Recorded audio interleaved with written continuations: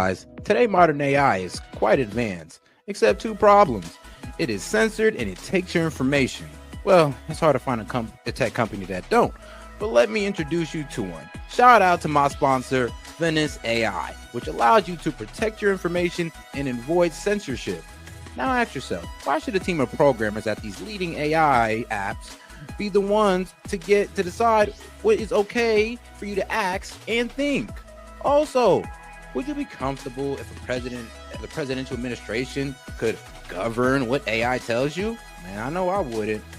But also, while you think about that, did you know that? Let me tell you this, it's gonna be crazy, but ChatGPT has a former director of the NSA sitting on their board right now, guys. And shout out to that man, Edward Snowden.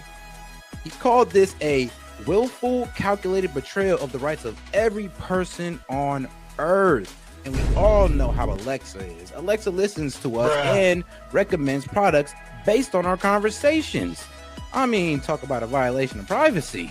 But guys, these are just a few reasons I decided to team up with Venice AI and get you a better options or solutions to your AI needs. Now, guys, you can go ahead and check these guys out with my promo code.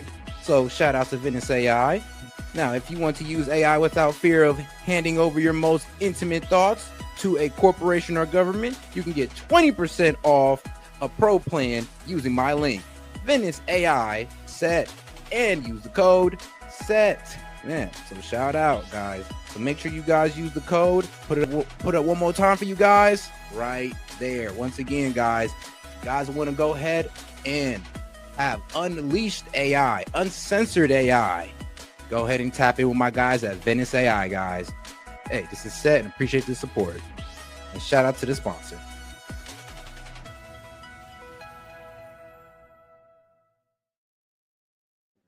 All right, guys, let's get right to it. Yo, this is SET with SET Media, man. I'm back with another one for you guys. All right, man, let's get right into this week's recap. We're going to go ahead and start with the highlight of the week, Elon Musk's departure from DOGE. But hey, don't worry, he's still going to have a hand in it. All right, guys, let's keep it going. And make sure to double tap that screen. But nasty, Peter, you haven't noticed that. You've had a charmed life, right? Tell me. Very charmed. I think you've had a charmed life. I think what I'll do, if you don't mind, numbers have just come out which are rather extraordinary, and I thought I'd play a tape of one of the people who I've respected over the years, from Joe Kiernan and Rick Santelli. This just came out, and we'll just play that for a second. Personal income is up 0.8%.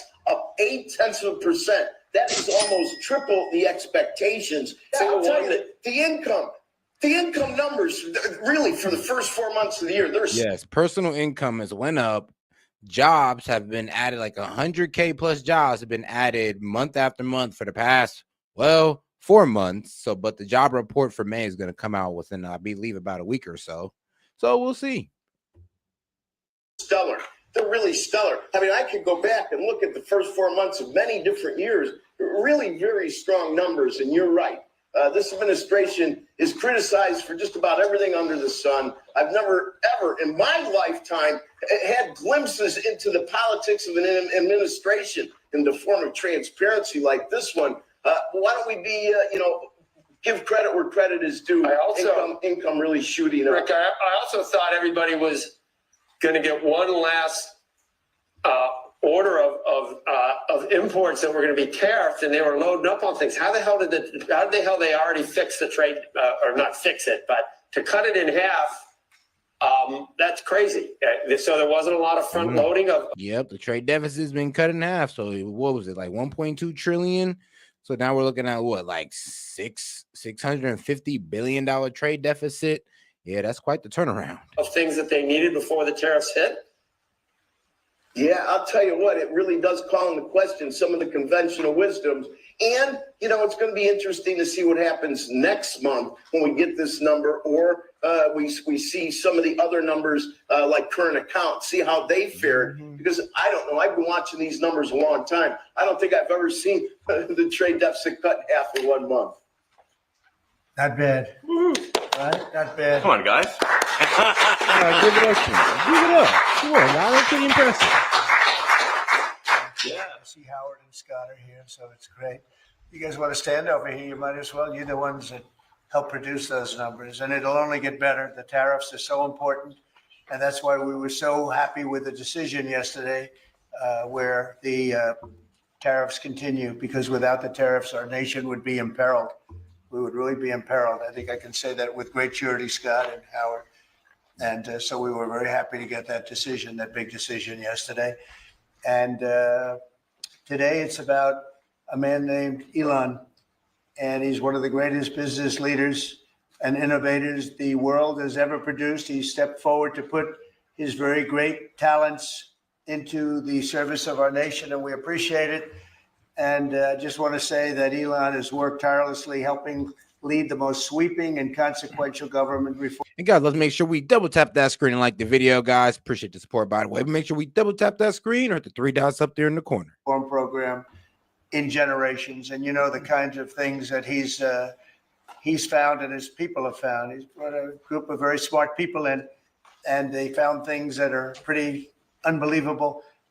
I have to say that the numbers that we're talking about are substantial, but they're going to be very much more substantial with time, because many of the things that we're working on right now, we're going to have to remember Elon as we find them, but the numbers could double and triple because many things, we don't want to go out with them until we're sure, but we've found things that are unbelievably stupid and unbelievably bad. With the Department of Government Efficiency, Elon's delivered a colossal change in the old ways of doing business in Washington. DOGE has installed geniuses with an engineering mindset and unbelievably talented people and computers. I actually asked Elon one time, what's their primary thing? And they have a lot of primary things, all having to do with being smart. But he said the thing that they're really the best at is working with computers, so that they can't be outsmarted by somebody that's not so honest, that happens to also be good with computers, but not as good as these people. But the mindset in the senior ranks of every federal department, and it's really changed.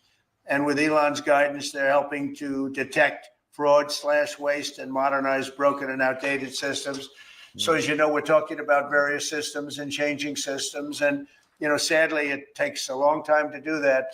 You'll change, let's say, a system at IRS and computerize it properly, where the job can be done in 1/10 the time, but it takes sometimes years to rebuild those systems. But we've started, in many cases, I will say that this has less to do with Elon, but the air traffic control systems, we're bidding out to the best companies in the world, those systems right now. They were what the previous administration was horrible what they did. They spent billions and billions of dollars, and in the end, it didn't even come close to working. They tried to hook up wire to copper, and it can't be done. And they just spent billions of dollars and just wasted money, actually made the system much worse. So we're going to get a brand new modern system. Congress is working with us on that, and we're going to get it done as quickly as we can. But it's in the works. And once it's done, it'll be good for 30 years. But we have a system that's 48 years old and would have a modern computer hooked into a very outdated computer. And they don't hook up. I mean, they didn't hook up. So after spending billions of dollars, they turned on the system. And it, in never any cases, from local to countrywide, they never worked. More than 75,000 bureaucrats have voluntarily left their taxpayer-funded jobs to come out and really do the job. Countless wasteful and unnecessary contracts have been. I mean, yeah, some people just left out of protest, and some people left, you know, pretty much with a check. What was it? They said like 6 months pay if they just go ahead and leave. And then there are people who just left out of protest, of course. I'm talking about the FBI. Terminated. And you know that we have terminated many contracts. And many contracts, Elon, are right now being looked at. And it may be 6 months. It may be almost a year in some cases. We're going through procedures. We're going through courts. And we'll remember you as we announce billions of dollars of extra waste, fraud, and abuse. Just as an example, DOGE canceled $101 million for DEI contracts at the Department of Education. $101 million, and that was just a small section of the Department of Education. $59 million for illegal alien hotel rooms in New York City. And the landlord never made the kind of money that he made in the last short period of time. $59 million to a hotel in New York City, $45 million for diversity, equity. And if you're a hotel owner, why wouldn't you accept that? You're pretty much saying that my rooms are guaranteed to be filled. And you're going to pay me millions upon millions of dollars to do so, just to put illegals in here. Yeah, we know what his objective was. Equity and inclusion scholarships in Burma. In Burma, does anyone know about Burma? $42 million for social and behavioral change in Uganda. $40 million to improve the social and economic inclusion of sedentary migrants. I can say it's $2 billion to Stacey Abrams and her environmental movement. There was $100 in the account, and all of a sudden they found $2 billion in the account. And I assume that's being looked at. I don't know. I'm not sure. But I assume that's being looked at. Think of that, $2 billion. And then Lee will tell you there's another one over there for $20 billion being spent on another environmental crisis. $20 billion, not 20 million, a lot, not 200,000, which is a lot. So think of it, in her case, you have $100, and now all of a sudden she gets hit with an infusion of $2 billion just before I take office. For climate change. And here's the thing, I'm like, Stacey Abrams, I believe she's like about a senator. No, yeah, she's like a senator in Georgia. And I would have to ask, I'm like, all right, so what type of initiative do you need $2 billion for in Georgia? And why didn't you get it done the last time?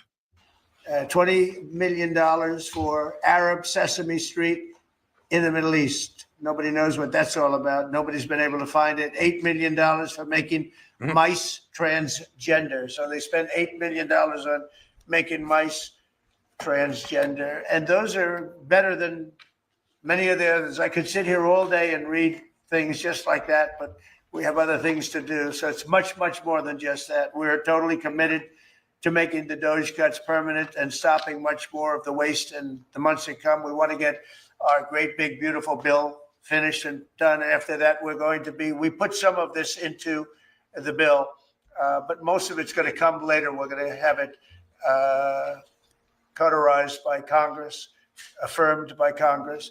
In some cases, we'll make cuts. In some cases, we'll just use it in a different layer to save the money. But it's hundreds of billions of dollars. DOGE has also fully modernized the federal retirement process and continues to work very hard on the IRS modernization. But we're taking that over with DOGE. Many of the DOGE people, Elon, are staying behind too, so they're not leaving.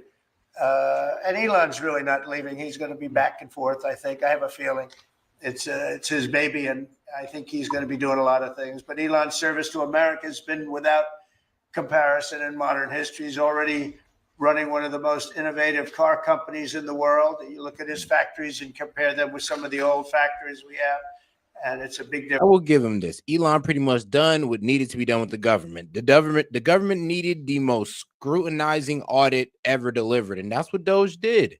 Like, they even went down to like, all right, yeah, well, we know this organization sent it out, but for what? Like, why isn't there no description on the payment ledger? So what, we're just sending out blank checks pretty much? Difference in the most successful space company, and needed to be done. I guess in history, you would have to say the largest free speech platform on the internet, etc. Yet Elon willingly, with all of the success, he willingly accepted the outrageous abuse and slander and lies and attacks because he does love our country. I know that very much. He loves our country. He comes from another country, a country that's going through trials and tribulations, I would say. But he's all about the USA, and Americans owe him a great debt of gratitude. So I just want to thank Elon for his time as special government employee. Can you imagine? They called him an employee, but it's a special government employee, and for coming and helping us. And he really has changed. And shout out to my man James Foley for starting us off. He says, happy birthday, Dave. Shout out Sergeant Castro. Bob, wake up. Don's is here. He wants your sandwich. I'm done, man. Shout out to my man James Foley. And appreciate you for starting us off, brother. changed the mindset of a lot of people. A lot of people thought, maybe we'll cut 1% or 2% or 3%. Then they said, wow, we can cut a lot more than that. And we're going to do it very surgically. We're going to continue on the march. We're making America great again. When I was in Saudi Arabia, we were in, as you know, 3 really great countries, predominantly the 3. Qatar was great. UAE was great. Saudi Arabia, incredible. Such an incredible experience to be in those 3 countries. But the Crown Prince of Saudi Arabia, and I must tell you, the great leaders of the other 2 that we just mentioned, they all said the same thing, that the United States is the hottest country right now anywhere in the world. And 6 months ago, we thought it was dead. It was like a dead country. And it would have been a dead country if we didn't have the right result in November. Yeah, everybody was leaving for cheaper labor, lower taxes. Everybody was afraid that, the Kamala Harris was going to get into power and start raising taxes. So companies started adjusting. They started laying off people before the election, which was wild. I'm talking about Amazon. And then all of a sudden, when it started to seem a little bit more clear who's going to win the election, all these businesses pretty much the ones who were smart pretty much turned course and understood what Trump agenda was. And then, the ones who didn't really think it was going to happen, they F around and found out. 5th, it would have been a horrible, horrible situation was going on with the borders, with transgender for everyone, men playing in women's sports, and so much. Well, guys, and do me a favor and double tap that screen and like the video, guys. Let's get more people in on the conversation. Appreciate the support, by the way. And also hit those 3 dots up there in the corner to like and subscribe to the channel. But they were saying the hottest country anywhere in the world. And then I played that little clip because I was one person who's respected, but there were 2 people, because Joe was in that one too. Joe's a good man. But that was one group of people saying something about the success of what we've done over the last 4 months. They cannot believe it.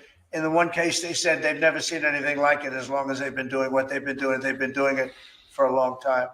So I want to thank Elon for helping. And again, the United States right now is the hottest country anywhere in the world. There's no country as hot. And we're doing really well. When I left, we had no wars. We had no problems. We defeated ISIS. We rebuilt our military. And we had no inflation. And when I came back, we had a lot of inflation. We had wars all over the place. We had the embarrassment in Afghanistan, where we gave up billions and billions of dollars of military equipment, the most embarrassing moment in the history of our country, I believe. I believe that strongly. We have Russia with Ukraine. We had the attack in Israel in October. All under Biden. Let's not forget that. Here's the thing. The Dems do like to try to scapegoat everything on Trump. Trump is not figuring this out fast enough. And I'm just like, this started what? In 2022, 2023? No, 2022 for Russia, 2023 for Israel. So we, in terms of, Ukraine, it's been 2 years and nothing's really been done, or nothing's been done to push peace in that area until Trump came along. In terms of Israel and Hamas, nothing has been done to negotiate a ceasefire or even really to get the hostages back until Trump got in office. So here's the thing. You guys can really complain. You guys can complain on the timeline of it, but it's kind of a moot point when you want to, bring up who's honestly taking care of it, who's honestly hands-on about it. Because we had 2 to 3 years of hands-off with Biden, and now somebody's actually doing something about it, and you guys are pretty much rushing the process. All right. Horrible attack, October 7th. Horrible, horrible attack. Nobody's ever seen anything like it.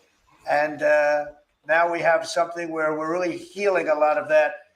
We stopped India and Pakistan from fighting. I believe that could have turned out into a nuclear disaster. And I want to thank the leaders of India, the leaders of Pakistan. And I want to thank my people also. We talked trade. And we said, we can't trade with people that are shooting at each other and potentially using nuclear weapons. And they're great leaders in those countries, and they understood, and they agreed. And that all stopped, and we're stopping others from fighting also, because ultimately we can fight better than anybody. We have the greatest military in the world. We have the greatest leaders in the world. We put one of them in charge of the Joint Chiefs of Staff, as you know, General Raisin Kane. And we wiped out ISIS, completely wiped out ISIS in 3 weeks. They said it would take 5 years, and we did it in 3 weeks. And that's the way it is. But we don't want to have to use our military. We want to be peace through strength when we can. And that's the way we're going to have it. So I just want to thank Elon and all of his people. Most of those people are staying. Almost all of them are staying, and they're going to be with us. And you're going to see the results coming long into the future. Even a year and 2 years later, you're going to see a lot of the results. And those hundreds of billions of dollars are going to be adding up, and they're going to continue to add. It'll be interesting, really interesting to see what the final number is going to be. But again, Elon gave an incredible service. Nobody like him. And he had to go through the slings and the arrows, which is a shame because he's an incredible patriot. The good news is that 90% of the country knows that, and they appreciate it, and they really appreciate what he did. And I gave him a little special something we have here. Thank you. A very special that I give to very special people. I have given it to some, but it goes to very special people, and I thought I'd give it to Elon as a presentation from our country. Thank you. Thank you, Elon. Thank you. Take care of yourself. Thank you. You see the lot. And I believe I already covered this. One, because he need to get back to his businesses. Two, it's hurting his business relationships. And then also three, well, because there's certain people in Trump's cabinet he's not really getting along with too well. And, Scott Besson being one of them. The luck on this is amazing. That's right. Large luck. Well, let me say perhaps a few words that this is not the end of DOGE, but really the beginning. My time as a special government employee necessarily had to end. It was a limited time thing. It's 134 days, I believe, which ends in a few days. So that, it comes with a time limit. But the DOGE team will only grow stronger over time. The DOGE influence will only grow stronger. It's I liken it to sort of Buddhism. It's like a way of life. It is permeating throughout the government, and I'm confident that over time we'll see $1 trillion of savings and reduction. And shout out to my man James Foley says at Green Bean, talk about government spending. This super chat was sponsored by the food stamps I sold to Falco. I'm done. I sold to Falco. And shout out to my man James Foley, but hey man, can't shame no hustle. In $1 trillion of waste and fraud reduction. The calculations of the DOGE team thus far, in terms of an FY25 to FY26 delta, are over 160 billion, and that's climbing. We expect that number will probably go over 200 billion soon. So I think the DOGE team is doing an incredible job. They're going to continue doing an incredible job, and I'll continue to be visiting here and be a friend and advisor to the president. And I look forward to times being back in this amazing room. By the way, isn't this incredible? Look at this incredible. And guys, let's remember to double tap that screen and like the video because, we're about to go through Elon being amazed by how the president pretty much dripped the entire White House out in gold, or at least his office out in gold, which, adds the majesty to the president's office. But all right, guys, but like I said, let's make sure to double tap that screen, like the video, or hit the 3 dots up there in the corner. It's stunning, I think, the way that the Oval Office, how the president has just completely redone the Oval Office. It's beautiful. I love the gold on the ceiling. It's pretty nice. A whole lot of gold. That's been there a long time. That was plaster. Nobody ever really saw it. They didn't know the eagle was up there, and we highlighted. It's essentially it's a landmark, a great landmark, and that's 24 karat gold, and everybody loved it. Now they all see it when they come in. So it's been good. The Oval Office finally has the majesty that it deserves, thanks to the president. So I look forward to continuing to be a friend and advisor to the president, continuing to support the DOGE team, and we are relentlessly pursuing $8 trillion in waste and fraud reductions, which will benefit the American taxpayer.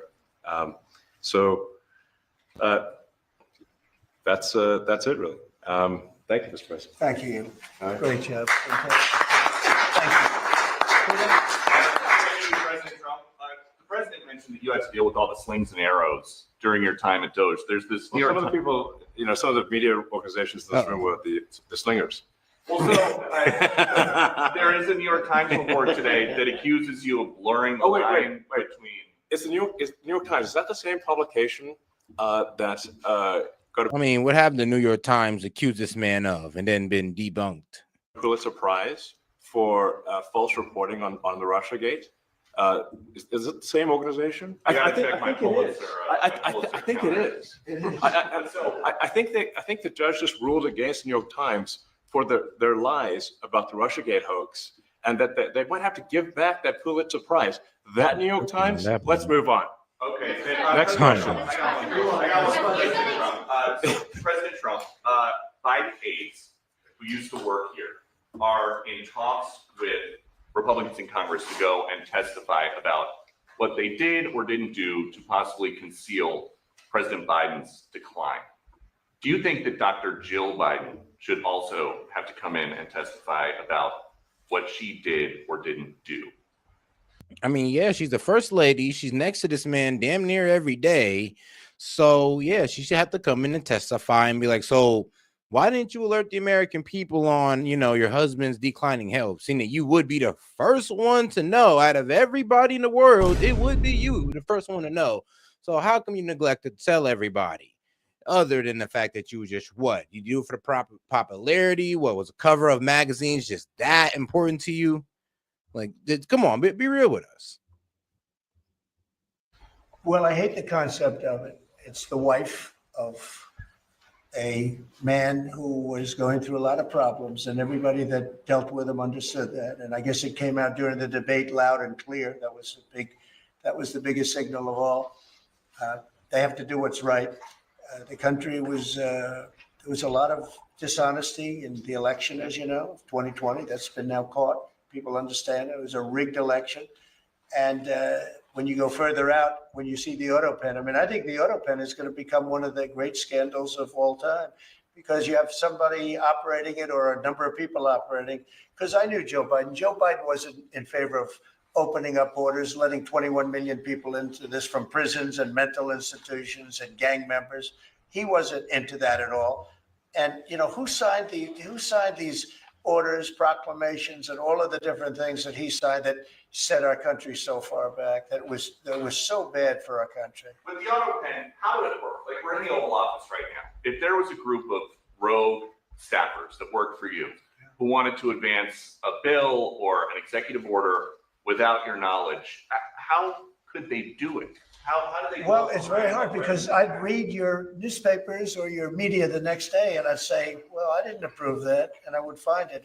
They wouldn't get away with it for long, because I'd say, I never signed that. Who the hell signed that? Auto pens, to me, are used to sign letters to people, because we get, I think they said 20,000 letters a week, and you like to be able, I would just say this, notice the difference when, we're talking about signing of executive orders. Trump, every time he signs an executive order, it comes with pretty much him doing a live press appearance and signing it in front of everybody. Biden, well, we just hear about it the next day. No press here, no press briefing or anything. It's just done deal. We didn't even get to see the man sign it.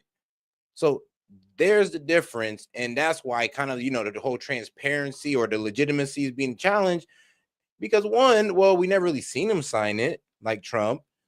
Two, we're kind of figuring out that his health has been hidden. And then three, according to Jake Tapper's book, this Ben Biden was just pretty much a zombie that these guys can use to have presidential power. So, this doesn't mean that he didn't do it, but it's kind of iffy. It's really hard to say that he did. Somebody takes the time to write a letter. It's nice to sort of write back. And auto pens are meant for that. Auto pens are not meant to sign major proclamations or tax cuts or borders, anything having to do with the border, which is so important. And if it happened on my watch, I would be able to see it, because the next day or sooner, I'd be reading about something that I knew nothing about, and who the hell signed this? So I almost never use the auto pen. In fact, yesterday I was signing about 81, I think it was 81 proclamations and statements to people that I think should be signed by us. I think when you write letters to foreign dignitaries or presidents or prime ministers, you should be signing those letters, not done with auto pens. I understand he signed almost everything with an auto pen. It's a very dangerous thing. It really means you're not president. Whoever operated the auto pen, and we think we know who that is, and it was actually more than one person, but that's not what the presidency is all about. I hardly use the Mr. President, are you going to reinstate the tariffs on China? You said that they violated the agreement with the U.S. Well, they did. They violated a big part of the agreement we made. You know, if you read that whole statement, I was very nice to them. I helped them because they were in trouble with the stoppage of a massive amount of business. But I'm sure that I'll speak to President Xi and hopefully. Well, yeah, we make up 30% of their, well, pretty much exports. Yeah, us pretty much slowing that down is going to hit them. And then when we got Russia over there pretty much following suit with their sliding doors and all this good stuff. Then we got the fact that, well, China has not recovered from its debt crisis at all. Honestly, it's only gotten worse. So, yeah, China's going through a lot right now, a lot. And don't worry, we'll actually get into that later on. We'll work that out. But yeah, it's a violation of the agreement. Yeah, please. Mr. President, can you give us an update to the latest ceasefire agreement that Israel has agreed to, but Hamas still considering? Well, they're very close to an agreement on Gaza, and we'll let you know about it during the day or maybe tomorrow. And we have a chance of that. And I think we have a chance of making a deal with Iran also. They don't want to be blown up. They would rather make a deal. And I think that could happen in the not too distant future. That would be a great thing if we could have a deal without bombs being dropped all over the Middle East. That would be a very good thing. They can't have it.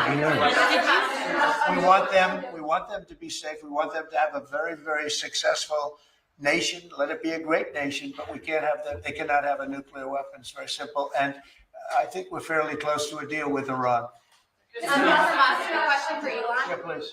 You said just now that you look forward to being a friend and advisor to the president. So do you expect to continue advising the president and DOGE informally, or are you going to sort of shift your focus entirely to your companies? Well, I expect to continue to provide advice whenever the president would like advice. I hope so. I mean, yeah, I expect to remain a friend and an advisor, and certainly if there's anything the president wants me to do, I'm at the president's service. Mr. Musk, on DOGE, you said that there was $1 trillion promise for cuts. Yes, I think we do expect over time to achieve the $1 trillion. But what have you found in your time here was the biggest roadblock to getting those cuts? Was it the cabinet, or was it Congress, or something else? What was the biggest roadblock from your work? It's mostly just a lot of hard work. It's really not any one person or Congress. It's going through really millions of line items and saying just each one of them makes sense or does not make sense. Obviously, at times when you cut expenses, those who are receiving the money, whether they were receiving that money legitimately or not, they do complain. And you're not going to hear someone confessing that they received money inappropriately. Sure. Never. They're going to always. Oh, guys, and let's remember to double tap that screen, like the video, guys. We got 200 plus y'all in here, man. Do me a favor and double tap that screen or the 3 dots up there to like the video and subscribe to the channel, guys.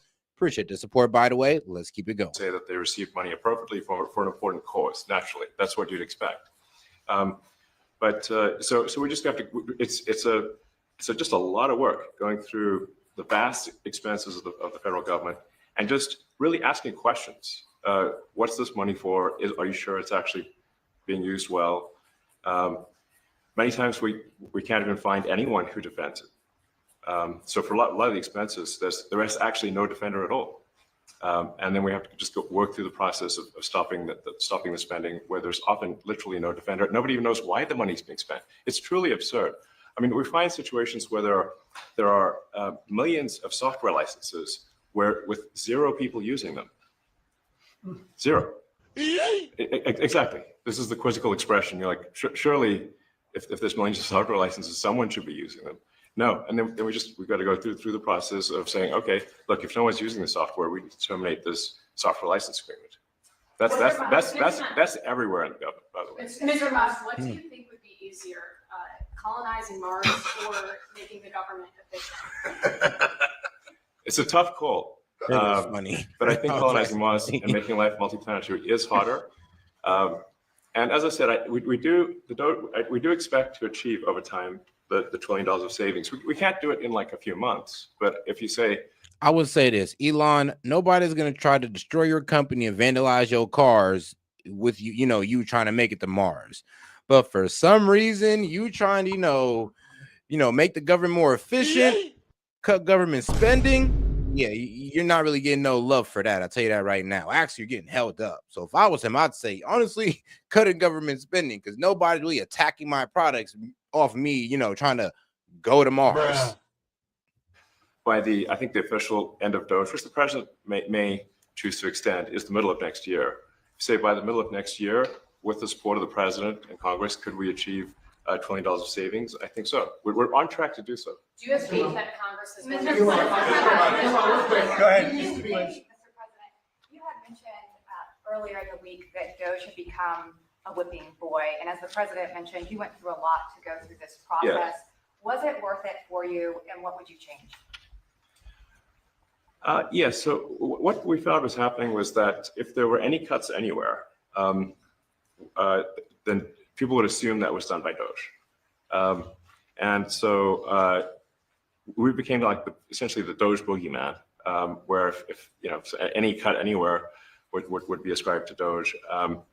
A friend of mine's honestly, there was like the cut scapegoat. Like pretty much a department would want to make a cut, knowing damn well the public's not going to take it well. And like, you know what? Let's just blame this on Elon. There you go. We got somebody out here cutting government that nobody likes right now. So let's just blame it on him, and we'll just run off with the cuts and run off with the savings, of course. The daughter who's at law school at Georgetown thought that DOGE had cut the Senate, internships for the legal internships for the Senate, and we have nothing to do with that. So if they have been cut, it's not to do with us. Just as an example. So. It just became a bit ridiculous where any cut anywhere was somehow DOGE, and including things that made no sense, and we would agree made no sense. There are many things that occur in the government because it's the banal evil of bureaucracy. It's sort of the frankly largely uncaring nature of bureaucracy. It's as the great Milton Friedman said. Money is spent most poorly when it is someone else's money being spent on people you don't know. Man, and that's how federal spending is. And then you can't really even blame the individuals because the way the government works is complaint minimization. So when you do try, and here's the problem: is it doesn't seem like really Congress want to take accountability for all the bad spending. It's like all this bad spending was going on under you guys. And instead of sitting there going, you know what, we probably should watch where we send this money out. No, you're just going to try to criticize and just blame this man for every waste and fraud that's caught. Now, I will admit there have been some things that have been debunked or that was pretty much misrepresented by DOGE. They came back and cleared that up. And I'm actually happy that they did that because it does show that, well, at least they're being transparent and it's not about being right. It's about pretty much exposing what the government is doing with our taxpayer dollars. Which Congress, which, like I said, controls this budget, wasn't really doing. When someone within the government tries to stop that money being spent, there's usually someone that complains. And then their manager will say it's not worth the trouble. Just pay it anyway. That happens over and over again. So was it I think it was an important thing. I think it was a necessary thing, and I think it will have a good effect in the future. Thank you, President Trump. This week, there was a video on board a plane that showed the First Lady of France slapping her husband, Emmanuel Macron. Do you have any world leader to world leader marital advice? Make sure the door remains closed. Hey, not for real. No, I spoke to him, and he's like say that stuff for closed doors, house doors, airplane doors, don't matter. If that when it's going down, make sure all doors are closed. Oh man, oh yeah. When you sit down in front of the public, make sure you put away your Coke bags. Like that's also pretty good advice as well. he's fine. They're fine. They're two really good people. I know them very well, and I don't know what that was all about, but I know them very well, and they're fine. I got a little senator here. What do you think about Was this there? Democratic Party plan to avoid being swept in every battleground state again by spending $20 million to study how to speak? Oh, guys, we got 300 plus y'all in here, man. Do me a favor and double tap that screen and like the video, guys. Let's get more people in on the conversation. All right, guys, let's keep it going. Like I said, double tap that screen. To American men. Well, you know, they spent 2.8 billion. We spent 1.5. We spent much less. We spent about half of what they spent. And at the end, they were $28 million short. They had to be, they spent 2.8 billion. It's a lot, but they couldn't get 28 million at the end. And now they want to spend, I read that, they want to spend money to learn how to talk. That's fake. You don't want to be fake. You shouldn't have to hire consultants to say what America needs, because, you know, then they should be, the consultants should be running the deal, not them. But I read that they want to spend a lot of money in each state. So we won all 7 swing states, 7 out of 7. We won a lot more than that. We won the popular vote. We won everything. And they want to spend money to find out what they did wrong. I'm done. And I mean, I could tell you what they did. Yeah, I did hear that the Dems are trying to honestly now talk to young men. They're trying to spend $20 million on talking to young men. And I'm just like, are you I mean, all right, look, how about this? You guys ran a campaign pretty much bashing the same young men you're trying to talk to. I mean, you called these guys fascists, like white supremacists, all this wild stuff. Even now, when it comes to, you know, people outside of, you know, the white people, outside of white people, like black people and Hispanics, you called us race betrayers, bootlickers, all this wild stuff. Now you want to talk to us? And then you want to spend money on it. Yeah, that's going to be some money wasted. You kind of already did too much. You kind of went too far with the rhetoric to ever get those guys back. I'm sorry. And then you kind of overly linked on feminism. So due to that, yeah, you kind of off-put the younger crowd. I would say not for life, but maybe for the next 10 to 15 years. Tough. Did wrong. I can tell you every one of their programs, when they say men playing in women's sports, I would say that's not a winner. When they say transgender for everybody, I think that's not a winner. When they say open borders so the entire world population of criminals can pour into our country, I don't think that's a winner. I mean, I just gave them that for free, but I don't know if they'll change their ways. I see them all the time. I see people that I know in Congress, Democrats, they're trying to justify some of the things I just said. You can't justify them. They're, you know, I always hear they're 80-20 issues. I say they're not 80-20, they're 97-3. They might be 99-1. They're not 80-20. They wish they were 80-20. And they're wasting a lot of money if they're going to continue with that nonsense. And this Mr. President, on the big question, but back when you hosted The Apprentice, you mentioned once in 2012 that Diddy was a good friend of yours back then. He has since found himself in some very serious legal trouble. Yeah, that's true. Would you ever consider pardoning him? Well, nobody's asked. You had to be the one to ask, Peter, but nobody's asked. But I know people are thinking about it. I know they're thinking about it.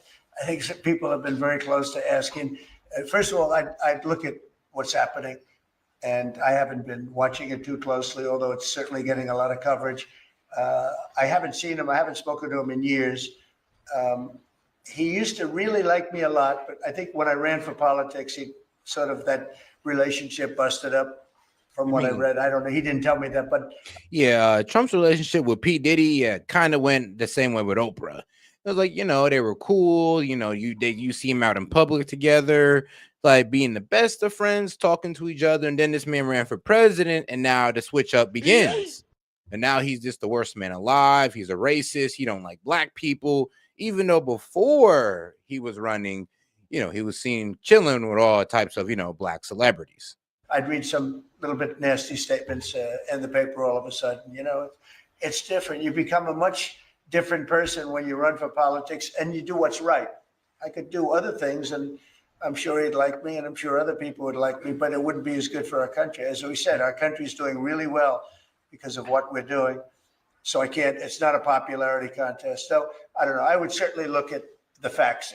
If I think somebody was mistreated, whether they like me or don't like me, it wouldn't have any impact on me. Mr. President, on the big beautiful bill, would you like to see the Senate build in some support for your tariffs on the big beautiful bill, or should that be a standalone bill? I have great support on the tariffs. I mean, I was so honored that we got that ridiculous stay lifted, because that would have taken. Yeah, because that was absolutely ridiculous. Because what was it? The course of international trade pretty much tried to block Trump's tariffs because a committee of small businesses made it made their case, pretty much saying, "Oh, this is unlawful, it's unconstitutional." Only because these guys are going to see a bit of economic pain because of it. So they made their case to the Court of International Trade. They struck it down. Of course, Trump lawyer pretty much said, "Yo, you guys are wild. You kind of pretty much just strawmanned our argument on the tariffs." So they went to appeals court, and the appeals granted them, well, the reinstatement of Trump's tariffs. And now here we are, right back again. I know it's when they say taco, what was it? Trump always chickens out. Well, I would say Trump always comes out on top for some reason, some strange reason. Taken away presidential power. It would have taken away everything that was granted by the founders. It would have been a terrible thing. And it would have, most importantly, would have left us vulnerable. We have a lot of countries that use tariffs on us and use them viciously, actually, viciously. Mm-hmm. And if we didn't have the power. And here's the thing, though, under Section 301 of the Trade Act of, I think, 1972 or 4, and under that section, Trump can pretty much place tariffs on any country that is pretty much exhibiting unfair trade policies. So he had every right to enact the Liberation Day tariffs because there's all the evidence in the world that most of these countries, well, honestly, all of these countries were engaging in unfair trade practices. And if you want to talk about a deficit, now let's talk about how we get to the deficit, which is through, worst of all, currency manipulation. Let's just start with the worst one. And then on the lesser note, then we're going to go ahead and talk about, I would say, tariffs. And then the last one would be import bans or limitations. Now, you can range them or rank them however you want. That's just my personal ranking on them. Or to use tariffs on them, and instantly, not when you go back to Congress and try and get hundreds of people to agree on something. That would take months to get just one simple proclamation. If we didn't have the power to counteract their powers, you wouldn't have a country left. We have to act fast. We have to be fast and nimble, as they say. And that was a really great moment, I think, yesterday when that stay was lifted. And hopefully now we'll go to court and just win that battle. Because if we don't have the power to do what they're doing to us, we are going to be a great nation no longer. And to be honest, it's an easy win, to be quite honest. There's like not just Section 301, but I believe there's Section 122 of the Trade Act as well that allows them to also do this. And then, of course, there was the the International Economic Emergency Powers Act that allows them to put on at least the the trafficking tariffs, because it's a national emergency. Now that's what the courts tried to take down, which was with that and the Liberation Day tariffs. But the crazy part was them trying to take down the trafficking tariffs. And my argument to the courts would have been, please tell me how these drugs coming in that are killing hundreds of thousands of Americans is not a national emergency. Please, courts, tell me. Elon Musk was once idolized by folks on the left in this country before joining your administration. Now he's considered a hero by conservatives. Why do you think this man, what he's done in American life, has been so politicized? Well, his life has been amazing. I mean, I look at so many different things. I look at that rocket being, guided back into position. I've never seen that before. I thought it was a space movie. I thought it was a movie. You look at what he's done in terms of communication. It's been unbelievable. So many different, even tunnels going underground, not having to go through all the process of going, he's got a company that does that. He's got so many different companies. Starlink, as an example, he saved a lot of lives, probably hundreds of lives in North Carolina. I don't even know if you remember, but I called you. They needed Starlink in North Carolina. And I didn't know what the hell Starlink was. I said, what is it? Who owns it? He said, do you know Elon Musk? I said, yeah, I happen to know the gentleman. This was before his government stay. And they said, we really need it, because North Carolina became an island. There was, people had no communication. They had no access to anything, and they were dying. And I called up Elon, and you can't get it because it's so successful. It's very hard to get. And he had so much of it brought over there, and they told me it was unbelievable. It saved a lot of lives. So, he's just done a lot of things. I don't think he gets credit for what he's done, but he's a very good person too. You know what? If he wasn't a good person, but he did the same things, I'd probably maybe speak differently. He happens to be a really good person who loves the country. Mr. President, I want to make this beautiful bill. You had indicated this week that there were some things you didn't like about what had passed in the House. What changes do you want to see the Senate make? And you had also indicated there were things you didn't like about the bill. What would you be suggesting he push senators to change in their version? Well, I'll tell you, I'll go first. It's an unbelievable bill. It cuts your deficits. It cuts, it's a huge cutting. But there's things I'd like to see maybe cut a little bit more. I'd like to see a bigger cut in taxes. It's going to be the largest tax decrease or cut in the history of our country. And like I said, we can also talk about the tax cuts as well, because if you are making $30K to $80K, so $30,000 to $80,000 a year, your taxes will be reduced by, 15%. Now, if you are also, making, tips on that, so no tax on tips, you work overtime, no tax on overtime, and you get 15% reduction in taxes. Now, here's what happens to the rich. Now, the rich actually taxes were increased from 37% to 39.6% on their personal income. So, look at you guys kind of getting what y'all want. Like you them should be happy. I'd like to see it get down to an even lower number. I was shooting for a slightly lower number. I would have liked to have done that. But with all of that being said, when you look at the tax cut and the fact that the original tax cut, which made us so successful, we had the most successful 4 years in the history of our country, the economy, and this is going to be even better.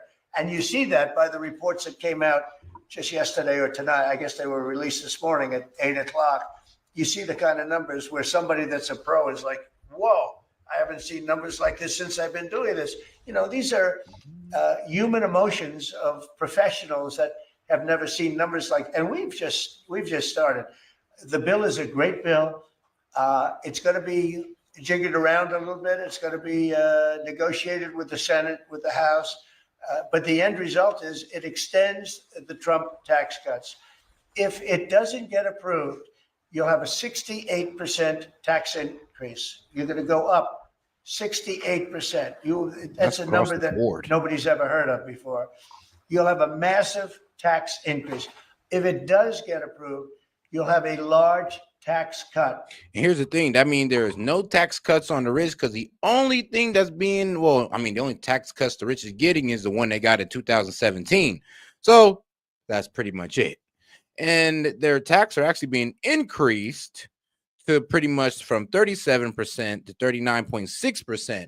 So why are you guys keep saying that, he's cutting taxes on the rich, when if you look at the big, beautiful bill, that's obviously not the case. The largest we've ever had. When you add the past tax cuts that we got you, the Trump tax, they call them the Trump tax cuts. It's an amazing bill. It does amazing things. With all of that, it's going to be adjusted a little bit over the next coming weeks, and I think it's going to be passed. The Republicans want to pass it.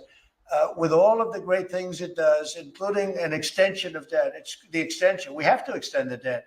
If we don't extend debt, we're in default. Now, the Democrats might like our country to be in default, but in 250 years, we've never been in default. That was handed to them by a very well-meaning man that gave it to them because he thought it was the right thing to do. It could have been their problem before the election, but this man thought it was the right thing to do, and he was well-meaning. I don't hold anything against him for that, but that was put on our plate when it should have been on the Democrats. September 28th, a famous date. It should have been taken care of by the Democrats, but this person, a man of power, gave it to us so that in June that comes due. Well, we have to take care of that, because if we don't take care of it, we have a country in default, and we don't ever want to have a country in default. We don't. Guys, let's make sure we double tap that screen, man. Let's get us to 50 likes. Appreciate the support, by the way, but let's make sure we double tap that screen or hit those 3 dots up there in the corner to like and subscribe to the channel, guys. Appreciate it. Let's go. I'll tell you, a certain senator, Elizabeth Warren, said that she would never, ever allow a default on our debt. She would never let it happen. And she would like to get rid of the debt ceiling, what's called the debt ceiling. I call it the debt extension, because we really need an extension. that she'd like to see that gotten rid of. And there are many people that agree. Many Democrats agree with that. But we gave that through, and I don't want to say an error. He did it well-meaning. They gave that to us. It was a Democrat problem just before the election. Would have had a huge impact on the election, and to our benefit. We won anyway, but to our benefit. But felt that really for the good of the country, we should extend that. But Elizabeth Warren and various other people would like to see that. Her whole career, she wanted to see it terminated, gotten rid of, not being voted on every 5 years or 10 years. And the reason was because it's so catastrophic for our country. And I always agreed with her. That was one thing I agreed. You gotta understand, like, when people talk about it adding $3 trillion to the national debt over 10 years, here's the thing: they're not really giving you the real math. They're giving you the CBO scoring, the congressional budget scoring, and they're also leaving out certain variables of growth in the economy. Like, they're not accounting the tax cuts, they're not accounting the kickback, the cutback in regulations. They're not even counting the current investments that are happening today. So they're not accounting for growth at all. So this is why the CBO score is coming out like, oh, well, there's going to be a $3 trillion raise in the national debt in 10 years because why? They just don't account for growth in the economy. It is a bit weird. And remember, this is the same CBO score that was used against Trump on the first term, and they were wrong then. They said that it will only have a 0.1% growth, and the economy grew by 2%. So lie again. Agreed with her on. Now, I haven't spoken to her, but I would say that if you asked her that question now, she'd say, no, it's their problem. But it's a very unfortunate situation. It's a very unfair situation. And she happened to be right on that. It should be gotten rid of, or it should simply be extended. But that's one of the things that gets taken care of in this bill. That automatically gets extended for a 4-year period, and it should be. But I agree with Elizabeth Warren on that. I think you should get rid of it. It's too catastrophic. Mr. Musk, what Yeah, please, go ahead. do you want to see, Mr. Musk, for the bill? And to international students, I guess you welcome to study in the United States. And one question for Mr. Musk. To students, well, we want to have great students here. We just don't want students that are causing trouble. We want to have students. I want to have foreign students. Nobody do. I think Harvard, it's close to 31%. That's a lot. Our country's given $5 billion plus to Harvard over a short period of time. Nobody knew that. We found that out. I wouldn't say that was a DOGE thing, but we found that out over a period of time. That was sort of a Trump thing. We ended up in litigation for other reasons because they're very anti-Semitic. And in finding out and in going through the books, we found out that the country gave them $5 billion plus, much more than that, actually. And we're having it out with them, and let's see what happens. I think we have a very good, it's a very sad case. It's a case we win. We can't lose that case because we have the right to make grants. We're not going to make any grants like that. But I don't think Harvard's been acting very nicely. I think Columbia wants to get to the bottom of the problem. They've acted very well. And there are other institutions, too, that are acting, but Harvard's trying to be a big shot. And all that happens is every 3 days we find. Like I said, though, I said it last night. I have my disagreements on this one because, they haven't really been able to prove that Harvard is out here. Harvard is out here, promoting the hatred of, Jewish people or, having, pro-Hamas rhetoric. And there was maybe like one of them that wrote an op-ed that said something wild about Jewish people.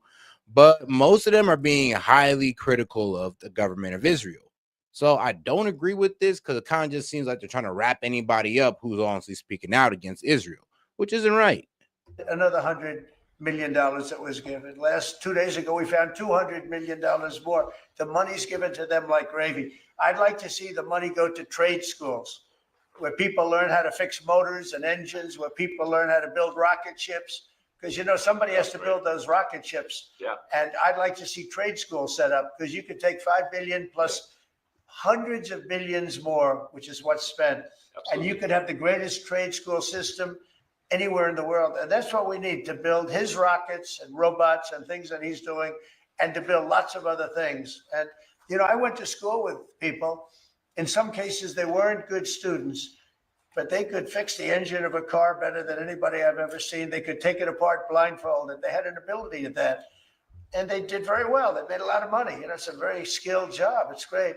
But I'd like to see a lot of money going into trade schools. I've always felt that. And we probably found our pot of gold. And that's what's been wasted at places like Harvard. And the money's been wasted. Yeah, please. I wanted to ask quickly, Mr. Musk, is your eye okay? What happened to you? I mean, whose money been wasted? Now, I mean, not that George Soros money, not those endowments, that 52 to 56 billion dollars endowments that Harvard get. That money hasn't been wasted. Trust me, they got their dollars worth. The money that's being wasted is government grants and tuition money. Well, it wasn't. I wasn't anywhere near France, so.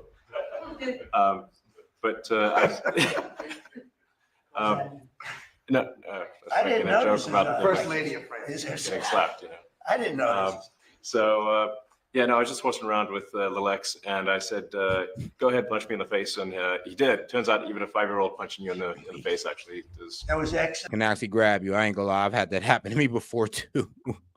I was like, "Oh no, go ahead!" Boom, hit me straight there. I didn't even think it was anything, and then maybe like what, an hour or two later, I'm looking at my eye, and I got a little bit of that black. I'm like, "Damn, really? Little ass kid, huh?" X could do it. If you knew X, I with his mom right now, but I didn't really feel much at the time, and then I guess it bruises up.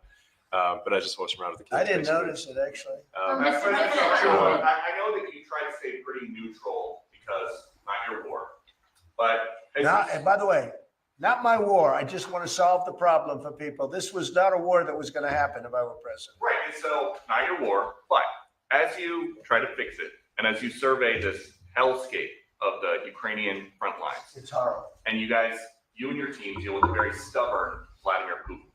Do you and Zelensky? Yeah. But do you look at this very stubborn Zelensky too? Any differently now? Like, do you look at this and see Putin as the good guy or the bad guy? So I've known him very well, and I went through a lot of things with him because Russia was, the Russia hoax turned out to be a total hoax. Mm-hmm. New York Times, they got a Pulitzer Prize. They have to give back the Pulitzer Prize. That's my lawsuit. And they're doing very poorly in that lawsuit. But, they wrote stories about how it was true and it was false. And, a lot of Washington Post also. Man, I mean, that wouldn't be the first news publication that Trump got to pay up. I remember when he made ABC pay up $15 million for the whole, Trump is liable for grape.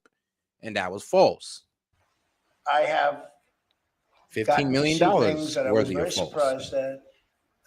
Rockets being shot into cities like Kiev during a negotiation that I felt was maybe very close to ending. We were going to solve a problem, and then all of a sudden rockets got shot into a couple of cities and people died. And remember, this happened after the story broke out that Putin was, allegedly almost assassinated. I know, right? So they're pretty much trying to say that it's not true, but that's what came out from, Putin's government.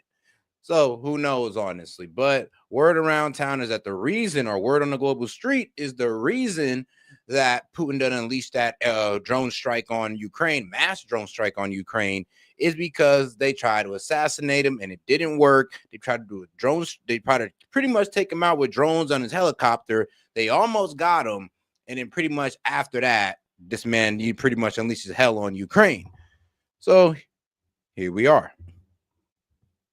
Some things that I was surprised at. So, and I don't like being surprised. So I'm very disappointed in that way. With that being said, I'd like to see it end. 5,000 people, I think the numbers are even more than that, but 5,000 people a week are being killed. Mostly soldiers, but also people that live in little cities and towns throughout Ukraine. And I'd like to see that stop. And I asked Caroline this yesterday, but I want to ask you directly. So many of the things that you're trying to do are held up in court right now. If the courts are going to have so much influence over U.S. policy, do you wish you would have just become a judge instead? Yeah, well, look, it wasn't meant to be that way. If you look at the founders, the president had certain powers. And I always say the reason why the courts are doing this is because this is the only place where the Dems have power. The Dems have lost the executive branch, they've lost the legislative branch, and all they have left is the judicial branch, which is, the Biden and Obama court justices. So here we are, and here we have the Dems kicking and screaming in the courtroom every time Trump makes a move. And you have your three groups, and they all had supposed to be pretty equal powers. But you can't have a judge in Boston running foreign policy in places all over the country because he's got a liberal bent or he's a radical left person. That's what the executive branch is for. And you have checks and balances. But we had millions of people pour into our country, many criminals poured into our country, murderers, mental institutions from all over the world being emptied out into our country. And if we don't get them out and get them out quickly, could lose your country very easily. This is a bad, that anybody would allow this to happen to our country. With all of the things, we took over inflation, we took over some wars, we took over a lot of problems that didn't exist when I was president. None of it existed. We wiped out ISIS. Other than that, we had no wars. Putin was never going to hit Ukraine. Israel would have never been attacked. That attack, as you know, Iran had no money. They didn't have money for Hamas. They didn't have money for Hezbollah. They had no money whatsoever. That wasn't going to happen. All of these things that happened weren't going to happen. You wouldn't have had inflation. So it's very sad when I came back. But the thing that is the hardest is that they allowed 21 million people into our country. And many of those people are stone cold criminals. They moved their criminal population into the United States. And of all the things that are bad, I solved inflation, I believe, already. I got the fuel prices down. The most disrespectful part of this whole, immigration thing with the Dems is, one, they try to hold it up in court. Two, they try to pretty much make us give all these criminals, all these gang members that we're trying to send out here through the Aliens Enemies Act, they try to hold that one up in court. Pretty much said we need to give all of them, the due process. And I'm just like, do you not understand that, us sending them out of here through the Aliens Enemies Act is due process? But they don't want to admit that part. They pretty much want to give each and every one of them a court date, a judge, a lawyer. And how is that going to work out? Please tell us how that's going to work out, guys. Because I know the Dems didn't have an answer, but they have all the complaints in the world. The prices came down. That's one of the reasons they screwed up the energy. They screwed up the cost of gasoline and oil and gas. And you had tremendous inflation, the greatest inflation probably in the history of our country under Biden. And when people said, but the economy was, no, the economy was terrible for the people because they couldn't afford the energy. And the energy brought everything else up. Energy is the big deal. But with all of that, we solved that already. In 4 months, we solved it. $1.99, $1.98 gasoline. First time people have seen that in a long time since my term. But the hardest thing to solve is millions of people pouring into our country, many of whom are criminals. Because remember, these countries are smart. Their leaders are very street smart. They're sending the people that they don't want. They don't want the people that are there, that are law-abiding, that are productive, that are working hard. They want people that are in jails. We have them. They allow them to come in. And I always look to the other side, like, why would somebody do something? In business, I try and study, why would they want to do this? Why would they want to sell it? Why would they want to buy it? One thing I can't figure out is what would an administration, what were they thinking when they allowed millions of people from prisons all over the world, not just from South America, Venezuela. Oh, guys, we got 200 plus y'all in here, man. Do me a favor and double tap that screen and like the video, guys. Let's get more people in on the conversation by liking the video. So double tap that screen or the 3 dots up there in the corner. Appreciate the support, guys. Let's keep it going. All over the world, from the Congo in Africa, hundreds of people, thousands of people from the Congo, rough prisoners. From Asia, from Europe, rough parts of Europe. And all right, now let's get into, this recap of, the controversial taco question, where they hit this man with the taco trade. Trump always chickens out. Man, and that is one. Honest, like I said, it was funny. It was funny. I'll give it to the Dems. They sure do know how to come up with some catchy things sometimes. But all right, guys, let's get straight to it. Because there's no doubt, we have no doubt you're going to be fantastic. Thank you, Mr. President. Mr. President, Mr. President, Mr. President, Yeah, please. Mr. President. On Russia, Mr. President? Please. Do you believe the Russians are being disrespectful when they say that your criticisms of Putin are simply an emotional response? And do you still believe that Putin actually wants to end the war? I can't tell you that, but I'll let you know in about 2 weeks. Within 2 weeks, we're going to find out very soon. We're going to find out whether or not he's tapping us along or not. And if he is, we'll respond a little bit differently, but it'll take about a week and a half, 2 weeks. We have Mr. Witkoff is here, is doing a phenomenal job, is dealing with them very strongly right now. They seem to want to do something, but until the document is signed, I can't tell you. Nobody can. I can say this. That I'm very disappointed at what happened a couple of nights now, where people were killed in the middle of what you would call a negotiation. I'm very disappointed by that. Very, very disappointed. Yeah, please. You've called for an end to the Gaza war. Given the growing humanitarian crisis and the decision of Prime Minister Netanyahu to expand the military operation, do you have any frustration with his handling of the situation of the war? No, we're dealing with the whole situation in Gaza. We're getting food to the people of Gaza. It's been a very nasty situation, very nasty fight. October 7th was a very nasty day, the worst that I think I've ever seen. It was a horrible day. And yeah, we all agree that, yes, one, Hamas is bad. Two, Hamas should no longer be in power. But here's the thing that we never really agreed to, that one, all Palestinians are Hamas, and that, well, these guys deserve to be starved for what? For what? To take out Hamas? Yeah, we never agreed to that, guys. Sorry, but we can't get down with that one. People aren't going to forget that either. So we'll see how that all works out. And Steve, would you want to say a couple of words about Gaza, because you just have some information? Steve Witkoff, do you want to come up for a second? You might give them a little bit of information as to what's happening with Gaza and also Israel. We're having some very good talks with Iran. We'll find out whether that means anything, but we're having good talks. Congratulations. Well, hi, everybody. I think that we are on the precipice of sending out a new term sheet that hopefully will be delivered later on today.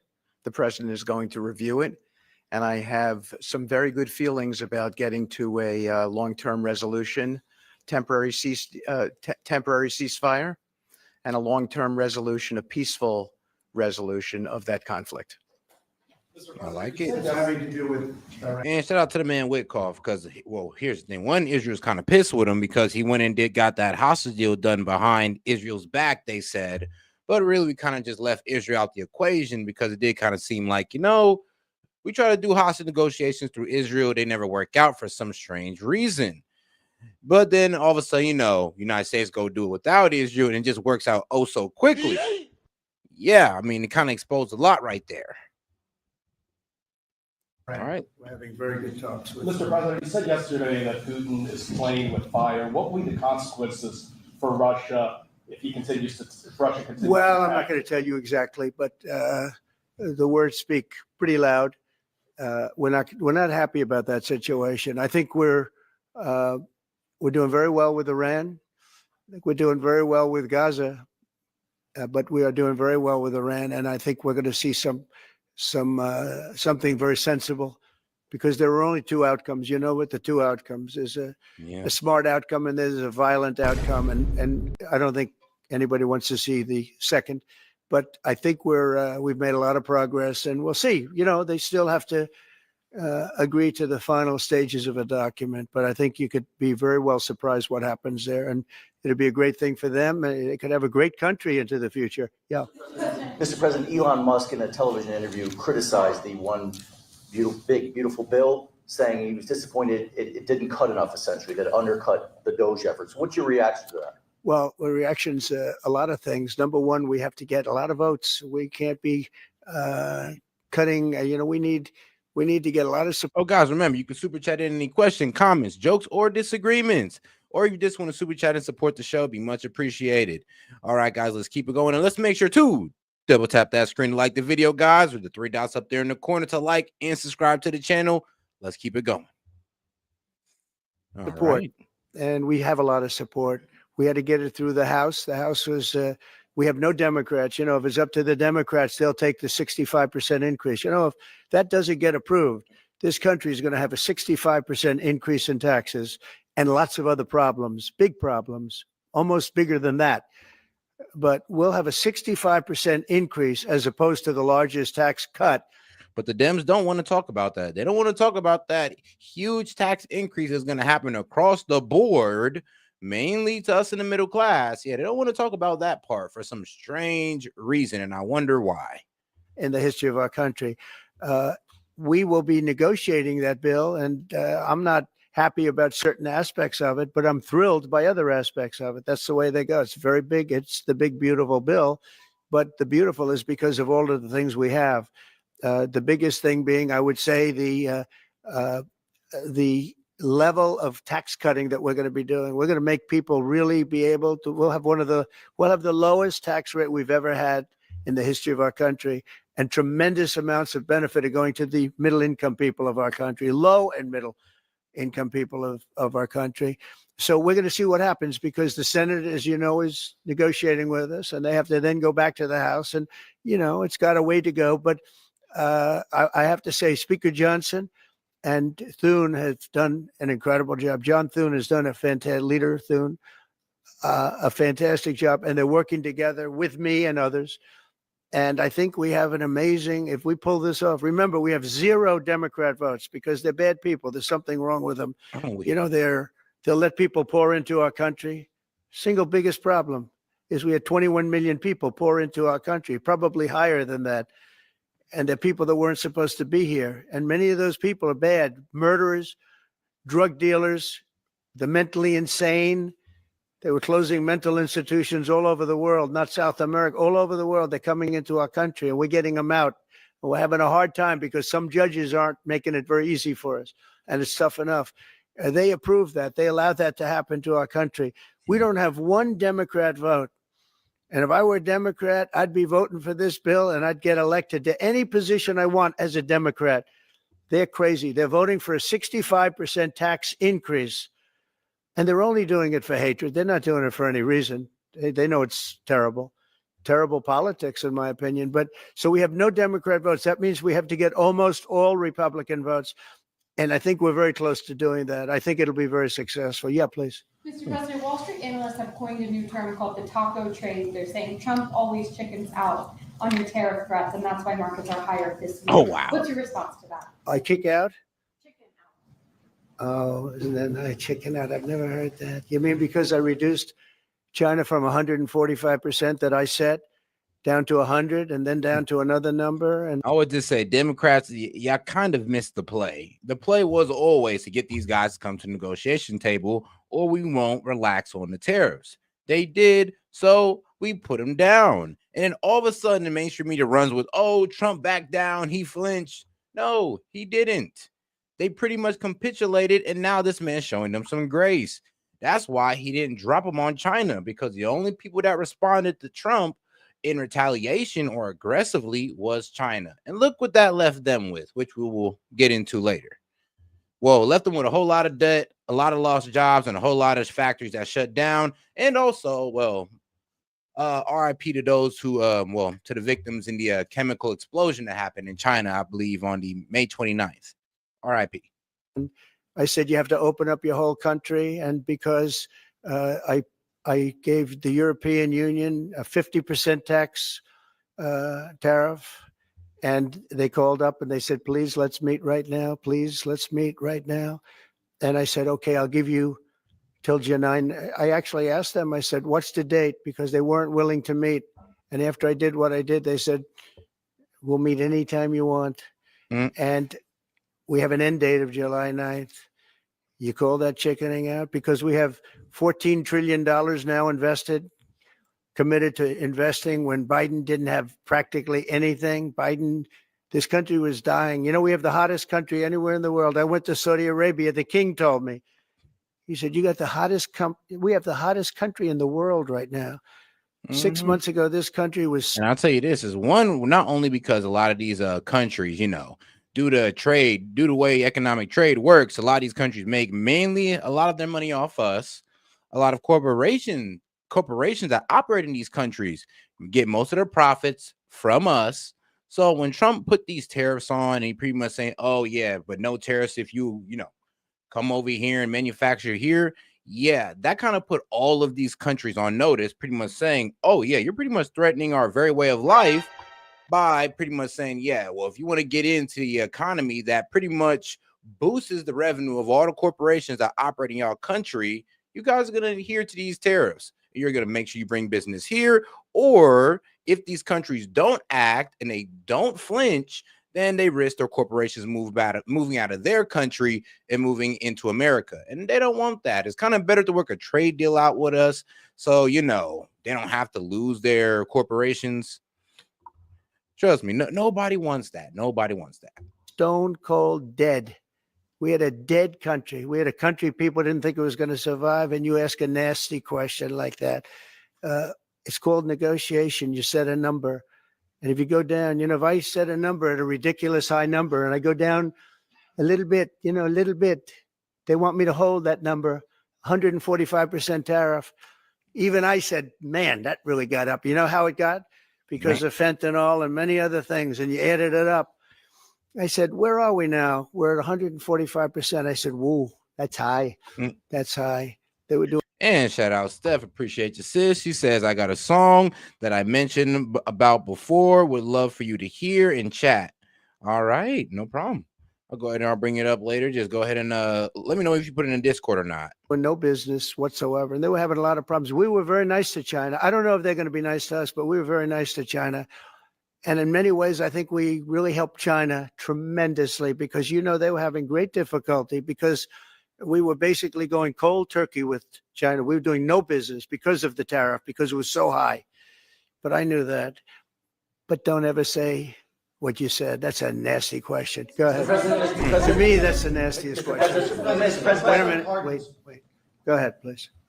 Go ahead. President Zelensky says he's ready to sit down with you and Vladimir Putin in Geneva. And it sounds like General Kellogg is working on preparations for that. Are you planning to sit down with the two of them? Well, I will if it's necessary. We have to, I think I'm at this point, I wish it would have been that way a couple of months ago. But at this point, we're working on President Putin and we'll see where we are. I think we're doing fine, but we'll see. I don't like what's happening. That's one thing I'll say. I don't like when I see rockets being shot into cities. That's no good. We're not going to allow it. You've always said that the war never would have started if you were. Would have never happened, and it didn't happen. He doesn't happen. seem willing to do anything that you want him to do. Do you still believe that he wouldn't have launched the war? No, we would have never had a war. We would have never had a war. If I were president, if the election weren't rigged, you wouldn't have had the war. You wouldn't have had the war. You wouldn't have had inflation. You wouldn't have had October 7th. That would have never happened because Iran was stone cold broke. They didn't have any money to give to Hamas or Hezbollah. You wouldn't have had that Afghanistan most embarrassing moment in the history of our country. You wouldn't have had any of it. You wouldn't have had inflation because energy costs. Look what happened. I brought inflation down to practically zero. And all of the groceries and all of the eggs and all of the things that you've been hearing about, they're back down. They're way down from where they were. I did something in 4 months that nobody's seen. And I mean, that is true. The man he cut gas prices, grocery prices are down. I mean, in terms of grocery, egg prices are down. Prices are down, bro. Inflation is down. And then we also got people's personal income is up. Yeah. All the fear mongering you Dems are running on, I'm sorry, guys, but it didn't ran out. Sorry, guys. But you guys have once again been misled to pretty much come up with the most, I guess, pessimistic observation or pessimistic outcomes of Trump policies. And you guys are wrong every time. At least come out with a little bit more balanced, a little bit more balanced opinions. I have to say, in 4 months, and I said it before, and everyone's talking about it all over the world, we've got the hottest country anywhere in the world right now. We're the only country anybody's even talking about. All right, please go ahead. What stopped you from imposing new sanctions on Russia? Only the fact that if I think I'm close to getting a deal, I don't want to screw it up by doing that. Yeah. Let me I mean, that would mess up a deal with Russia, but I mean, here's the thing though, is Russia even trying to talk anymore about, peace deals with Ukraine? Or is Putin so fired up about the assassination attempt that all bets are off? Which I'm hoping is not the case. And guys, let's make sure we double tap that screen, like the video, guys. Let's get us to 100 likes. Appreciate the support, by the way, guys. But double tap that screen or hit the 3 dots up there in the corner to like and subscribe to the channel. Tell you, I'm a lot tougher than the people you're talking about, but you have to know when to use that.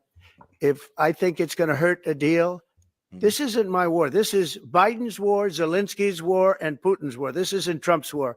I'm only here for one thing, to see if I can end it, to save 5,000 lives a week and a lot of money.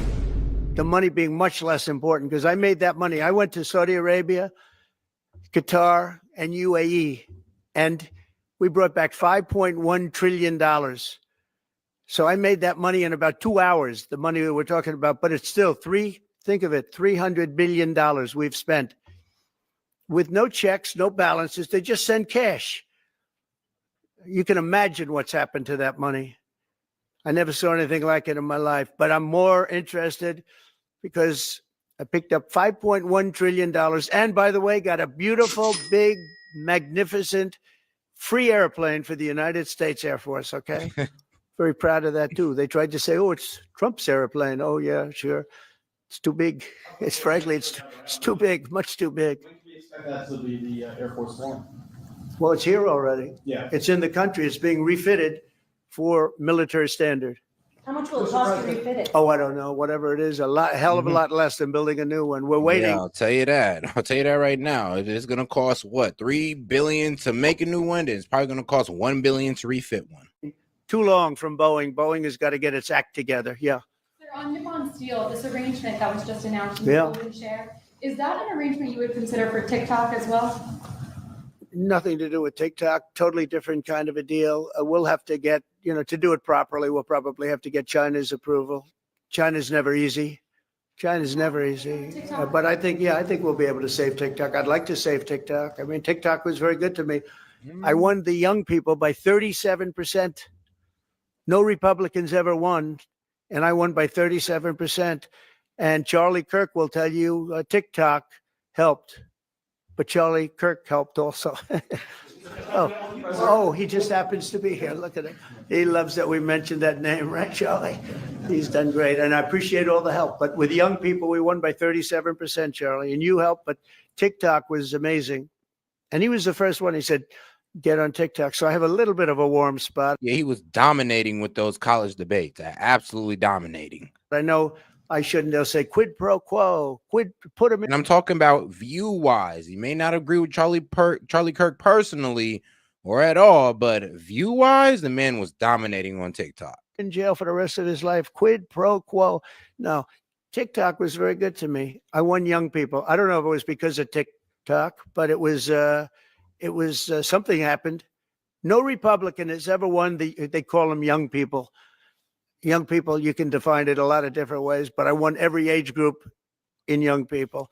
And it never happened, and won by 37%. That's a lot. Yeah. Back on Iran, did you warn Prime Minister Netanyahu against taking some sort of actions that could disrupt the talks there in a phone call last week? Well, I'd like to be honest. Yes, I did. Next question, please. I did, yeah. The Senate Republicans want to push. It's not a warning. I said. He finally pulled somebody to the side and just said, look, bro, this stop. Israel, look, it's not appropriate. You don't need to be doing all this. Just chill out. And I'm glad he said the same thing to Putin as well. Like, you don't need to be doing all this. Chill out. Now, Trump don't really know about, the backstory of why Putin just lashed out like this. But either way, though, if Putin wants to see a way out of this, which his country desperately needs, then he does need to chill out. I don't think it's appropriate. What exactly did you tell him? I just said, I don't think it's appropriate. We're having very good discussions with him. And I said, I don't think it's appropriate right now. Because if we can settle it with a very strong document, very strong, with inspections and no trust. I don't trust anybody. I don't trust anybody. So no trust. I want it very strong where we can go in with inspectors. We can take whatever we want. We can blow up whatever we want, but nobody getting killed. We can blow up a lab, but nobody's going to be in the lab, as opposed to everybody being in the lab and blowing it up, right? Two ways of doing it. Yeah, I told him this would be inappropriate to do right now because we're very close to a solution. Now, that could change at any moment. Could change with a phone call. But right now, I think they want to make a deal. And if we can make a deal, save a lot of lives. When do you think a deal could happen on Iran? On which? A deal with Iran could happen? When do you Oh, I think? don't know. I think over the next couple of weeks, if it happens. Yeah. On the, when could the administration resume the interviews for foreign students visa? When do you think your administration could resume these interviews? On what? For the foreign student visa. Yesterday there was. For the French visa? For the French too, but all the foreign students. Oh, for the foreign visas? What are you referring? Foreign visas for what? Are you talking about for colleges? Okay, so you're off of Israel. Now you're talking about colleges, right? Yes, no. Okay. Well, we're going to see. Look, Harvard has been a disaster. They've taken $5 billion plus. $5 billion. Nobody knew that they were making this kind. If we didn't do this, we would have never found this out, Pam. They're taking $5 billion.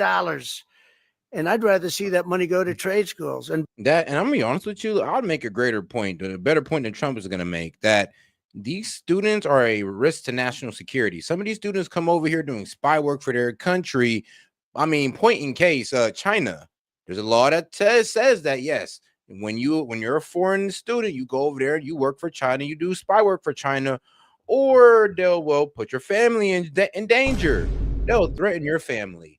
So it's not like you want to do it. It's not like you want to sit there and be a spy, but they'll make you do it, and you do it forcefully. So, yeah, that's one of the reasons why we're going ahead and banning student visas right now. And then, of course, there are other countries that are a bad actor as well, but China is probably our best case in point.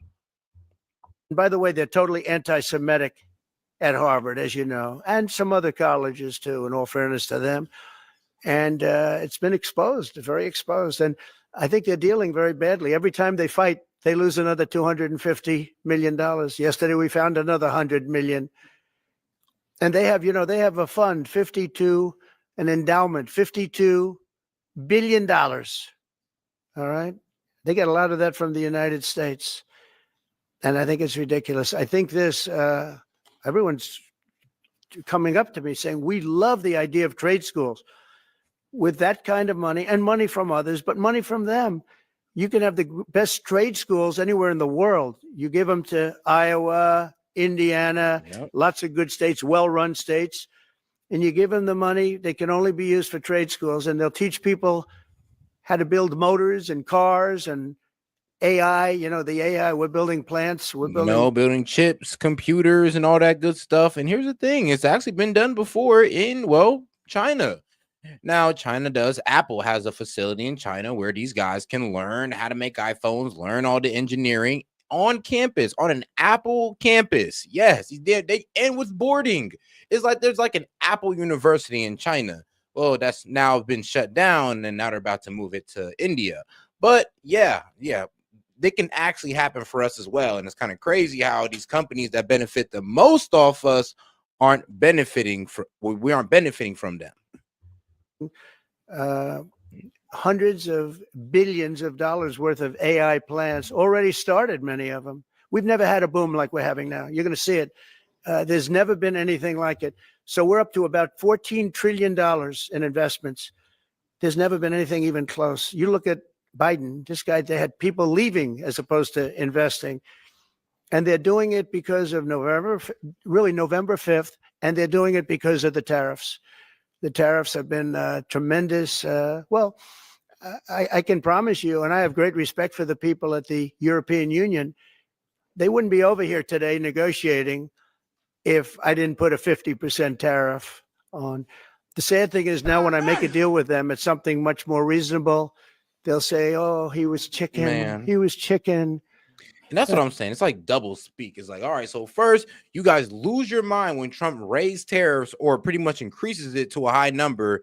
And you guys lose your minds And then when he pulls back because these guys are showing cooperations, now your guys are like, you know what, Trump, man, you a sucker. You bitched out. You should have raised it really. You 145. Shit, it should have been 245. What did you guys want? Because now you're saying that he chickened out when he brought him back down, but you guys were the same ones crying when he established them in the first place. So what did you guys truly want? At this point, do you have an argument, or is it about Trump just being bad, or you guys just want to disagree with Trump? That's so unbelievable. I usually have the opposite problem. They say you're too tough. Mr. President, on Harvard, there were some Jewish students protesting on campus yesterday. They said they don't want you making these huge cuts, cutting off student visas to Harvard in their name, because Well, they feel Harvard like has to show us. target. Okay, Harvard has to show us their lists. They have foreign students. About 31% of their students are foreign-based, almost 31%.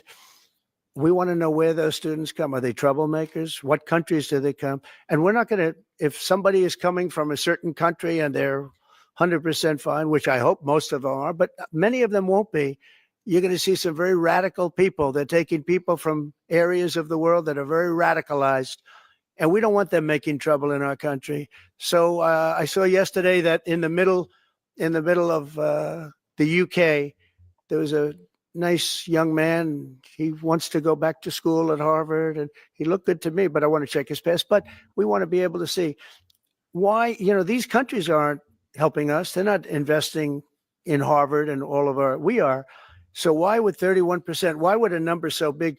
I think, number one, I think they should have a cap of maybe around 15%, not 31%. We have people want to go to Harvard and other schools. They can't get in because we have foreign students there. But I want to make sure that the foreign students are people that can love our country.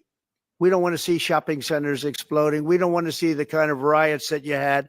And I'll tell you what, many of those students didn't go anywhere. Many of those students were troublemakers caused by the radical left lunatics in this country. All right, one more question. President, yeah, go ahead, please. Will you pardon the people who are accused of conspiring to kidnap Michigan Governor Gretchen Whitmer? I'm going to look at it. I will take a look at it. It's been brought to my attention. I did watch the trial. It looked to me like somewhat of a railroad job. I'll be honest with you. It looked to me like some people said some stupid things. They were drinking, and I think they said stupid things. But I'll take a look at that. And a lot of people are asking me that question from both sides, actually. A lot of people think they got railroaded. A lot of people think they got railroaded. And probably some people don't. One more. Go ahead. Yeah. How will the confrontation with Harvard end? Do you foresee? I don't know. I don't know. Harvard's got to behave themselves. Harvard is treating our country with great disrespect, and all they're doing is getting in deeper and deeper and deeper. They've got to behave themselves. I'm looking out for the country and for Harvard. I want Harvard to do well. I want Harvard to be great again, probably, because how could it be great? How could it be great when you have Harvard announced 2 weeks ago that they are going to teach remedial mathematics, remedial, meaning they're going to teach low-grade mathematics, like 2 + 2 is 4. How did these people get into Harvard if they can't do basic mathematics? I would tell Trump, I'll be like, Trump, those are prerequisites. I'm gonna be honest with you. That's a scam of all colleges. Yes, we got to take high school classes or courses that we took in high school for free. And for those of us who went to public school, and now we're over here in, college paying for them out the pocket. Again, it's kind of crazy.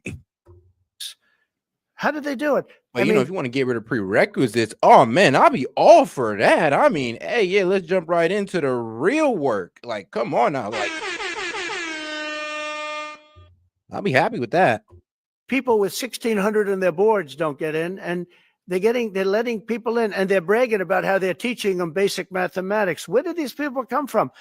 So we have to look at the list, and Harvard has to understand the last thing I want to do is hurt them. They're hurting themselves. They're fighting.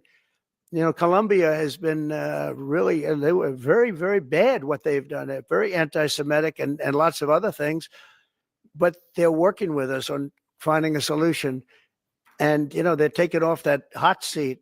but Harvard wants to fight. They want to show how smart they are, and they're getting their ass kicked. Damn. Thank you very much, everybody. Thank you guys. Thank you guys. Thank you guys so much. Thanks, guys. Thank you. You are so great. Thank you. Man, that was quite the thing to say. It's like, yeah, and they should stop fighting because we're just gonna continuously kick their ass. Like, damn. Well, all right. Now let's go ahead and get into the recap on what JD Vance was pretty much saying, and his topics on the big beautiful bill. All right, let's get right into it, guys. Feel. I mean, you got here so far, so fast. I don't think anybody fully appreciates that. 3 years ago, 4 years ago, at this moment, you were a regular guy. Yeah, I was just a guy in the private sector, and here I am, Vice President of the United States. Well, first, it's obviously a testament to the country, the opportunities that you get here. But, you know, man, I just pinch myself every single day. I walk into the Oval Office. We get to do great work with the President of the United States. And I just realized what a blessing it is to be able to do the job that I get to do. And it's very cool. I mean, for the whole family. I mean, pretty much my whole crew has been to the Oval Office. They've all met the president. My kids are kind of constantly coming and going, and we have all these amazing photos of the kids, you know, walking down the West Wing, you know, colonnade where the president walks with world leaders. We have, you know, we've been able to go to Camp David with the kids. It's just such an amazing experience, and I just try to relish it and try to do as good of a job as I can. You know, not since Nixon have we seen this kind of rise, though. And you're faster than he. When you were in Europe, it just seemed like you were born for the role. It came so easy to you. And I guess, I know this sounds corny or whatever, but. Nah, he definitely killed it in Europe with that whole, you know, you guys should start practicing freedom of speech. It's like you want all the benefits of Americans, but you don't practice none of American, well, honestly, the American way of life. But like I said, though, when it comes to the EU, they benefit off everything American, especially when it comes to pharmaceuticals and how we pay higher prices because we pay for the research and development of our own drugs that we make and innovate. Ain't that crazy? But you know, America bad though, right? I do want to get into this Mark Levin challenging the legal dispute around Trump's tariffs because, yeah, we got to dig into that and how these courts are, like I say, kicking and screaming in the name of the Democratic Party. Let's go. And then we'll get back in the van.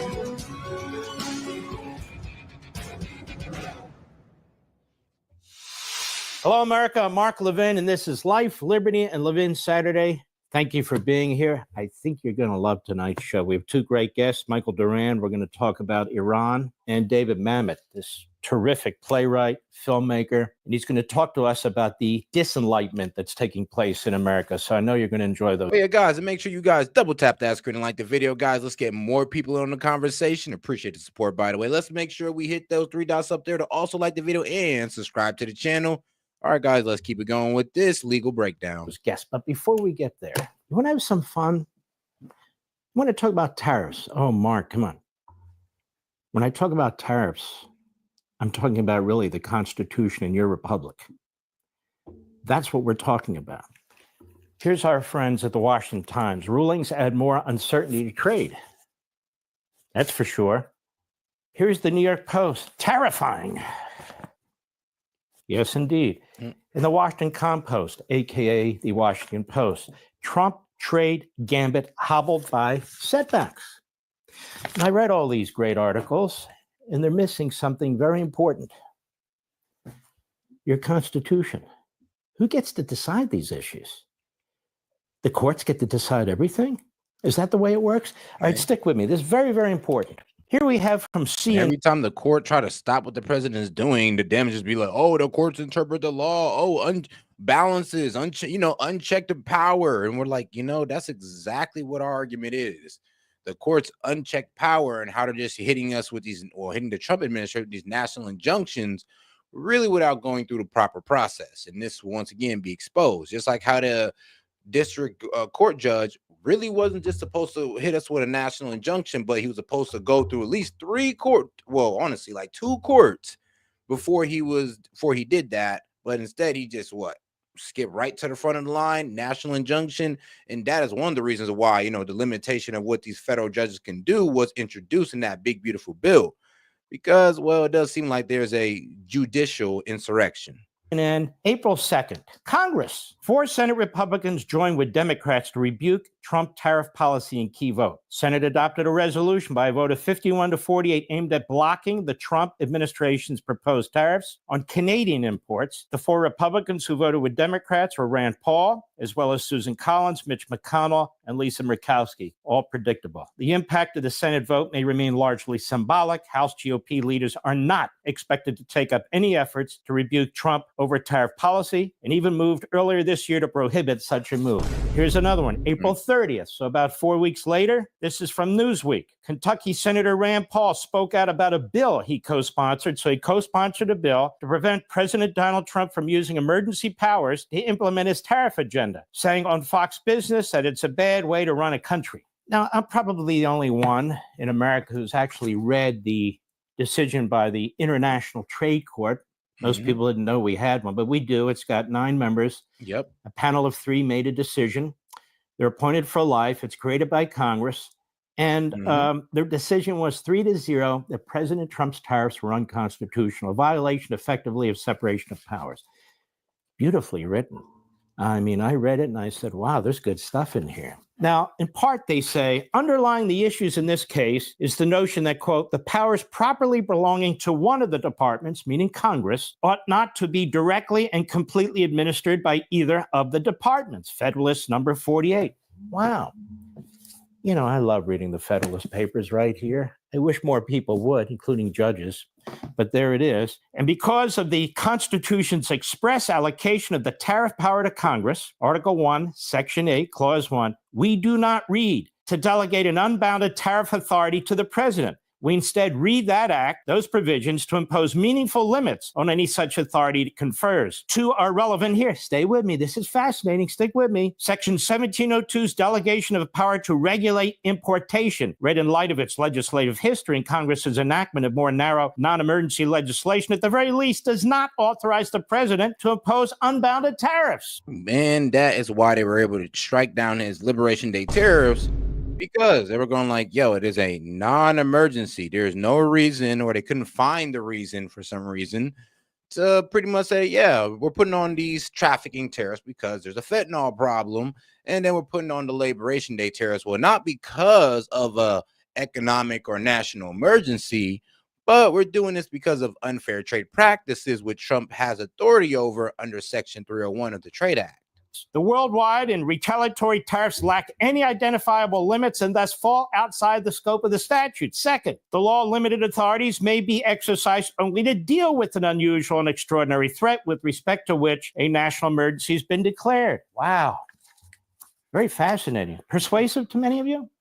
It's persuasive to a lot of conservatives and libertarians for some reason. I'll get to that in a minute.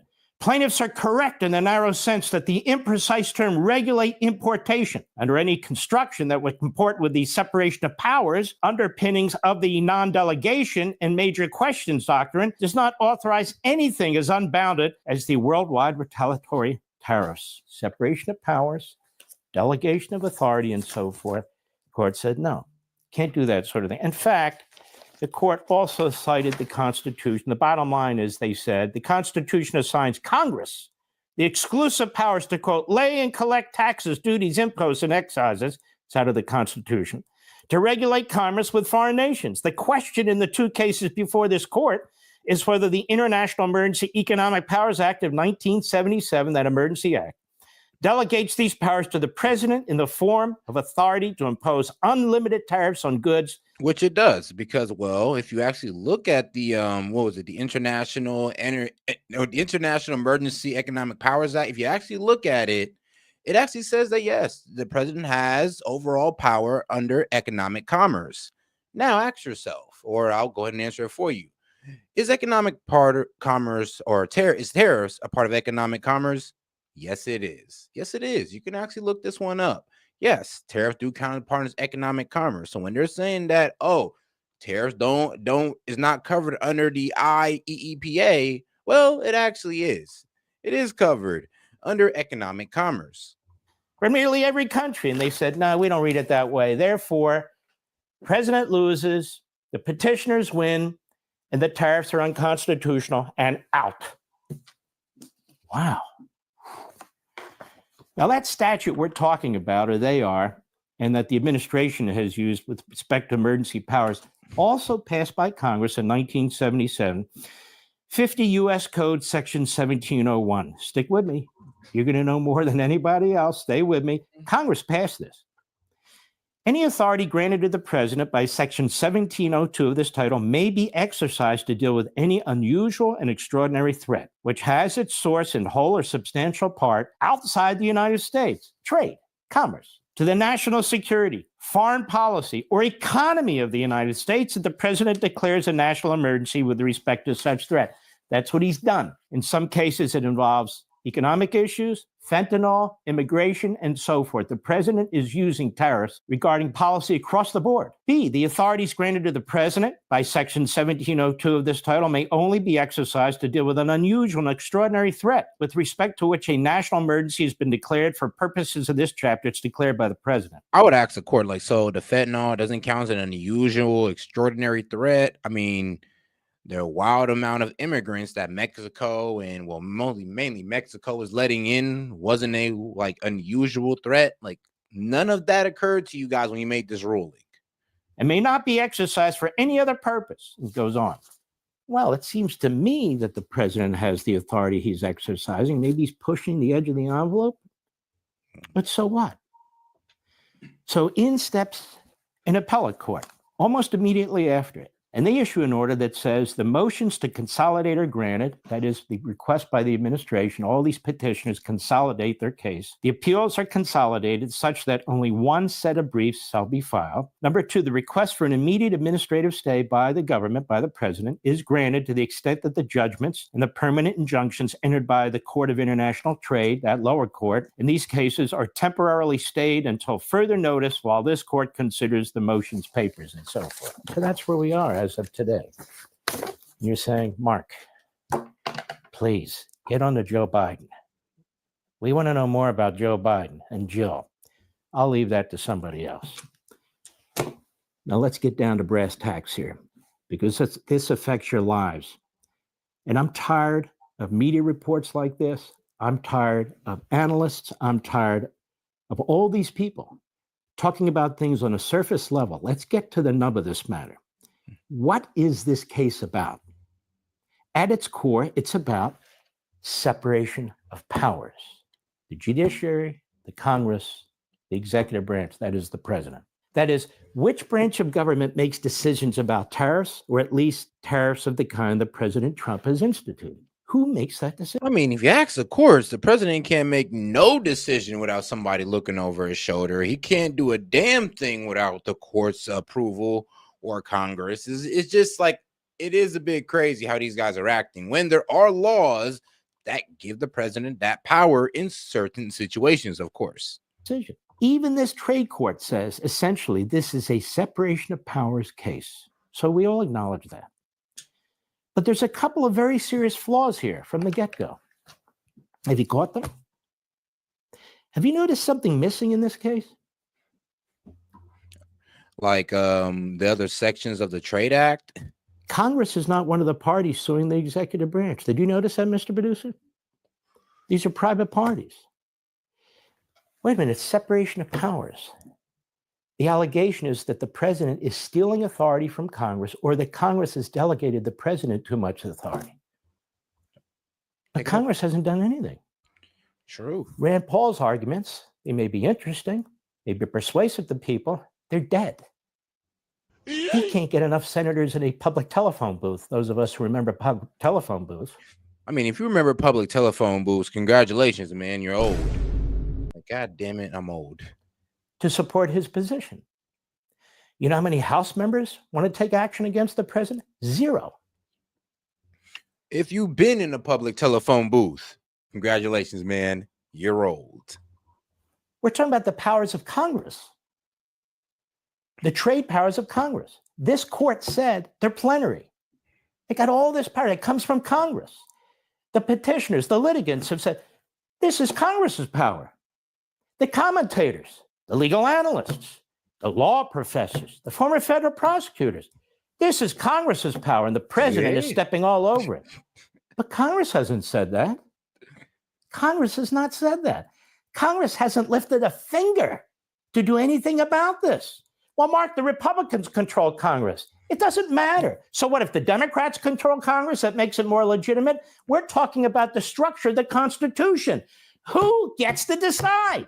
The president looks at this. He looks at the Constitution. He looks at the 1977 emergency application of a government, federal, congressional statute. He says, I believe my actions comply in the four corners of that statute. Yeah, no, and those Trade Act laws, like, you know, under 1992, 1994, no, I mean, 1972, 1974, and the 1977, you know, Economic Powers Act, all those are given to all those powers was given to the president under Congress, all under Congress. So, yeah.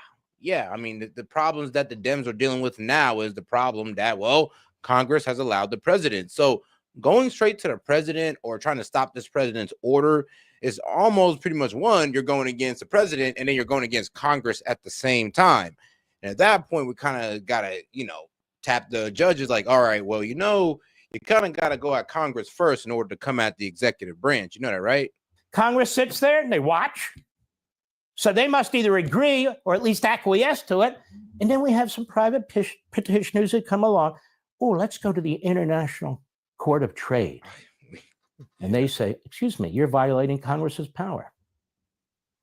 Congress doesn't say it, but the court says it. If Congress was so concerned that its powers were being abridged, wouldn't Congress have brought a case against the executive branch? I mean, they've done it before. So they're not one of the parties. And more to the point, Congress has the power to pass laws. In fact, it passed the law that the president is using. The Constitution gives Congress broad powers to pass laws, to lay and collect taxes and duties and imposts and excises.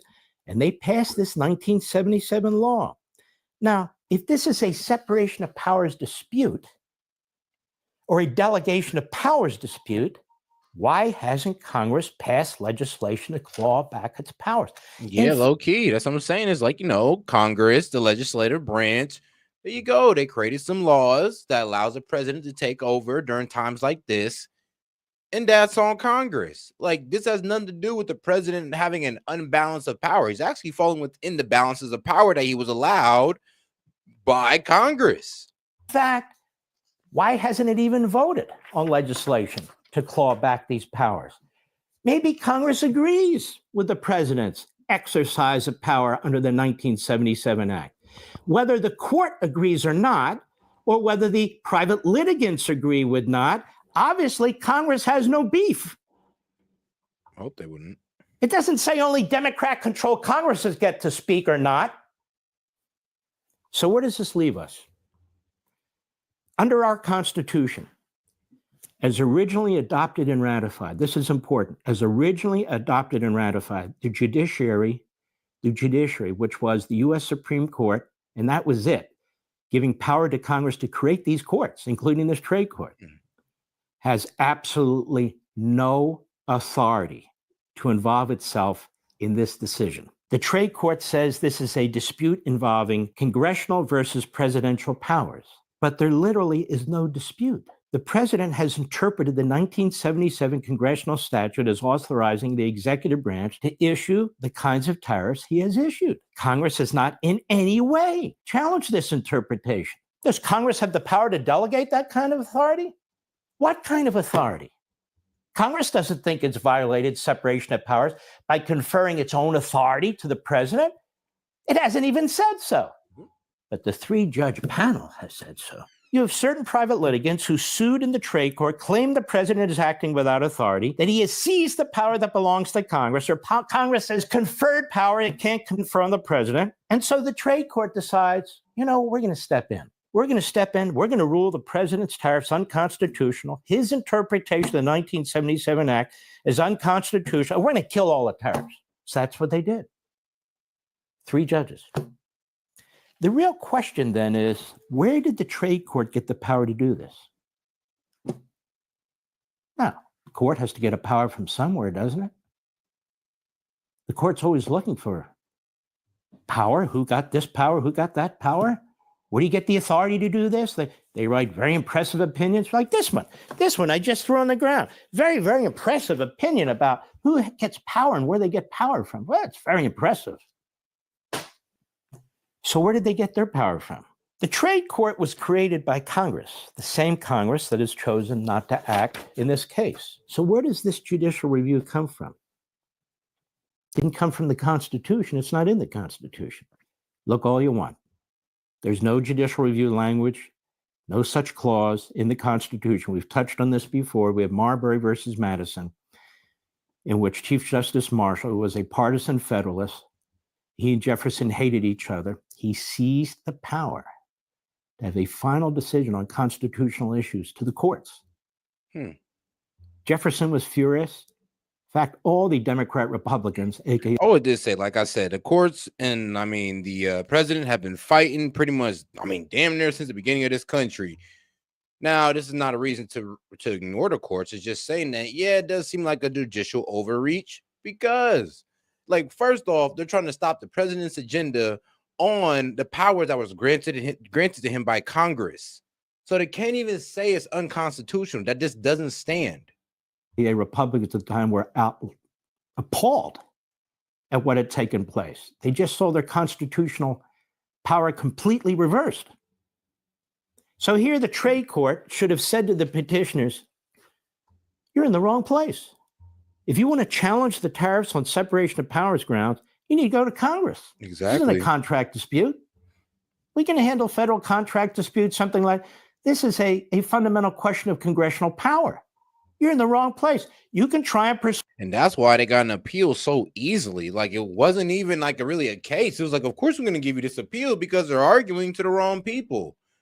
And they had no right to strike down your tariffs because they're going against the power that's been allowed by Congress. And if these courts want to get mad, well, the international trade courts need to go ahead and come at Congress and be like, yo, you guys need to draw back the president's power. And that is a debate for Congress. But you can see why they won't do that, though, huh? Persuade a majority of the members of Congress to pass a law. But you can't stand in the shoes of Congress. You private litigants, you can't stand in the shoes of Congress to defend Congress if Congress doesn't want to defend Congress, or if Congress doesn't think it needs to defend Congress, or if Congress doesn't think that there's a separation of powers violation. We, the trade court, we decide issues related to trade, not separation of powers issues that Congress is more than capable of addressing if it so chooses.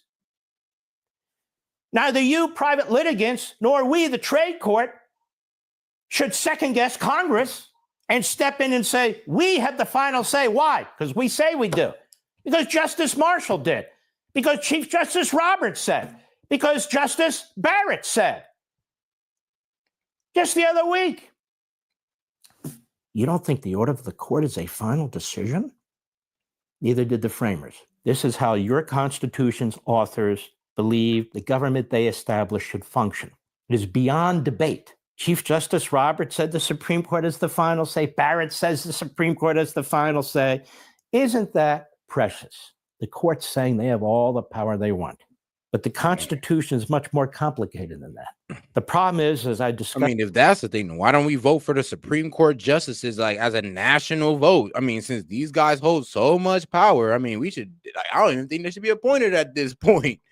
It's like, nah, we should just go ahead and vote for them since, they hold so much power. And these guys want to say, oh, the courts control this, the courts control that. Okay, fantastic. If this is the argument you guys want to run off on, then maybe we should hold a national election for these guys and then watch every seat go red. Just on radio last week, our law schools, law firms, prosecutors, judges, of course, they all teach the same thing. They all learn the same thing. And I don't know, maybe I'm tripping, but it is a bit strange how the officials that I guess interpret the law for our country isn't voted upon by the people. That is a bit strange to me, but hey, it is what it is. And the Constitution didn't Checks and start balances with the adoption and ratification of the Constitution. The Constitution started when the courts started to seize power, and therefore the courts had the final say. But that's not what the Constitution says. This has become the common thinking, acceptable to believe that judicial supremacy is not only compelled by the Constitution, but it's righteous. It saves the republic. Now, how does it save the republic? You can have tyranny in any branch of government. Judicial tyranny is not of what a republic is made.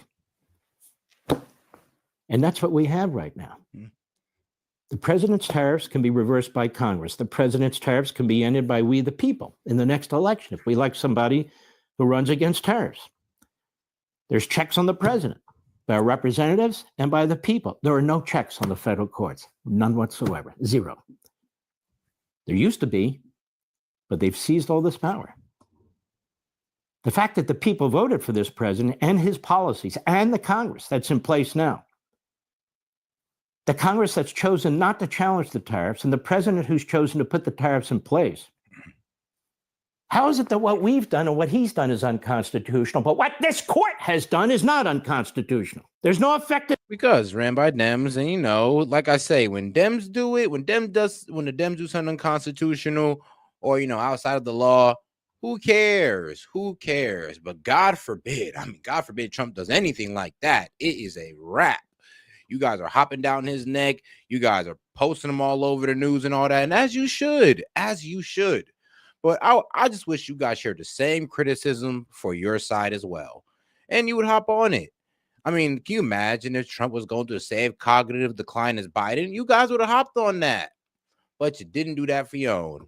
And that's why your guys' coverage cannot be trusted. But it is fun to watch regardless, at least for the TDS aspect. But all right, guys, let's get into the big, beautiful bill. And then we're going to go into a musical interlude. Shout out to S.E.T. And guys, let's make sure to double tap that screen and like the video. And if you have any questions, comments, jokes, or disagreements, $2 and up, I'll be happy to read it out loud and engage. And any musical or video suggestions, if you're a member, $5. If not, $10. All right, guys, let's keep it going. Also known as this is H.R. 1, also known as the One Big Beautiful Bill. Despite criticism by hardline conservatives, key provisions of the bill are very popular with the American public. Fabrizio Lee and Associates, a GOP pollster, found that voters in several key congressional districts overwhelmingly liked key provisions in the bill. 63% support no tax on tips. 59% support no tax on overtime. 61% support making the Trump tax cuts permanent. 68% support giving the U.S. military funding and equipment to fight cartels and stop the flow of deadly drugs like fentanyl into the United States. And 57% support hiring nearly 40,000 additional ICE and Border Patrol agents. Me too. And despite this popularity, all those percentages seem pretty accurate. Even the Dems in the chat could sit here and be like, you know what, S.E.T, I ain't gonna lie, I agree to those too. I still disagree with your ass, but I agree with those. Come on, bro. Yeah, we can concede on that, right? Right. Not a single Democrat voted for the bill. Instead, they voted against taxing Americans less and voted against border security. The 2026 midterms are looking pretty damn good. Look, the American people want to see this bill. 80% of the American people support this bill, support the tax cuts that are in it. And so, all of it. That's what we're seeing right now, that they want your those internal tax polling cuts to says be done. 80% of the American people That's public bill. polling who 80% of the people, not just the tax cut. Yeah, the only people that are honestly losing their mind are the Dems. And the only people that's fear mongering, saying is going to raise it by 3.2 trillion, I believe, in the next 10 years. But like I said, they're not really listening to the other argument of all the growth that's going to be done in the economy. And the fact, one aspect of growth is the fact that they're lowering taxes on the middle class. And God, come on now, lowering tax on the middle class, no tax on tips, no tax on overtime. All this stuff is going to promote growth in the economy. And that is what the Dems don't account for because they're going off the congressional budget scoring, which has been wrong so many times. Cuts. 78% of Democrats and 81% the Medicaid of cuts, independents want to see the tax cuts that are going to be put into this bill. Yep. So CBS News' Major Garrett tries to interject erroneous claims that the Republicans' big, beautiful bill is going to cut Medicaid and food stamp benefits. But here's Speaker Mike Johnson to debunk. We are not cutting Medicaid in this package. There's a lot of misinformation out there about this, Jake. The numbers of Americans who are affected are those that are entwined in our work to eliminate fraud, waste, and abuse. And what do I mean by that? You got more than 1.4 million illegal aliens on Medicaid. Medicaid is not intended for non-U.S. citizens. It's intended. When they say, oh, 15 million people are going to lose their insurance, their Medicaid. Well, yeah, that's actually true. They're not lying, but at least say that, 1.4 million is illegals. And then, the 14 million is, well, I'll tell you this right now. These are people who are able-bodied, single, with no kids. Yes. Able-bodied, single, with no kids. Yeah, they should be working and they shouldn't be on government assistance. Let's be real. Let's just be honest, guys. Can we be real about that? For the most vulnerable populations of Americans, which is pregnant women and young single mothers, the disabled, the elderly. They are protected in what we're doing because we're preserving the resources for those who need it most. And it seems like Americans agree. According to the polling, 68% support protecting Medicaid by removing people who are ineligible, strengthening the program for Americans who need it. Oh, and the myth about SNAP, the kids are going to lose their school lunches. That is a lie. That is a lie. What actually is going to happen means usually when, you're on SNAP, your kid is automatically signed up for school lunches, for free school lunches. Now that they're not on SNAP, or if the family is no longer on SNAP, then that means that they'll just have to sign up for it. And that's it. That's all you got to do. And shout out to my man Parabolic Coverage. He said no tax on cash tips only. No one report those.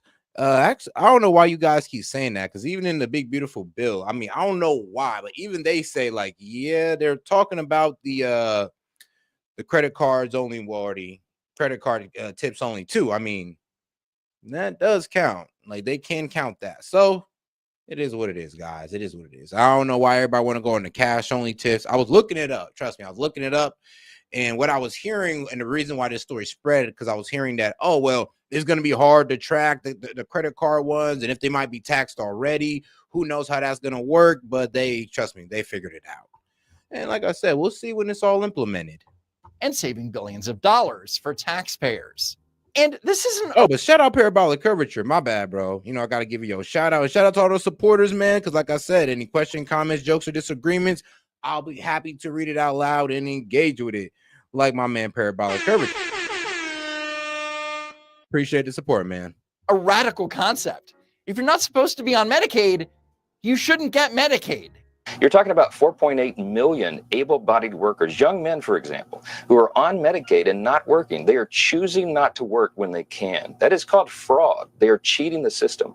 When you root out those kinds of abuses, you save the resources that are so desperately needed by the people who deserve it and need it most. Again, Americans agree.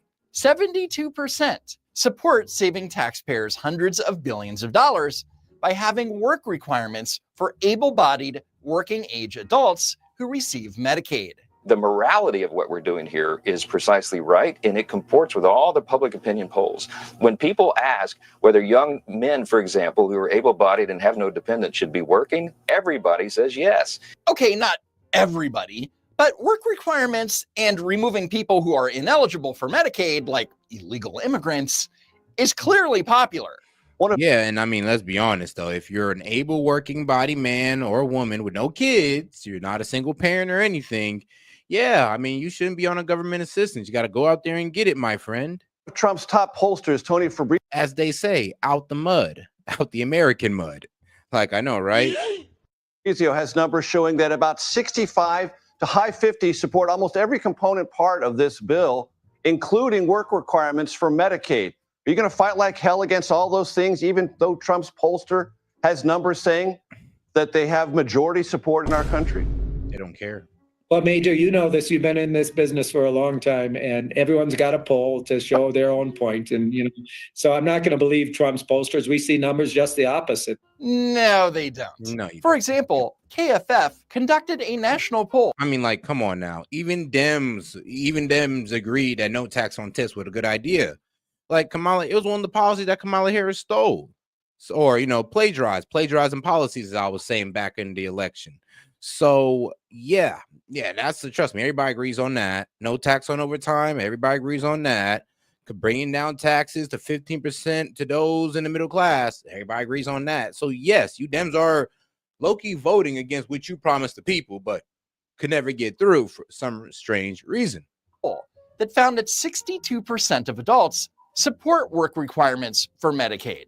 So a GOP pollster and a center-left health policy think tank each found majority support for Medicaid work requirements. But DNC Chair Ken Martin claims the opposite is true because he lives in cuckoo land. There's great buyer's remorse in this country right now with what Donald Trump and his administration are doing to this country already. In just 4 short months, they've completely destroyed the fabric of what's made this country great for so many years. The same people that tried to gaslight America for 4 years that Bidenomics was amazing and that President Biden wasn't a walking corpse are now claiming that Trump voters have buyer's remorse. Man, this is the best the Democrats can do, and it's not working. As the son of a teen mom who had me when she was 15 years old, who raised 4 kids by herself, by the time she was 20, she struggled mightily. And if it wasn't for programs like Medicaid, I wouldn't have had health care. What? Bruh. Do you hear yourself? And this guy's face is absolutely freaking hilarious. But anyway, though, so on a serious note, yeah, like, do you not hear yourself, dog? We're pretty much saying single, childless, able-bodied adults. So your mom does fulfill the, able-bodied, and an adult, but she was not childless. So yes, of course she got Medicaid because she had a hell of children. By your account, my man. So yeah, for people like your mother, for women like your mother, they're good. It's like they don't hear us, or they're just fear-mongering. This is very personal. I grew up, my mom was a teen mom, had me when she was 15 years old, and had 4 kids by the time she was 20 and struggled as a mom. My mom was 15 years old when she had me.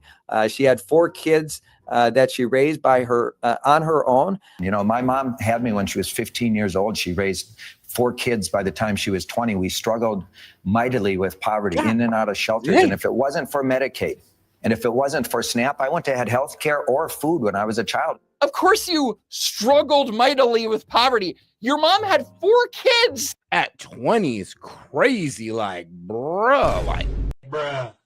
Man. In the span of 6 years.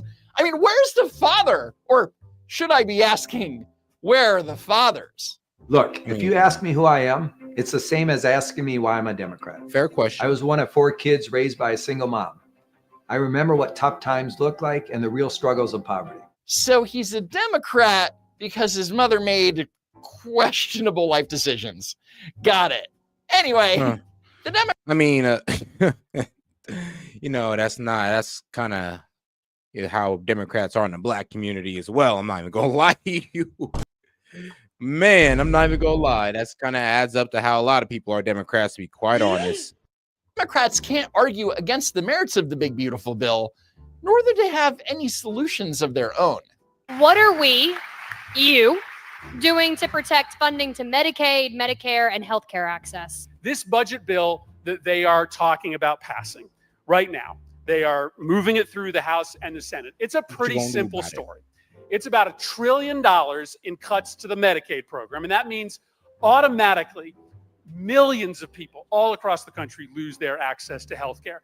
And guess what? It's $1 trillion in tax cuts for the richest 1%, right? So when I say it's the most massive transfer of wealth and resources from the poor and the middle class to the rich in this country, that's the story. So the question was, what are the Democrats going to do to stop Trump and the Republicans? And Senator Chris Murphy is like, Republicans bad, billionaires bad. The Democrats don't have any answers. You're just fucking whiners. The House of Representatives. That's what I'm saying. No solutions, but all complaints. And that's why we kind of don't really respect these Democratic politicians, because it's like, okay, well, we understand that you don't like what's going on, and that's absolutely fine. But do you have a better way? Oh, no, you don't. Oh, you want to go with the status quo that was effing us over or that wasn't working. Oh, okay. You guys just got to sit on the sideline and then kick and cry there if you have no real solutions. Passed Donald Trump's big, beautiful bill.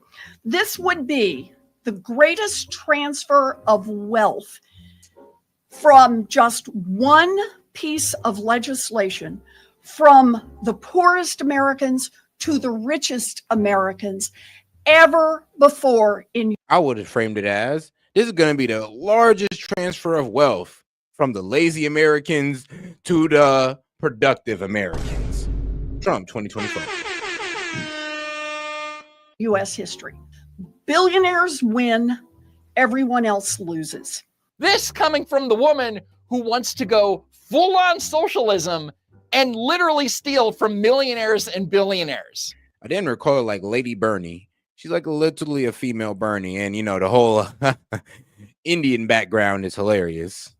The socialist wing of the Democrat Party demands that you add up the value of all your stocks, bonds, houses, businesses, even your artwork. Then you have to fork over a portion of that wealth every year to the government.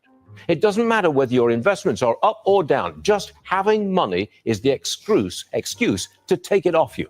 They do not respect success. Nope. Today, Trump claimed that as far as Medicaid is concerned, the bill would only cut. I mean, you know, the crazy thing about Dems, like they get mad about tariffs and they said, oh, that's going to raise prices on you. All right, Dems, cool. So who's to say that you guys raising tax on capital gains and personal income tax on the rich wasn't going to, pass down costs to us as well? Like, who's to say that wasn't going to happen? Or much worse, who's to say they just weren't going to leave the country, continue their business outside of it, but still be able to sell into it because you guys don't believe in protecting domestic industries. Because like I say, you don't believe in tariffs. Ain't that crazy? Waste, fraud, and abuse, which I know is absolute baloney, but I need you in the best Elizabeth Warren Senator way to explain to everyone why that is absolute baloney. Well, it's absolute baloney because what it's going to do is it's going to cut the money available to help people have healthcare coverage.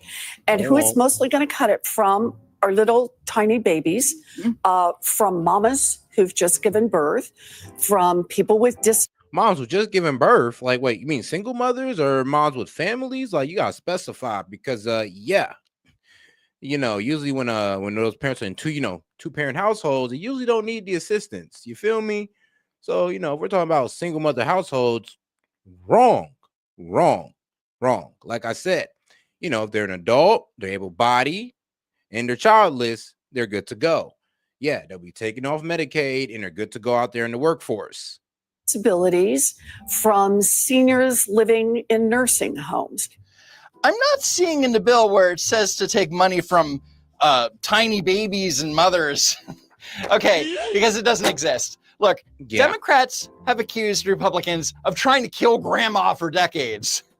But we're supposed to trust this woman. I mean, COVID-19. If you go around your grandma, you are going to end her life. Like, really? Really, Dems? Oh, if they cut if you go ahead and put this bill through, they're going to end your grandmother's life. Again, Dems, like, what else will you guys come up with?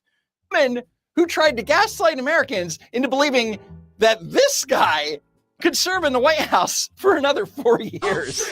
Do you regret saying that President Biden had a mental acuity? He had a sharpness to him. You said that up until July of last year. I said what I believe to be true. And you think he was as sharp as you? Go ahead. I said I had not seen decline. The cow. And on that note, that's it for now. Follow me on X at Don't Walk Run. And as always, thank you for tuning in, and I hope to see you next time, if there is next time. But all right, guys, let's get into the next. Well, actually, let's get into a musical interlude. Shout out to Steph. Appreciate the support, Steph. Let's get right into it. Musical interlude. I will be right back, guys. 4-minute break. Let's go.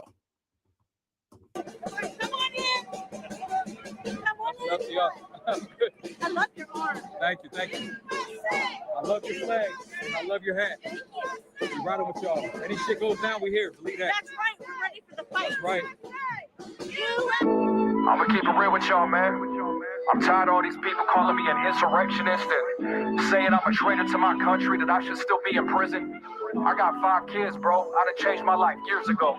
I'm not a criminal. I'm not a bad person. I'm a family man. And you motherfuckers don't know my story. So that's why I wrote the song to let y'all know what really happened that day.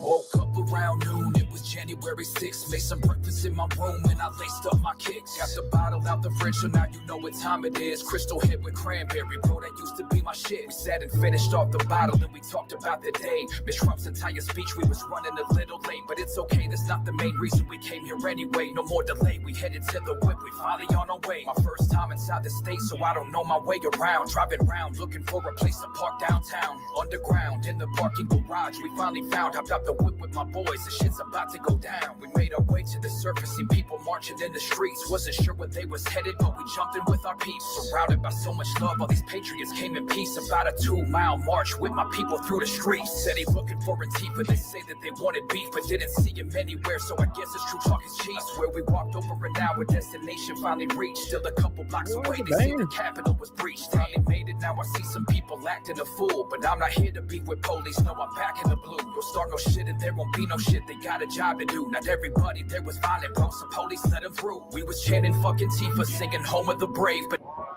Let them go free and go home from the grave. now we hunted down like terrorists and thrown in a cage. Combat vets that fought to defend us in shackles and chains. In solitary confinement for many days they remained. But anyway, I got distracted, let's get back to the topic. I knew they stole the election, but wasn't trying to stop it. Where I was at, I didn't even see no violence taking place. A bunch of freedom-loving patriots, I'm there to keep them safe. Such a historic day, so I slowly made my way through the crowd to the front. I didn't have to break no gates. Nonviolent the whole time in crime, I will not partake. So why they calling me an insurrectionist, for God's sakes? I didn't break nothing, didn't take nothing. Statement said I was inside for several minutes, stayed bluffing. So I had to write the song and let y'all know what really happened. Let y'all know they telling lies and half the shit they say is capping. I don't deny it, yes I really went inside, but it wasn't no riot, so I felt no need to hide. I seen the police in the lobby, they were standing in line. So I entered and through the window, everything was all fine. I was just merely passing through, I was showing love to the blue. People used the door to exit, the windows how we came through. Said I was inside several minutes, but that's just untrue. Surveillance proves that I was inside for a minute 32. Everyone was standing down, nobody told us to leave. I backed up loose and went and showed some love to the police. I gave them dabs, shook some hands and a couple of high fives. And less than 2 minutes later, I was back outside. I didn't occupy no building, was no disorderly fashion. Only thing I'm guilty of is spreading truth when I'm rapping. But everything was over, now we headed back to the ride. I got inside and headed home, about a 6-hour drive. When we arrived, I went to bed and everything was all fine. Turned on the news the next day and I couldn't believe my eyes. Years later, I was sleeping in bed with my youngest son. Woke up to my kids screaming my name, I'm like, what the fuck? I'm jumping up, headed down the steps to see what's up. I see the feds, they pull their guns and they tell me to stick them up. They tell me while they're there and then they place me in cuffs. But I admit though they were fair and didn't even rough me up. But they never should have been the real all that's so corrupt. I kiss my kids goodbye and they cry as the door shut. Short with 4 misdemeanors, why they bringing up my music? Screenshots and quoted lyrics like my music made them do it. But I've always been against it, never thought that they should do it. That day, the shit that happened left a stain upon our movement. At least that's what I had believed and kinda thought at the time. But now I'm starting to see it was a setup the whole time. The media telling lies to help the Democrats rise. Jan 6 was a scam and that's why Trump freed the guys. All right. Well, hey man, at least my man told his story. All right, now let's get straight to the recap, and then we're gonna get them. Let's head into the social hour next. All right, guys, let's keep it going. The Trump administration. Wow, a packed room today. Yes, ma'am.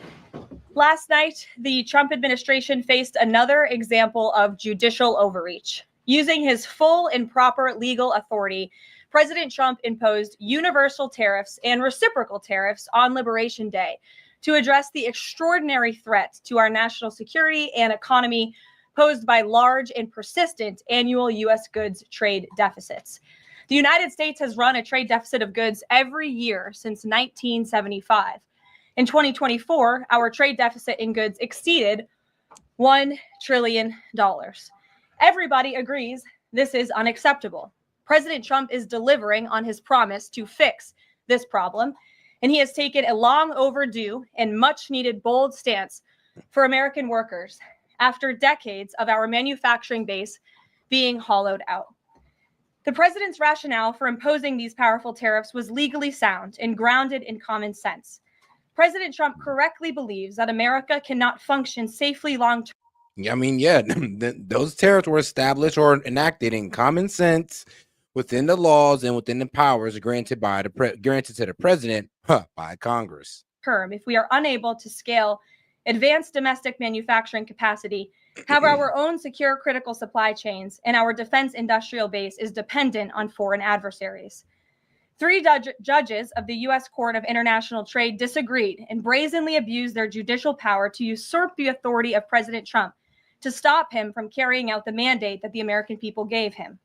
These judges failed to acknowledge that the President of the United States has core foreign affairs powers and authority given to him by Congress to protect the United States economy and national security.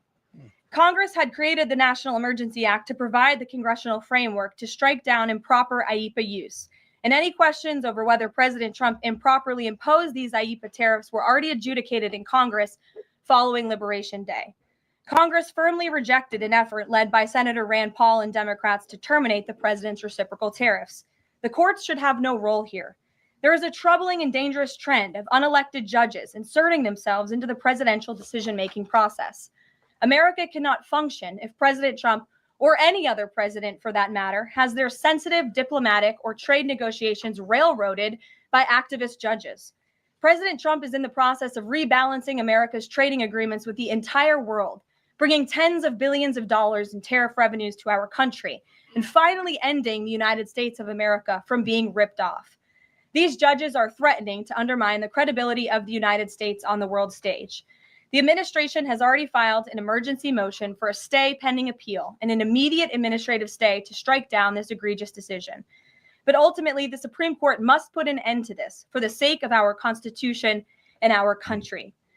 With Congress returning next week, it's critical that Senate Republicans maintain the momentum and quickly pass the One Big Beautiful Bill. Yeah, that's going to low-key limit the judicial powers a little bit of, these federal courts. Because like I said, but the Court of International Trade did not accurately interpret Trump's argument on his tariffs. And they left out a couple sections of the Trade Act that Congress gave the president to enact these tariffs with. So, like I said, when I said a couple of nights ago, they kind of strawmanned his argument. Well, when you strawman an argument, you overly simplify it, or you just take one part out where you can easily attack it. Excuse me, but easily attack it. And that's exactly what the courts did by just saying, nope, all your tariffs were started under the International Emergency Economic Power Act. That's a mouthful. But yes, everything was enacted under that, and that's just not true. Like I said, it's basically strawmanning his argument, simplifying it in a way where it's easier to attack. The One Big Beautiful Bill will truly make America safe and prosperous. The One Big Beautiful Bill includes the largest border security investment ever. That's why the law enforcement groups are lining up to encourage its swift passage. The National Fraternal Order of Police, the largest police union in the country, just endorsed key provisions of the bill. The FOP president announced their strong support, saying the One Big Beautiful Bill Act is more than legislation. It is a promise kept to the public safety officers across the country and a bold step toward an economy that respects, rewards, and uplifts the people who keep it safe. And the National Border Patrol Council, which represents nearly 20,000 Border Patrol agents, hailed the legislation as well. The group's president said this legislation provides a once-in-a-generation investment in the border security of our great country and will make America safer. The One Big Beautiful Bill will guarantee we can permanently have the safest, strongest, and most secure immigration system in American history. I also want to take the opportunity to debunk some false claims that have been circulating in the press about this bill. The blatantly wrong claim that the One Big Beautiful Bill increases the deficit is based on the Congressional Budget Office and other scorekeepers who use shoddy assumptions and have historically been terrible at forecasting across Democrat and Republican administrations alike. For example, just before Congress enacted the original Trump tax cuts at the end of 2017, the same CBO projected that growth would average a mere 1.9% over the next 10 years. However, by 2019, actual growth had surged to 3.4% once the Trump tax cuts went into effect. And that's what I'm saying. Everybody's going off the CBO scoring, which, like I said, if you don't know, it's the Congressional Budget Office that came out pretty much saying that, oh, it's going to cause all this debt. But these were the same people that pretty much couldn't calculate the growth that was going to happen, well, in Trump's first term that happened. So, like I said, I mean, their scoring is falling on deaf ears, exceeding the CBO forecast by nearly 2 full percentage points. The CBO's latest forecast makes the same anemic growth assumptions as they did in 2017, missing the impact of the One Big Beautiful Bill. The CBO assumes long-term GDP growth of an anemic 1.8%, and that is absurd. The American economy is going to boom like never before after the One Big Beautiful Bill is passed. The largest middle-class tax cut in history, massive deregulation, and the most aggressive domestic energy exploration ever will fuel small businesses, further boost private investment, increase workers' wages, and supercharge economic growth.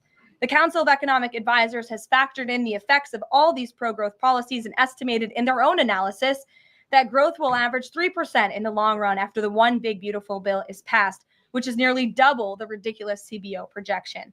This higher growth would result in $4.1 trillion in additional revenue over the next 10 years. Between the common sense spending reforms contained in the One Big Beautiful Bill and the robust economic growth that will be generated as a result of it, there will be no increase to the deficit. The same analysis from the CEA shows just how this historic package will unleash prosperity and ignite a blue-collar boom across America. But if the radical Democrats get their way and the One Big Beautiful Bill does not pass, Americans will face a whopping $4 trillion tax hike. This is unacceptable to President Trump. President Trump will not allow Democrats to... It should be unacceptable to Dems, but like I said, I'm like Dems. If you don't want this, then give us something better. Like I said, we're not mad that you guys disagree. We love it that you guys disagree. We just don't like that you don't have a better plan. And if you don't, maybe you guys should just sit down and watch the guys who got a plan work. To massively raise, you know, you guys in your concept of a plan. Okay, now I'm not even gonna do y'all like that because y'all gonna lose your minds. But you know, you kind of are running on that. Oh, you know, we got a concept of a plan. Americans' taxes. Senate Republicans must get this bill passed. Failure is not an option. The American people are counting on Republicans to deliver. In other news, despite all the doom casting from the media, Americans are growing more and more optimistic about the economy under this president. Consumer confidence surged in May with the biggest monthly jump in 4 years, smashing expectations. Yeah, because personal income is up. Everybody's making more money. Everybody's going to work more. Everybody's looking forward to the no tax on tips.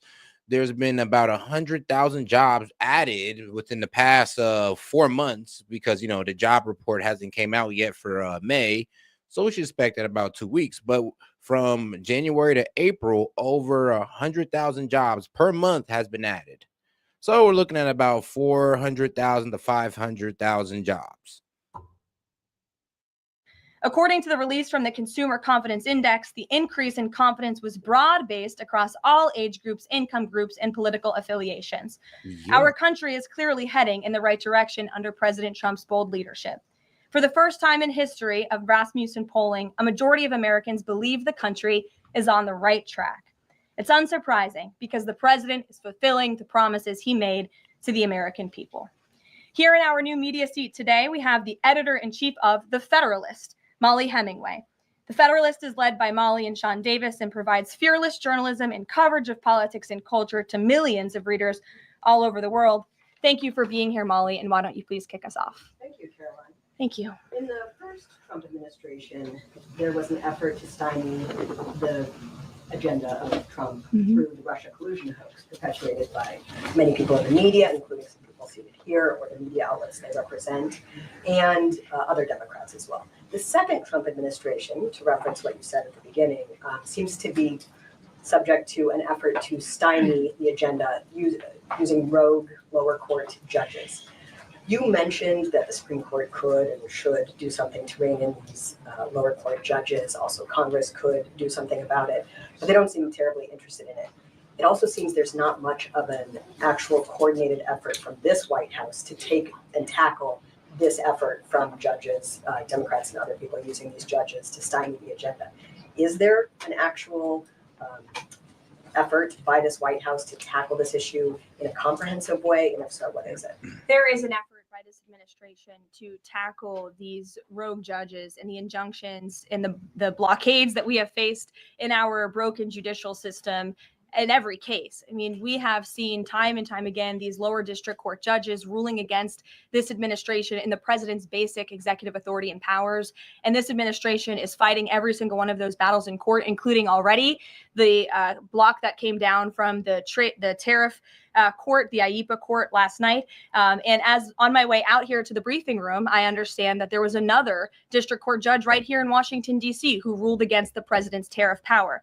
And I will get to the heart of your question, and I'm glad that we are addressing this in the room today, because nationwide injunctions ordered against the first Trump administration, Trump 1.0, account for more than half of the injunctions issued in this country since 1963. Yeah. And President Trump had more injunctions in one full month of office in February than Joe Biden had in 3 years. And let me roll through some of these radical injunctions to paint the picture for the American people at home.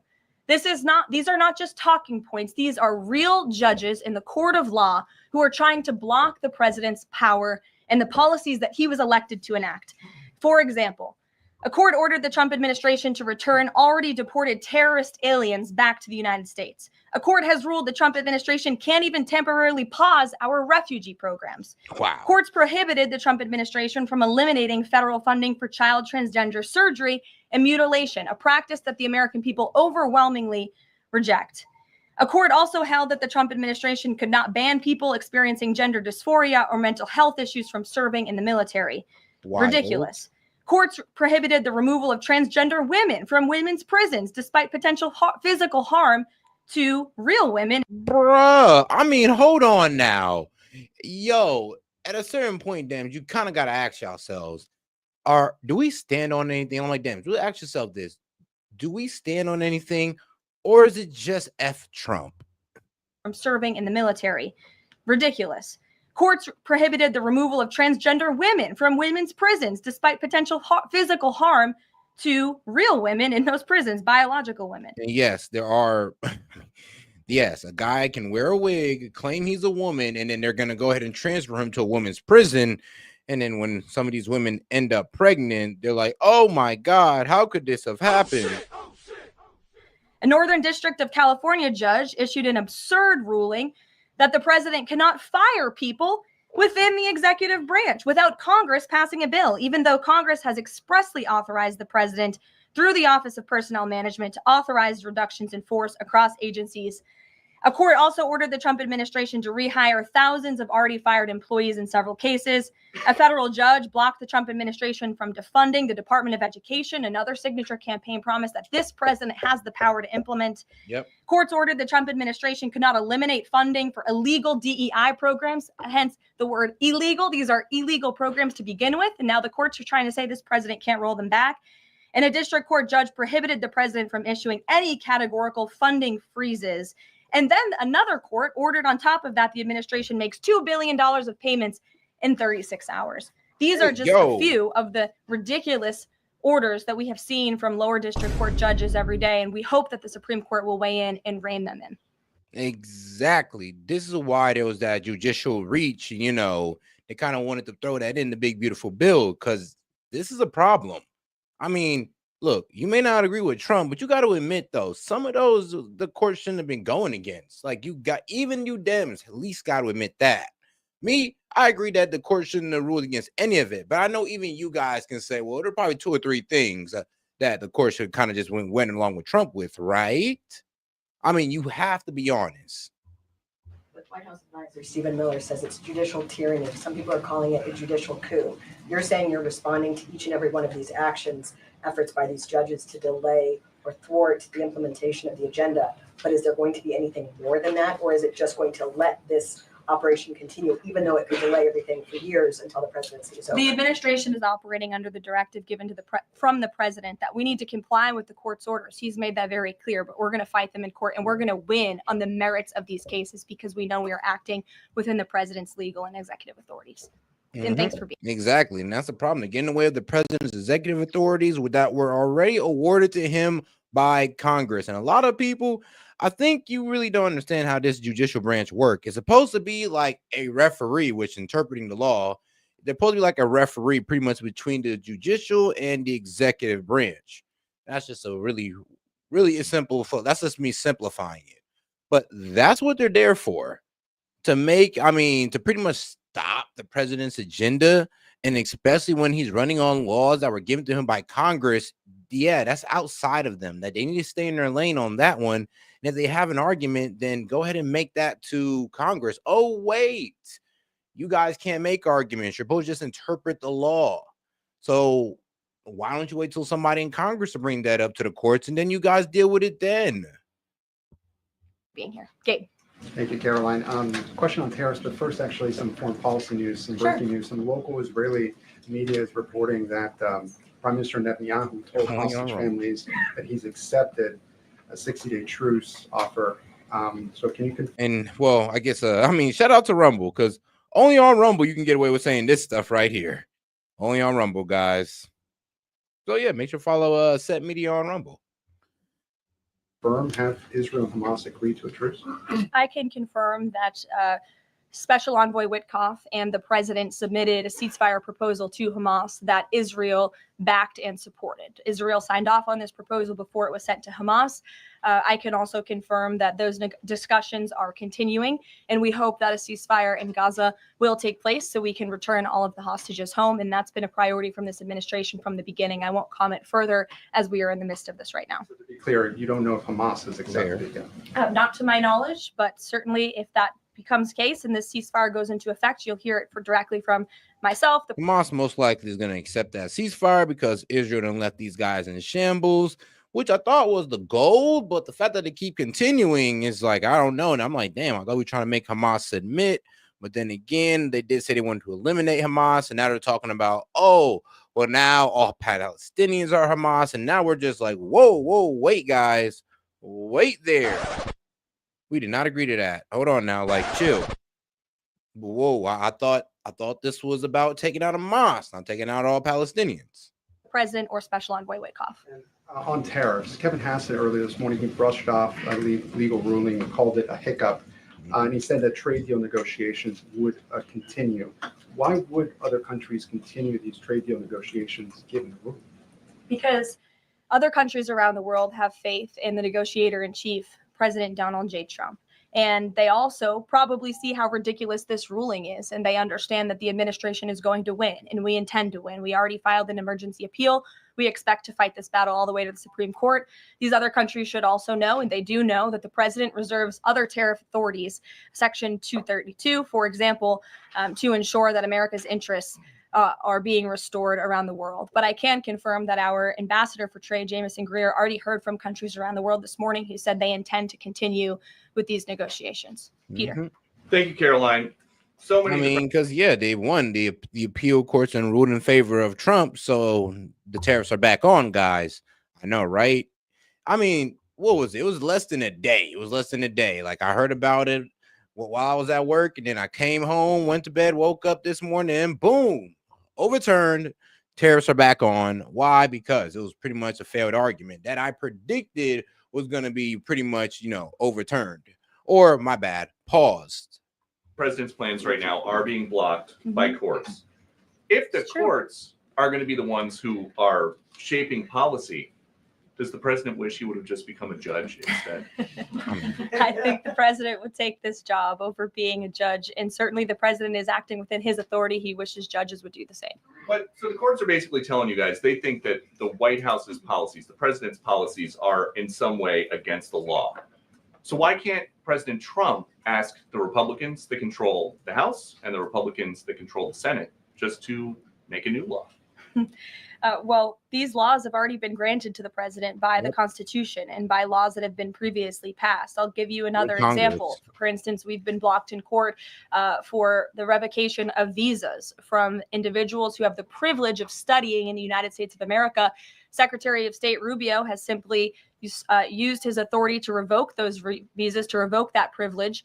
And we've seen the courts try to block that. So if these judges want to be the Secretary of State or they want to be the president, they can run for office themselves. It should be the other way around. But all of the actions the president has taken rely on legal authorities that have already been granted to him by our nation's existing laws. And on a different topic, there are some folks in President Biden's inner circle who are now in talks with Republicans in Congress to give interviews about how they may have handled President Biden's decline. Is the president satisfied with aides only sitting for these transcribed interviews, or would he also like to see some kind of testimony from the former First Lady, Dr. Biden? I think, frankly, the former First Lady should certainly speak up about what she saw in regards to her husband and when she saw it and what she knew. Because like, I see somebody near like, oh, well, she's not a doctor in that way. And I'm like, here's the thing. You don't need to be a doctor to realize the decline of your husband. I mean, we all know how Joe Biden was back in the Obama days. And I mean, that is not the Joe Biden we know today. So you're not going to sit here and gaslight us like, oh, it takes a complete doctor, a complete expert, a neuroscientist to see that Biden was in cognitive decline. No, it just took your eyes. It took common sense and, to not be in complete denial. Because I think anybody looking again at the videos and photo evidence of Joe Biden with your own eyes and a little bit of common sense can see this was a clear cover up. And Jill Biden was certainly complicit in that cover up. There's documentation, video evidence of her clearly shielding her husband away from the cameras. They were just on The View last week. She was saying everything is fine. She's still lying to the American people. She still thinks the American public are so stupid that they're going to believe her lies. And frankly, it's insulting and she needs to answer for it. Ouija. Thank you, Caroline.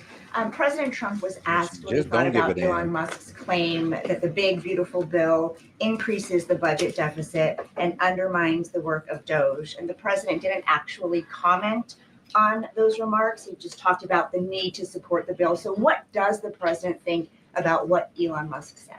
Well, the president is very proud of the one big beautiful bill and he wants to see it pass. He wants the Senate to get to work on it and send it to his desk as quickly as possible. Of course, as you know, Elon Musk announced last night his departure as an official special government employee from the Trump administration. We thank him for his service. We thank him for getting DOGE off of the ground, and the efforts to cut waste, fraud, and abuse will continue. So he doesn't have any comment about Musk saying it adds to the deficit and it undermines all his work? The president commented on this. I commented on it. I told you that this bill saves $1.6 trillion according to the Council of Economic Advisors and the analyses that the president believes in. So he gave a comment. I gave a comment. Just because you don't like that comment doesn't mean it's not a comment. Rachel. Or just because you don't like the fact doesn't mean it's not a fact. I mean, that's something that these Dems got to get over. It's kind of funny how these guys act. It's like, well, if you're not saying what I want to hear, it's not true. It's like, okay, well, that's a skewed way of looking at the world. Like, well. Trade. I know you said the White House is going to fight this ruling in court. Is the administration actively reviewing other avenues, other options to carry out the president's trade policy? The president's trade policy will continue. We will comply with the court orders, but yes, the president has other legal authorities where he can implement tariffs. However, it does not dispute the fact that the president was right to declare a national emergency when it came to fentanyl and when it came to our crippling deficits and the lack of critical supply chains here at home. That is the reasoning for the president's tariffs. And the court didn't dispute those facts, by the way. And there have been other courts that have reaffirmed the president's position. In fact, a ruling in federal court earlier this month shows that the administration is in the right, said we will win on appeal. A federal district judge in Florida ruled that IEEPA, in fact, does grant the president the authority to unilaterally impose tariffs. And 20 years ago, I will add, they are not a court, the New York Times editorial board responded to the January 2005 trade deficit of $58.3 billion by writing an editorial entitled Dangerous Deficits. And since then, our trade deficit has more than doubled. The U.S. trade deficit in January totaled a whopping $131.4 billion. So people on both sides of the aisle, pundits, lawyers, legal scholars, politicians have all agreed that it is a national emergency, our trade deficits and our lack of critical supply chains here at home. It's just President Trump was the first president to actually act on it, to restore that wealth and that prosperity to the United States of America. And it's very unfortunate that the courts are now blocking his attempts to do that. Has the administration then reached the point where you are actually asking your economic advisors to start reviewing other avenues to implement the president's trade policy, or do you want to just see this legal process take place for now? We can walk and chew gum at the same time. We are doing both. Josh. Okay. That says the president met with the Fed chair earlier today. I'm wondering if you can give us any readout of that meeting. The Fed also says that they discussed the economy. I imagine the president might have shared views on rates as well. But what can you Sure. share? I can share with you that we saw, the president and I both saw the statement that the Fed put out after the meeting. That statement is correct. However, the president did say that he believes the Fed chair is making a mistake by not lowering interest rates, which is putting us at an economic disadvantage to China. And the Fed has stood 10 toes down on their decision. They will not be raising the rates until they see economic triggers like what? I mean, high unemployment, high inflation. And, once they see things like those or things that would trigger a recession, that's usually when they cut rates. Like, when they cut rates back under the Biden administration and then they try to act like that wasn't because of a looming recession. Yeah, there you go. That's the reason. China and other countries. And the president's been very vocal about that, both publicly and now I can reveal privately as well. Did he speak at all about his plans for that position, but whether he would seek to move Jay Powell out of that position or keep him in until his term ends? No. Okay. Very quickly on the tariff question, you mentioned Section 232 earlier. Are you suggesting that you might sort of speed up some of the existing 232 investigations, or are you talking potentially using 232 as a replacement power if this ruling doesn't go your way? Of course, you hope it does. I'm not suggesting that. I'm just simply stating the fact that the president has other legal authorities he can use to implement tariffs, and the administration is willing to use those. As you know, we already have applied Section 232 tariffs on specific industries. Yep. Thank you. President Trump said that he needed 1.5 to 2 weeks to determine whether or not he believed Vladimir Putin wanted peace. He has been in office now for 4 months. What does he believe is going to happen in the next 1.5 to 2 weeks that would change his opinion? Well, it is my understanding and it is our hope that Russia and Ukraine will engage in direct talks and negotiations next week in Istanbul. And we believe that meeting is going to take place. And that is a meeting the president encouraged and urged for these two sides to come together and negotiate directly. And the president has been clear from the very beginning of this conflict that he wants to see this conflict solved on the negotiating table, not on the battlefield. And he's told that to both leaders, again, both publicly and privately. So hopefully next week, it will move the ball forward. Is the United States going to participate in those conversations? We will let you know if the president plans to send a representative. I'm not tracking that at this time. Kelly in the back.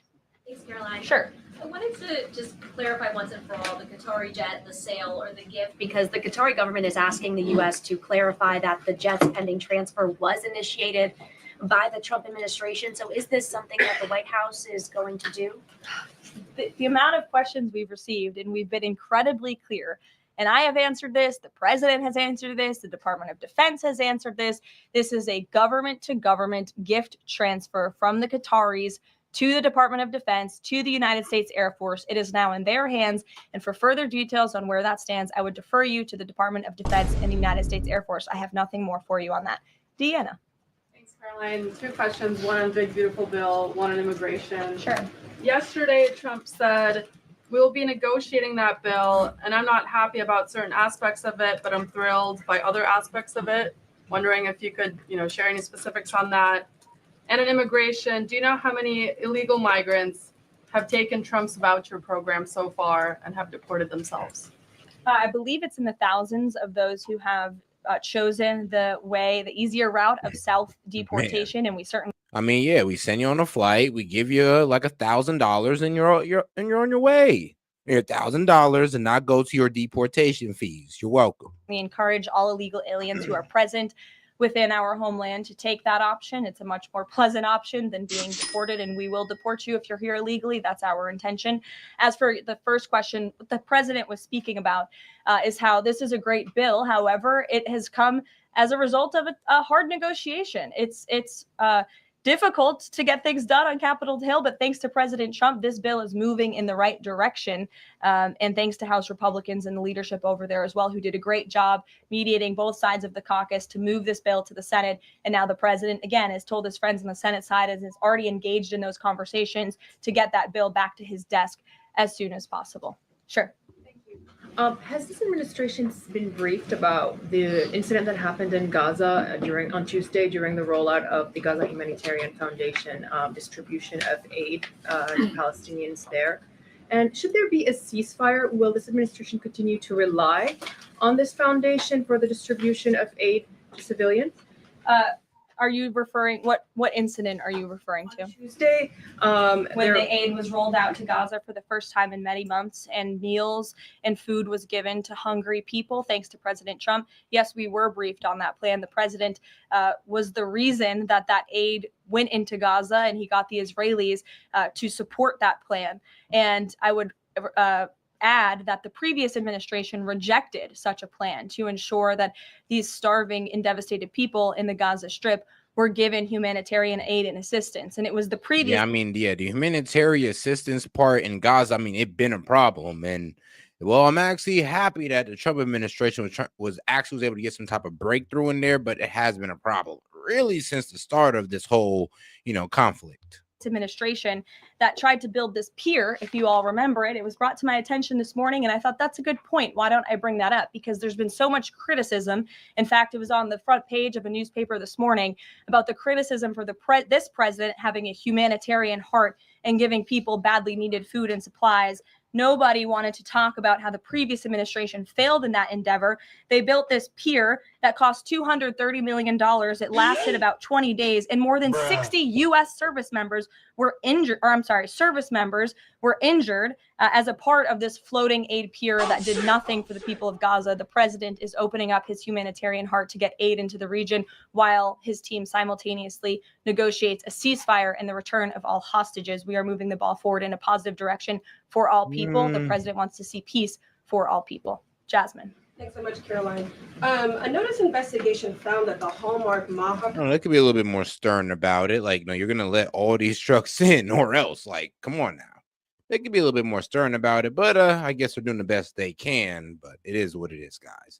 Like I said, at least I'm happy that they're letting something in there instead of nothing. Commission report that was released last week cites studies that appear to not exist. We know that because in part, we reached out to some of the listed authors who said that they didn't write the studies cited. So I want to ask, does the White House have confidence that the information coming from HHS can be trusted? Yes, we have complete confidence in Secretary Kennedy and his team at HHS. I understand there were some formatting issues with the Maha report that are being addressed, and the report will be updated, but it does not negate the substance of the report, which, as you know, is one of the most transformative health reports that has ever been released by the federal government and is backed on good science that has never been recognized by the federal government. A quick follow-up, can you talk about what tools or research goes into production of these kinds of reports? For instance, is it AI that's used to put together these reports now? I can't speak to that. I would defer you to the Department of Health and Human Services. What I know is just what I told you. Lindsay. Many small businesses that we've talked to since the tariffs have been in place have said what would really help them is a long-term plan so that they can catch up. In light of what's happened. I mean, yeah, we can't give you that plan because then it would let the, our people that we're negotiating with, our trade adversaries on, wait out time. And we don't want them to wait out. We want them to think that this will go as long as they're playing for. So if they want to play for a year, then yeah, it's going to last a year, but we won't tell you that. So yes, you guys got to understand that in negotiation, you can't really tell nobody when you're going to ease up on the pressure. I hope you guys would understand that.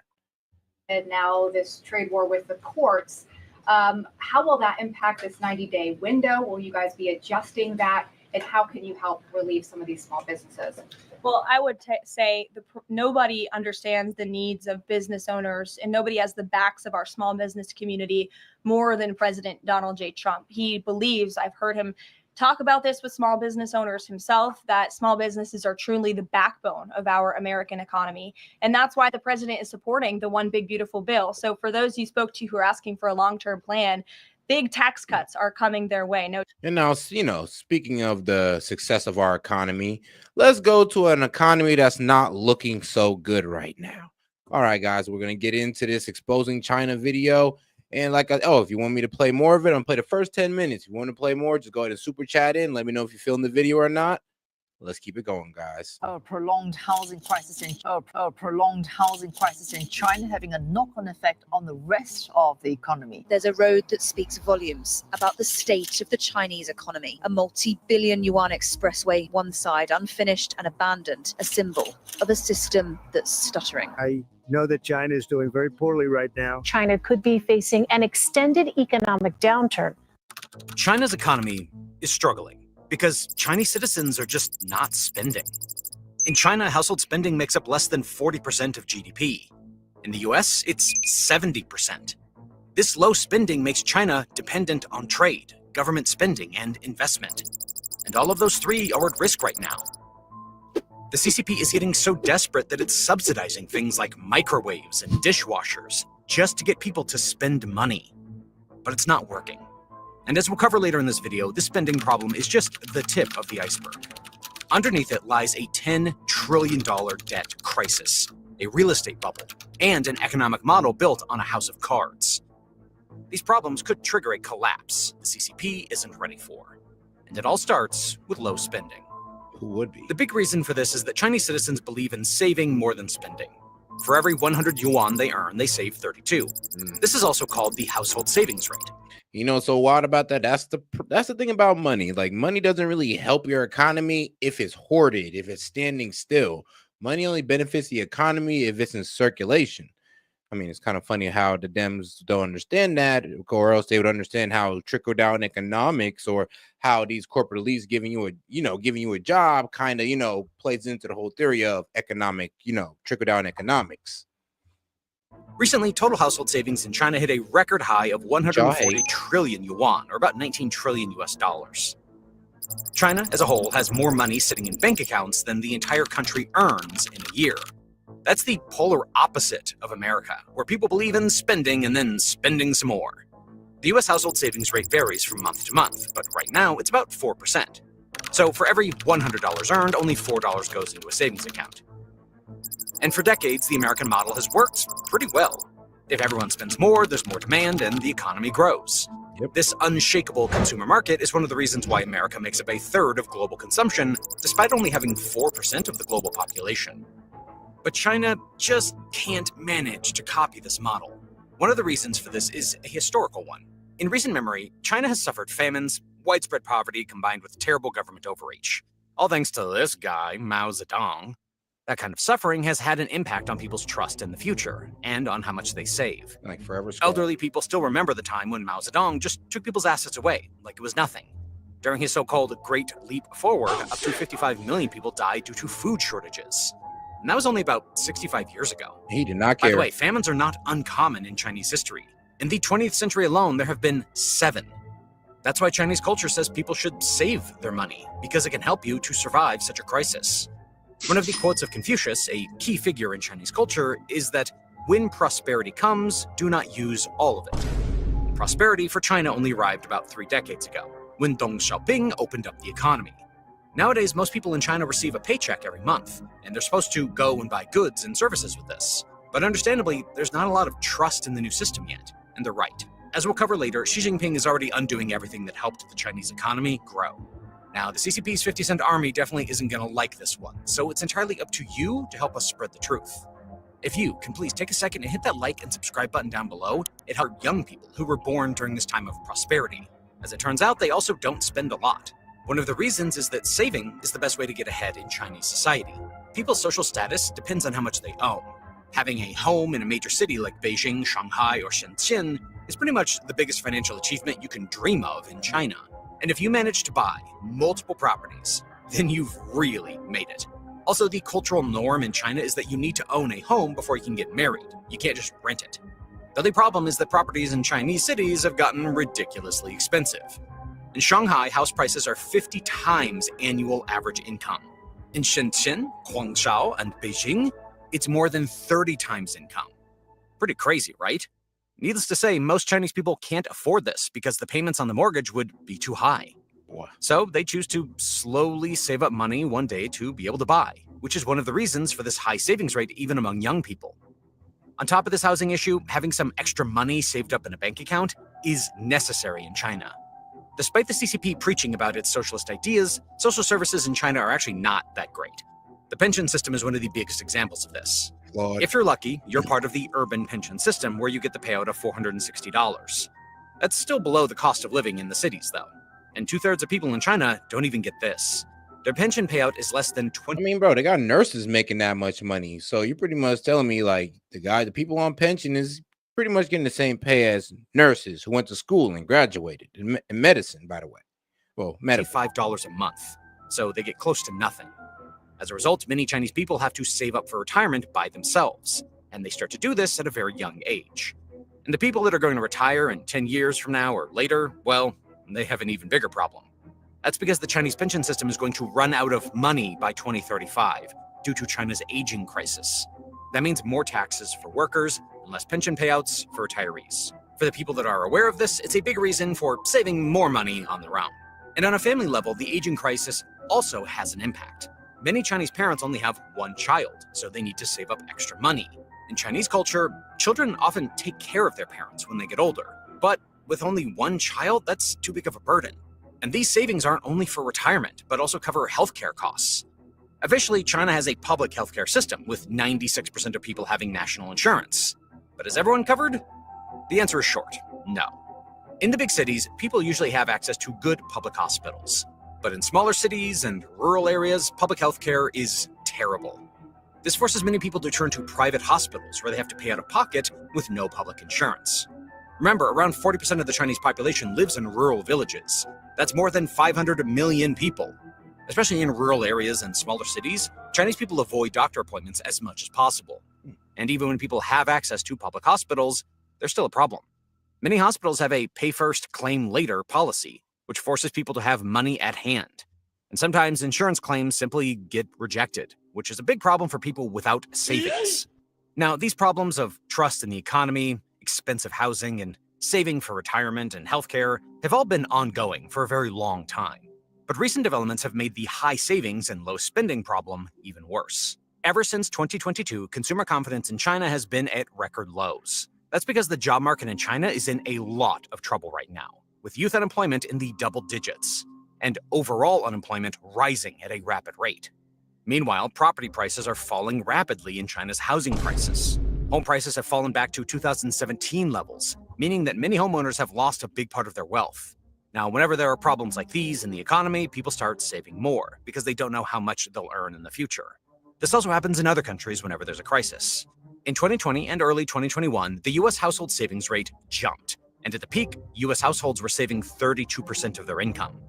The difference is that confidence in the US has returned by now. But in China, consumer confidence has been low for 3 years now.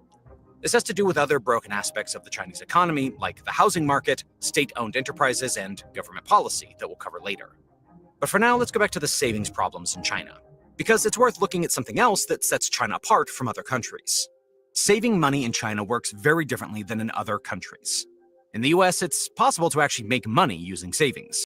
More than 60% of Americans own stocks, though mostly through retirement accounts like 401ks and IRAs. And over time, these stocks tend to grow a lot. But in China, even legendary investors like Warren Buffett would struggle.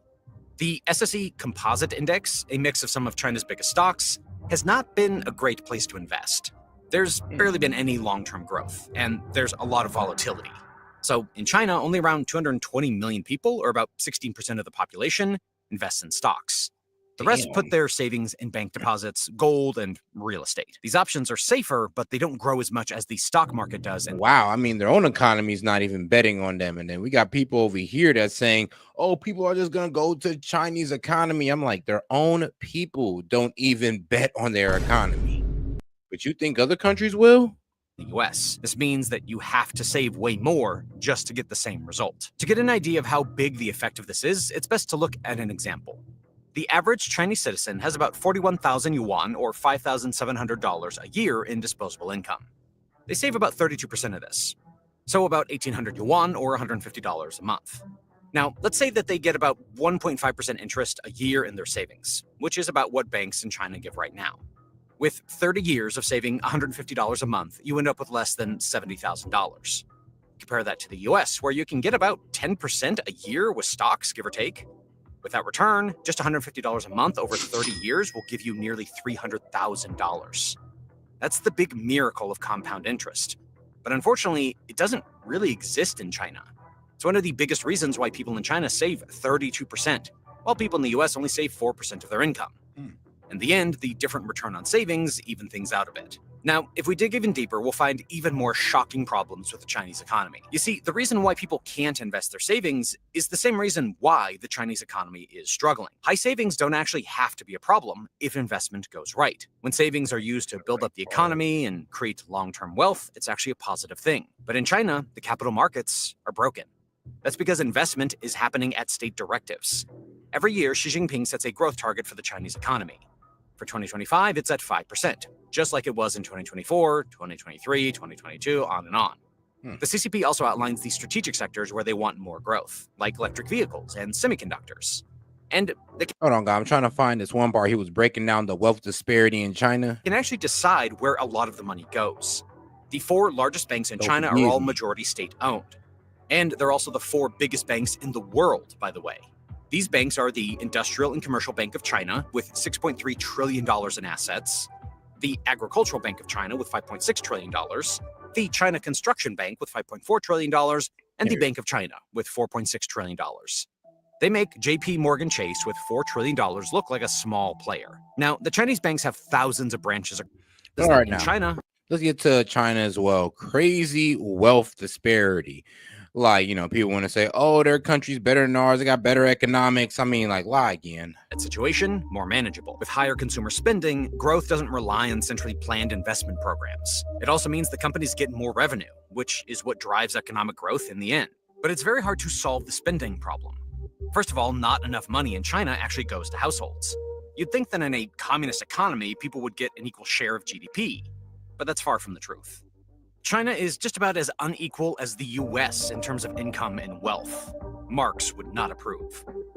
The only difference is that in China, only 60% of GDP goes to the disposable income of households, whereas this is 77% in the US. The reason is that the state controls the economy. Which is hilarious because, like I said, the whole point of communism was kind of to make sure that everybody spread the wealth out evenly, and that hasn't happened at all.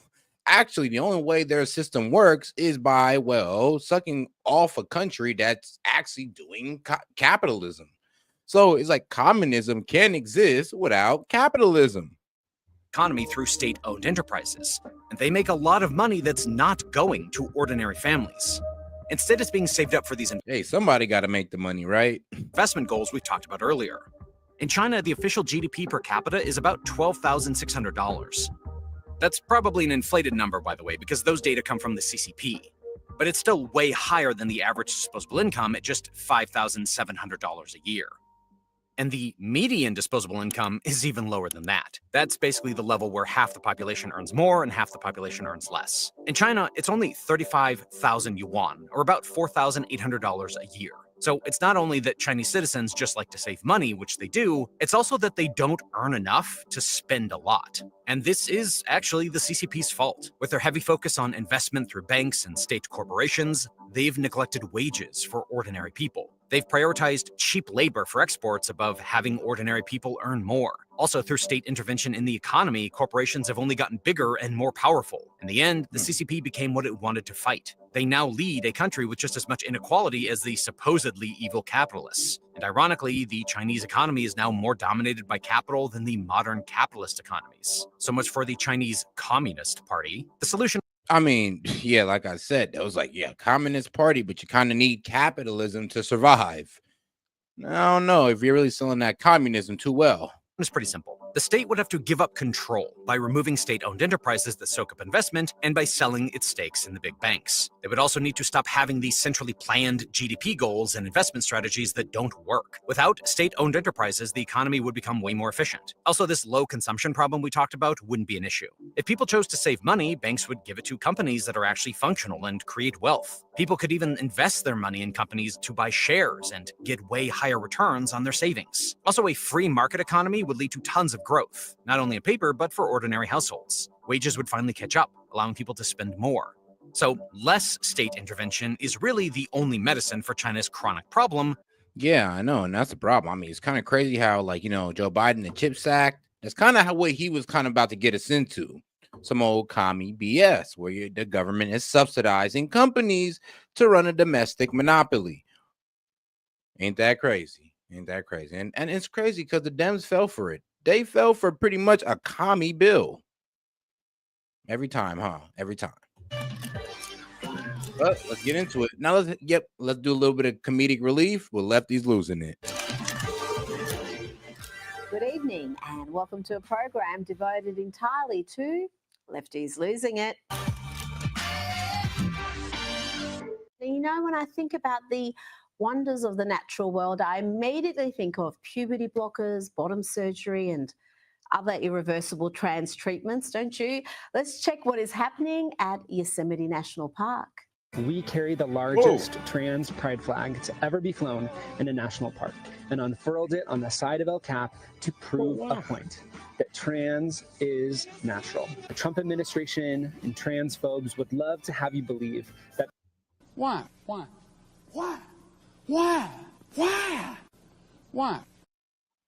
Being trans is unnatural, but species that can transition sexes can be found on every continent and in every ocean on planet Earth. I'm crying. Y'all want to talk about plans? We got trans plans, we got trans species, but I mean, here's the problem. That happens naturally. What you're doing, it doesn't happen naturally. You just don't wake up one day and then transform from a guy to a woman. That doesn't happen to humans. Sure, plants, sure, animals, but these are due to environmental changes as well, that animals can change their sexes, but humans do not operate like that. Nope, not whatsoever. And it's actually kind of stupid to honestly compare us to plants and animals when it comes to these transgender aspects, when you're not honestly understanding the reason why they changed like that. Because yes, my man, if it gets too hot, too cold, the sun goes out, yeah, that's not going to turn you from a male to a female, my friend. They try to erase us from government websites and education systems and libraries. So we raise this flag higher than ever before. Yes, thanks for ruining the photos of people who travel to Yosemite for a once-in-a-lifetime experience. That unauthorized little stunt was shut down by park authorities, and the flag has been thankfully removed. Okay, from that absurdity to another, here is a disabled trans Muslim pro-Palestinian woman activist, identifies as a woman. This should be a comedy sketch, but apparently it is all too real, and this gentleman is very serious. I stand before you all. Brother, what's that? What's that, brother? As a proud Kashmiri trans Muslim woman, I'm disabled, and this state hates that. This state has banned trans and disabled people to create a smokescreen to cover the further bodies that they are burning around the world. The delusion is beyond measure. You know where there are no trans Muslim men in dress protesting in the streets in any Muslim majority country? Swear to God. I'm sick of it. Like, brother, man, you would have been stoned, buried in a ditch and stoned, my friend, doing this BS in a Muslim country. So I'm not sure how this works out for you in your head, why you're just like thinking this is aligned somehow. You're a gay, trans, Muslim, Palestinian woman. Okay.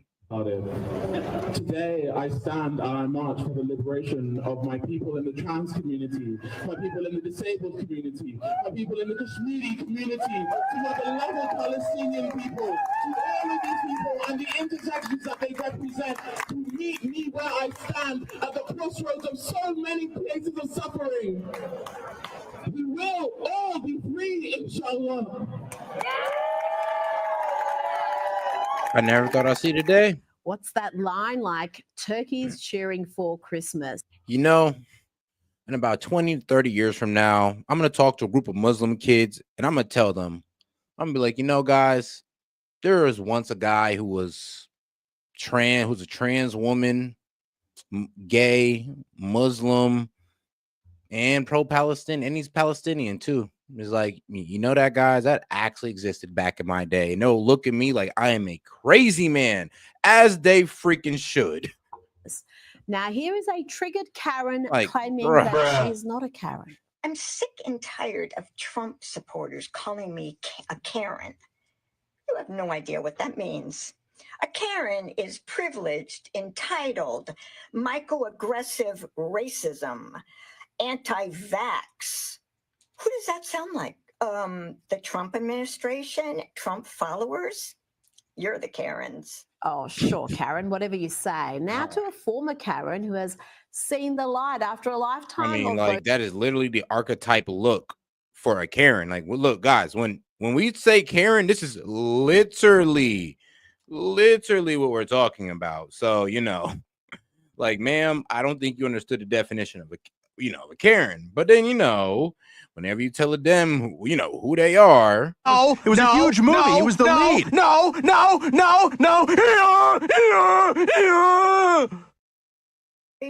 Trump followers? You're the Karens. Oh, sure, Karen, whatever you say. Now to a former Karen who has seen the light after a lifetime of voting Democrat. She found herself living among gangbangers in the country illegally. Yep. They'll wake anybody up. So you were a Democrat?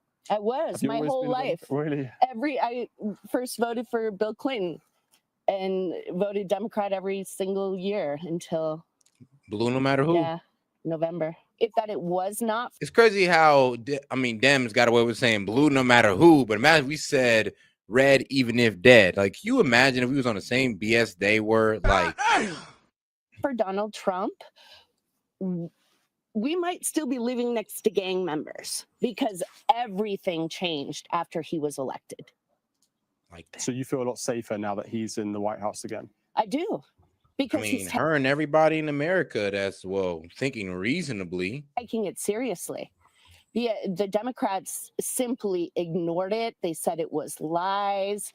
They won't talk to people who have been victimized by this. Now, this next clip must be music to her ears. Here is the official account of Homeland Security. I'm not kidding. This is the official account posting a video of Donald Trump saying bye-bye to criminal illegal immigrants who have been deported. Bye-bye. Bye-bye. Bye-bye. Bye-bye. Bye-bye. Bye-bye. Bye-bye. Bye-bye. Bye-bye. Bye-bye. Bye-bye. Bye-bye. Goodbye. Okay? Bye-bye. Bye-bye. Bye-bye. Bye-bye. Bye-bye. Bye-bye. Bye-bye. Bye. Bye. Bye-bye. Bye-bye. Bye-bye. Bye-bye. Bye. Bing. Ding. Bye-bye. Bye-bye. That's it. Bye-bye. Wave goodbye. Now, here is the brilliant Megyn Kelly holding Jake Tapper to account for his culpability, his complicity, and the great cover-up on Joe Biden's cognitive decline that he's now pretending to expose in his new book. This is beautiful stuff, folks. Enjoy. Over here in my ecosphere, we were covering all of these. It wasn't just falling down. It was getting lost. It was some of the stuff you report in your book. We knew and we were reporting on. Yeah. Like the multi-jump. I mean, before the election, honestly, yes. Before the election popped off, I was even calling it out. Like in 2023, I was calling this out, going like, yo, there is something wrong with Biden. I even took everybody down the trail of, all right, guys, now you guys think I'm tripping, but let's look over Biden's medical history. You can find it. This man has had 4 brain aneurysms. So to say that he might be suffering from dementia back when I said it in 2023 wasn't off at all. But trust me, I got all the pushback in the world. Well, no, really pushback, just insults. But, you know, that's Dems giving pushback, apparently. Cuts in the videos of him where it was obvious he couldn't get through a 1-minute take. It was clear to us that he was using teleprompter and there was some reporting on that at the time, all of which the White House was denying. Now, the current White House, I have some connections. With the Joe Biden White House, I had none. But you did. There was an attempted cover-up.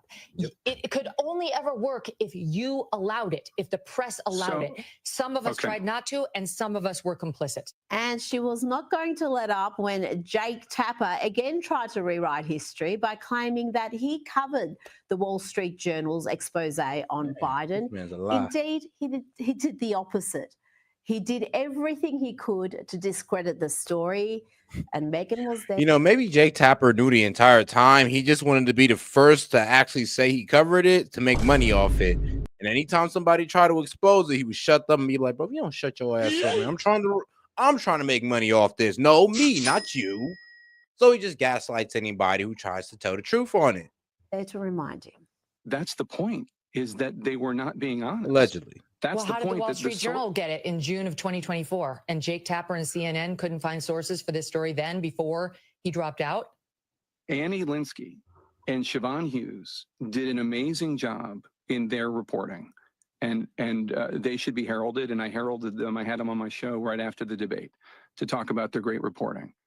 But Annie After Linsky, the debate. But you did not put them on when they published that story, which was before the debate. correct. I don't know what the booking situation was, but it wasn't because I didn't want them. I'm sure I said that day, let's book.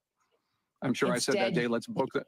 Did they? Yeah, you put on a Democrat, and you allowed the Democrat to rip on the report as a Rupert Murdoch sponsored hit piece. No. It's just Megan, that's Megan, what happened. if we're going to do this, let's just stick to the facts here, okay? When there is a damaging Jake, report, that's what I've been doing all along. I'm One talking of about us what you just said. didn't miss the biggest story of the century when it comes to presidential politics, and one of us did. That was beautiful, wasn't it? And now you've got Jake. But respect to Jake Tapper for not dodging no hardball interviews on this, because it's like, yeah, dog, you sat by and you either knew, well, or you were just completely oblivious and you're kind of slow for that.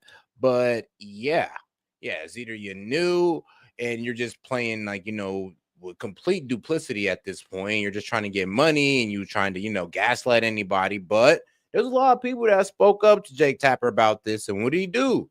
Argue for Biden. Pretty much say you hate stuttering. Oh, what? You're an ageist. Oh, you're just conspiracy theorist. I mean, been saying this for the better part of 4 years. And like I said, the Dems are getting mad that we're saying I told you so for about 5 months. Tapper out there, the Russian collusion hoax y'all spreader, the walked Biden yourselves into cognitive this. decline cover-up participant.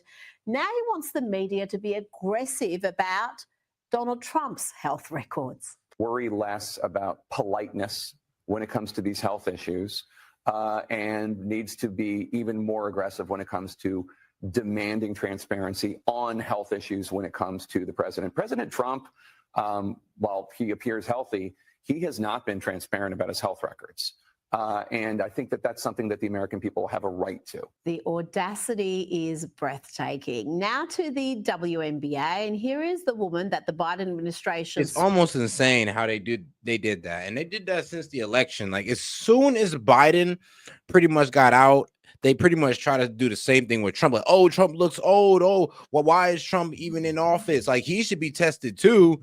And it's just like, hold on now. You guys couldn't even call Biden's, decline for the past, 3-4 years. And now you guys want to act as if you can call out Trump's, but you couldn't call out Biden's. I'm sorry, but we're not trusting your assessment since you let Biden slide for 3 to 4 years. And then as soon as Biden's caught, all of a sudden you can catch Trump now. Yeah, y'all might want to sit down on that one. Swapped for the merchant of death after she got herself arrested on drug charges in Russia. Here is Brittany Griner on the bench, seemingly mad. You know what's crazy? I actually saw that video, and she has a dude's chest. Like, I remember there was a conspiracy theory going around that she's actually a man, but she's been in the NBA for a minute, so I doubt it. Administration swapped WNBA. for the merchant of death after she got herself arrested on drug charges in Russia. Here is Brittany Griner on the bench, seemingly mouthing trash and saying effing white girl. Could it be about Caitlin Clark, I wonder? And here she is in a post-match interview, just being a delight. BG, right now you have 10 points, 5 rebounds. We see the Atlanta Dream as being very... Right now she's talking to the refs about holding.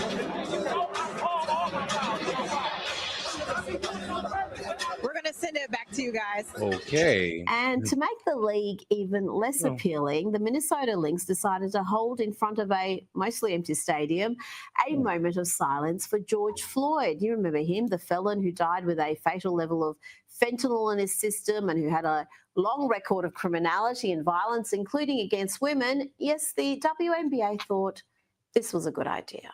Thank you guys for taking a minute to honor the life of George Floyd. George was a father, a brother, and a son. And his life, like every life, held meaning. And a criminal. His death exposed the holes that are still in our justice and criminal institutions today. And his 5-year anniversary reminds us that we must continue the fight against criminal, racial, and social injustices.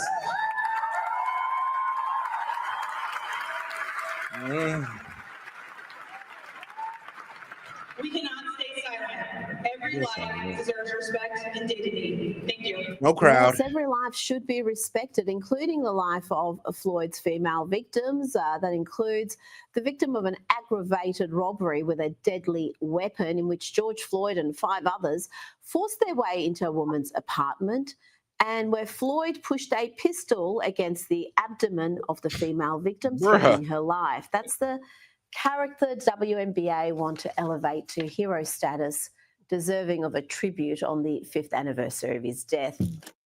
The worst vice president in our lifetimes is in Australia. Yes, Kamala Harris reportedly earned hundreds of thousands of dollars to speak at a real estate conference on the Gold Coast. I'm serious. She was headlining with other really serious world figures. Get herself another Hermes belt with that. Like Maurizio, you know, he's from the Real Housewives. I'm not even gonna lie though. It's kind of crazy how Dems were talking about, like, you know, money and all that good stuff when Kamala Harris, or, you know, elitism, when Kamala Harris was low-key flexing on everybody the entire election. I mean, like, what, 60K pearl necklaces, like, you know, Tiffany earrings, averaging maybe like $3,000 or so. Hermes belt with the ladies suit. Like, I'm just like, I ain't gonna lie, she had, as we say in the black community, drip. She got drip. I ain't gonna lie, she had swag. She had very fine apparel. Lives of Beverly Hills.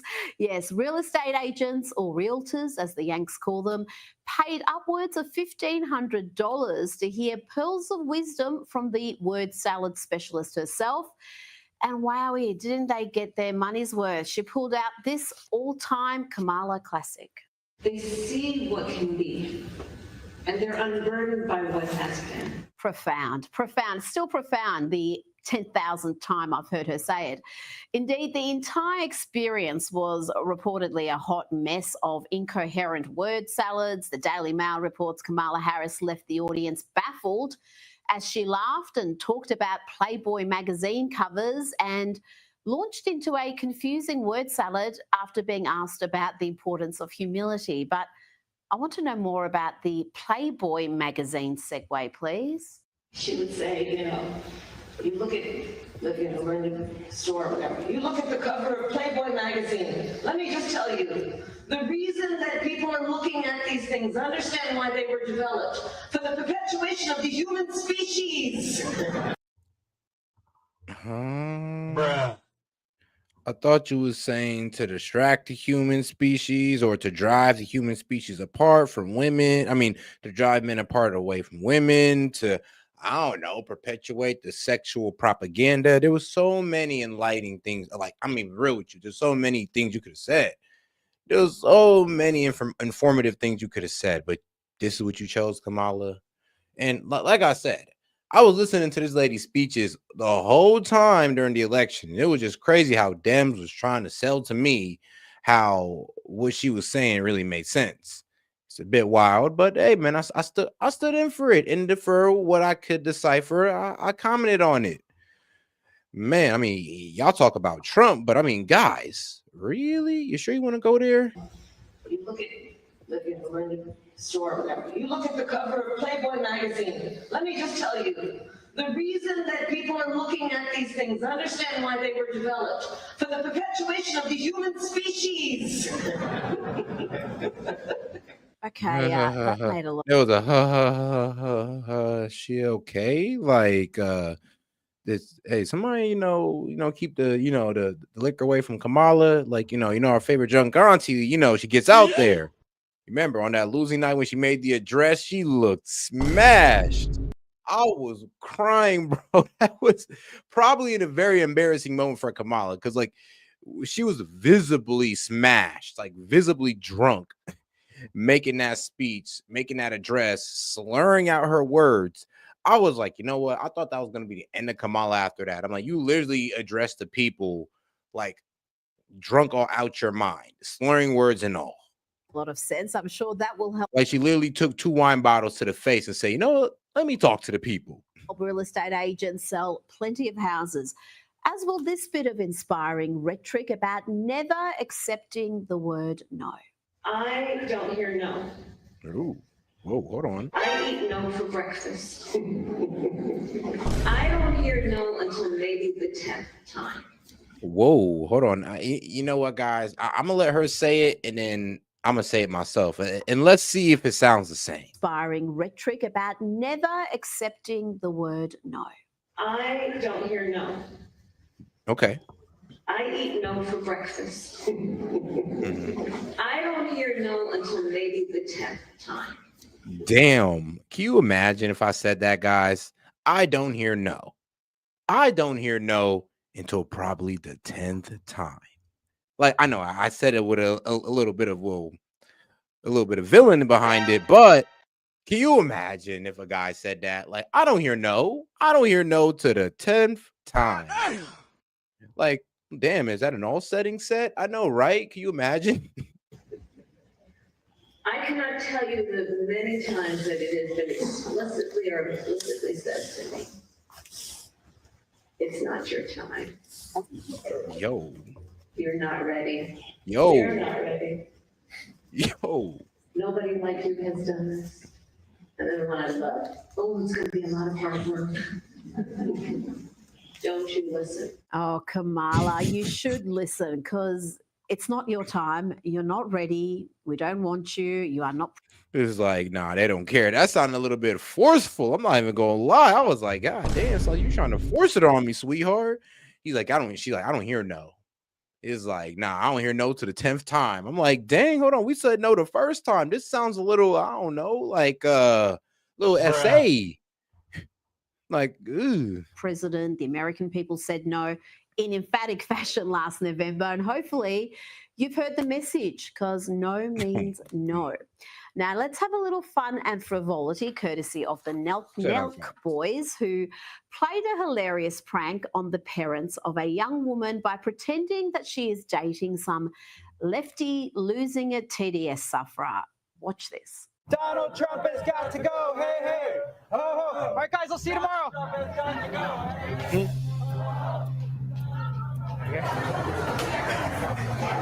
Oh, how are you guys? Hi, babe. Oh, hey. How are you? Hi, babe. How are you? Do I have consent? I'm crying. Okay. How are you? How are you? Very nice. Smile. Did you notice he asked for consent before kissing her on the cheek? How long before these parents lose their patience with this Democrat boy wooing their daughter? We don't have tofu here. That's just a bit upsetting. Yeah. Okay. Sorry, what's your pronouns? Are you he, she, or they? Bruh. And the dad looks like, bro, I ain't gonna lie, the dad just looks like a man's man, no cap. I'm not even gonna lie. He looks like an old school guy. So to honestly be hearing this shit, yeah, I'll be kind of just like, oh yeah, please, God, please, don't let this be any man's future with their daughter. I wouldn't wish this on my worst enemy. Them? Okay, them. Them, I will have the mushroom quesadilla, yeah.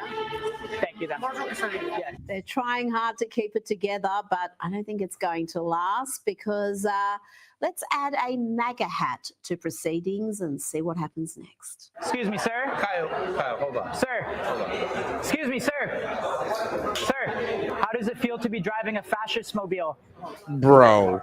Yeah, I can actually drive myself. I don't need a self-driving car. Wait on that Kyle off Nelk boys. Hey, shout out. I just noticed who it was. All right, so this is a prank. Car. Kyle, listen. Are you Are you trying to piss us off? Because I'm getting pissed off. I'm pissed off too because there's a Make America Great Again hat. There's a Tesla here. So what? And this country is going fascist right in front of us. Bro. Fascist means. I don't? No. I'll show you what fascist means. Yo, hey, yo. I'll show you what fascist means. I'll show you what fascist means. Yo. How's that for fascist? Yeah. Enough AI. Luckily, I believe that's his own car. I'm done with that AI. Guys, you guys are on a hit and prank show. They're totally messing with you. Yo. Now, here's a blast from the past, and my word, how things can change so dramatically in 5 years. Yes, 5 years ago, we had Nancy and the rest of the race-baiting Democrats taking a knee for George Floyd and the anti-American, anti-police, anti-nuclear family neo-Marxist of BLM. We gather in honor of those Americans and so many others.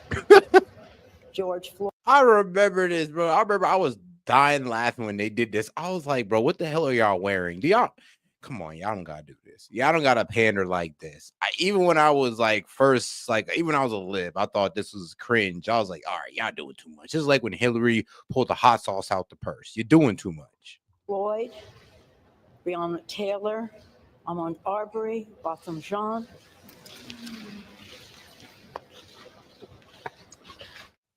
Yes, just 5 years ago when I and just a handful of others in the media were pointing out the absurdity of all that. Remember that era of every idiot posting a black square on their Instagram page to show their solidarity Young lady with try to kneel skirt that movement? And then there was the weeping, so much weeping. Here is Mayor of Minneapolis, Jacob Frey, sobbing like a little schoolgirl at George Floyd's funeral. Don't you be afraid. Joy comes in the morning. And against that backdrop, we had mass violence, arson, looting, and destruction costing around $2 billion. And the ladies of The View have become so toxic, so unlikable and full of bile that even the woke warriors at ABC and parent company Disney are telling them to tone down their political commentary, to just rethink the constant anti-Trump hate and hysteria, to perhaps, I don't know, stick to the facts so they don't have to issue so many corrections. And I'm telling you, like, just, you know, just walk back the Trump hatred just a little bit. We ain't telling you to full on like the guy, but, you know, you ain't got to hate him. You could just disagree with him. Apologies. But sadly, these ladies will not be told. They are going to keep up the lies and hate. Here is Whoopi Goldberg lying about Donald Trump again, firstly claiming Memorial Day was the first time Trump has said anything positive about Gold Star families. It was about time. Be fair. We heard him give the Gold Star families their due. It was about time he did that because he spoke and said, we are proud of our Gold Star family. Now, you know, Donald Trump was the one who actually visited the grave of the 13 Gold Star families during the Afghanistan F-up or, you know, withdrawal. So Biden didn't. Biden didn't at all. So why are you guys not covering that? And you guys want to talk about the Gold Star families, but you had nothing to say when Biden didn't visit the Gold Star family. When Trump did it, then you guys try to frame it as, oh, it was a publicity stunt, it was a photo op. Well, no, it was just him showing respect, showing the respect that our soldiers should have that Biden did not. But the Dems never really said anything about that, huh? This is the first time, at least maybe unless you've heard him do it. Hosted them at the White House in his first term. But the last time we collectively heard him talking about Gold Star families, it was not positive. It was only last September when these hysterical harpies were criticizing Donald Trump for visiting Arlington National Cemetery with Gold Star families. The left said that was politicizing Arlington. And let's not forget the Gold Star families that endorsed Donald Trump at the Republican National Convention. But that's apparently the first time he has mentioned them or said anything positive, according to Whoopi. Now let's hear from Misery Guts Joy Behar, who wonders why the commander-in-chief is even speaking at West Point. Then she claims that Donald Trump is walking into walls. So why would they invite him to speak at West Point? And wearing the hat was a political move also. That shows you that the commander-in-chief of the armed forces. The hat is forces. politics. It's not about anything but that. So he's supposed to be not political at West Point or Arlington Cemetery. And there he is being political and rambling. Jake Tapper needs to do another book because he was. I mean, so what? The United States Army don't want to make America great again? Is that what you're trying to say? That they wouldn't want to agree with that sentiment to make the country that they're fighting for great again? Rambling, he's running around. I see pictures of him walking into walls. Bro. And if you think she is miserable and delusional, let's hear from Anna Navarro, who is only happy when she's out of the country and away from Trump. You know what, Anna? You can always stay out. Perhaps you could join Rosie in Ireland. I was out of the country, and for 5 blissful days, I didn't hear his voice. I had no cell service and I had no TV. But then I come in and I watch a clip like this one, up to your point of what you were just talking. Was he the clip?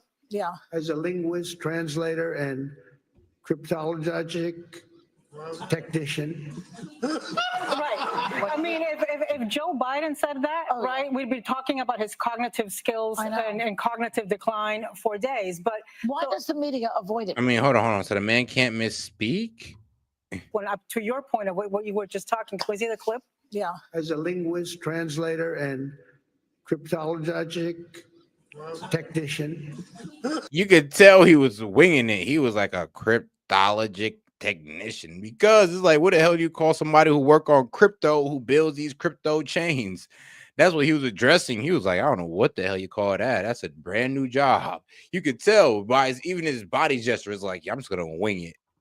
Right. I mean, if Joe It's Biden dishonest, said to be that, quite right, real we'd with be talking about his cognitive skills and cognitive decline for days. But why does the media avoid it with him? Tell me. Yes, Donald Trump mispronouncing one difficult word. Oh God, he said a whole, he said linguist and all this other good stuff, and then he said, what was it? A crypto tech?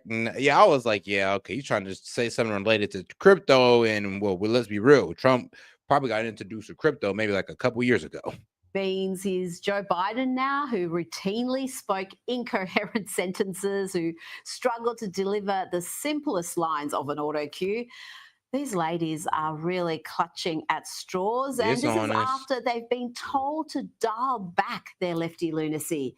Now, Whoopi not only had a go at Donald Trump, defamed Donald Trump, she also attacked J.D. Vance and Pete Hegseth, men who risk their lives serving their country. Pete Hegseth knows better.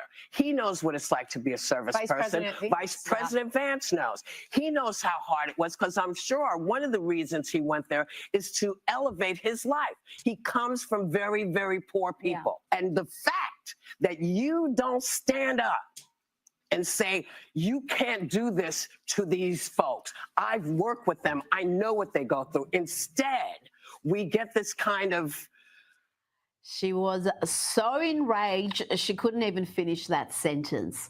You know, the way these hysterical harpies are carrying on, you think there was a crisis in the military. Instead, the opposite is true. Morale is... All right, now let's get to the next video. Shout out Steven Crowder. Gonna still continue with the comedy hour on this one. Serve them. That's all they care about. How can you gimme. It's how can you serve them. That's all they care about. How can you gimme. Be my ally. Be with me on these issues. And then complain when men check out. Yes. Speaking of the boys club, do you remember when we covered the story that the DNC was spending $20 million to learn how to talk to men better? Yes, of course I remember it. They have found their white whale. Oh no.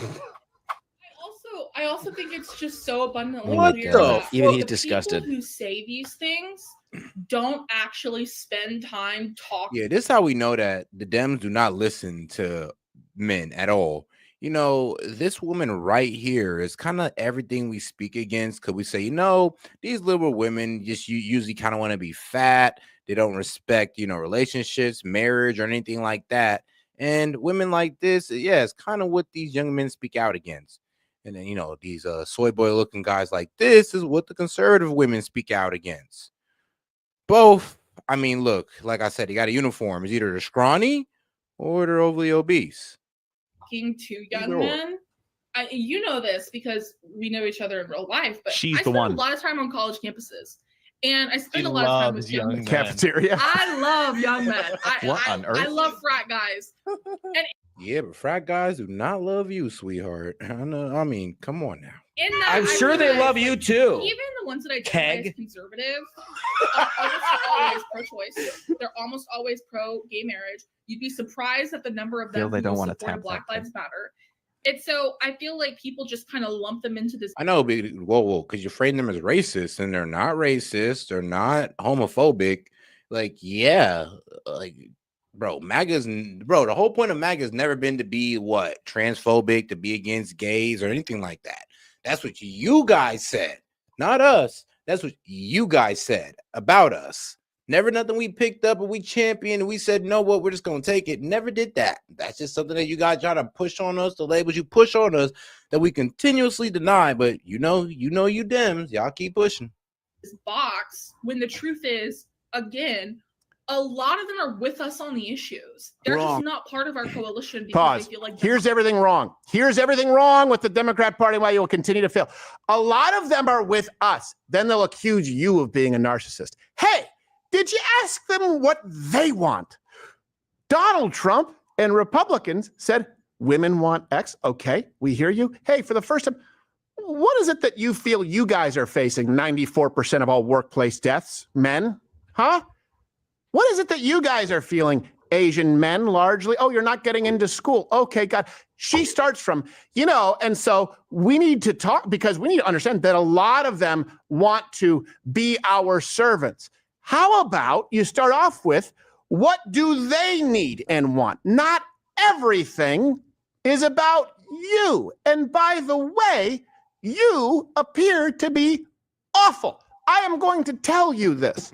If you are on college campus and you are that, and I mean this. Guys are dodging you for a fact. I'm like, damn, you couldn't have found a better girl to talk to, I don't know, to try to entice these white guys back over to your side. So this is the best you got. This is the best you got. You told me this is all you can muster up. I mean, when I was making a joke saying that, liberal conservative women look better than liberal women, I said it as a joke, but now it's starting to look like the truth. And that's your fault. Not mine. That's your fault. Here's everything wrong. That is crazy. All right, let's get right back into it. And I mean this literally, morbidly obese, you are putting in less effort than the person next to you who is not. When people say, oh, you know what? Losing weight, anyone can do it. No. Or anyone would do it. And Ozempic wouldn't be that. It is. I mean, bro, if anybody could lose weight, we wouldn't have so much fat asses in the world. I mean, it's a very hard thing to do to get in shape and to stay in shape. That's why it is respected and seen as attractive. I mean, it's one of the benefits of staying in shape because it is something that's hard to do that most people don't do. It kind of puts you out there among the, lack of better words, the elite of, the human species when you are fit, because usually a fit body leads to a fit mind. More difficult to say no to the temptation than it is to say it is more difficult to get up at 5 a.m, 6 a.m, and go and work on yourself. And this is where the left has done this great. And let's be real. I mean, 80% of women don't do that. 75% of men, I believe, don't do that. So we can really sit here and blame them on both sides. But yeah, I would definitely hit women with the, women, I know you women be in competition, but you don't like to admit it, and that's perfectly fine. But let me give you guys a secret. You guys can be better than 80% of women just by being in shape. I know, right? Amazing. Absolutely outstanding. Bruh. That's all you got to do is just be in shape, and you have beaten out 80% of women. And then, oh, wait, guess what? And then don't be a hoe. I mean, God damn it, you done beat out the top 5% of women. Congratulations, sis, you're winning. All you got to do is just follow some advice. Shout out. Sort of psyop, reverse. I don't even know. There you go. Free Big Brother advice. What you call it, where they go, see that man who's working his way through college and is fit and is healthy? That's a vain person. Really? Because he's making sure that he does the hard shit when no one is watching? I can look at you and listen to the way you speak and say that you do none of it and feel more entitled than the toxic male you condemn.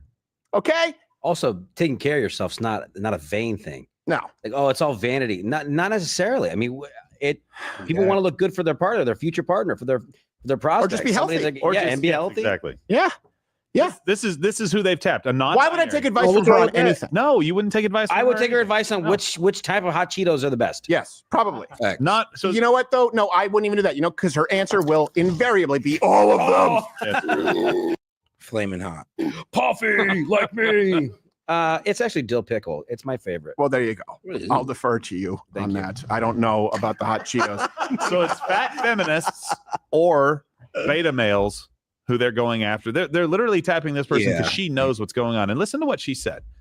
And by God, beta. And yeah, I mean, now I ain't gonna say that all liberals look beta male. Not all the guys that are liberal look beta. It's just that I'm gonna say a majority of these liberal guys are either overweight or really scrawny with no muscles. So yeah, I'm sorry guys, but we're kind of pulling your card on that note. It do seem like you guys aren't the most healthiest group of people. this is true. We are in a lot of trouble. Most of them, if not all, are pro-choice. Most of them are pro-abortion. I'm sorry, not pro-choice. There was a second thing that she said. I forgot what it was, but they share all of our issues. Well, yeah, if you're carrying it because he doesn't want his buddies to know. This is what I'm saying. She's full of shit. She's probably going up to people on campus with a fucking microphone and a camera and an attitude that says, you better fucking agree with me or I'm going to be loud and embarrass you and put you on fucking TV. Yeah, exactly. And she goes, are you pro-choice? And they go, well, I'm just trying to finish my freaking degree here. I know, yeah, sure. I'm pro-choice. You should choose a treadmill. Fucking let me go to class. Yes. No, I know. It's exactly right. They're with us on the issues, but they just don't feel like they belong. Please run with that. That's exactly what you guys said on Trans in Sports. That's exactly what they were saying. It's like, it's not the issue.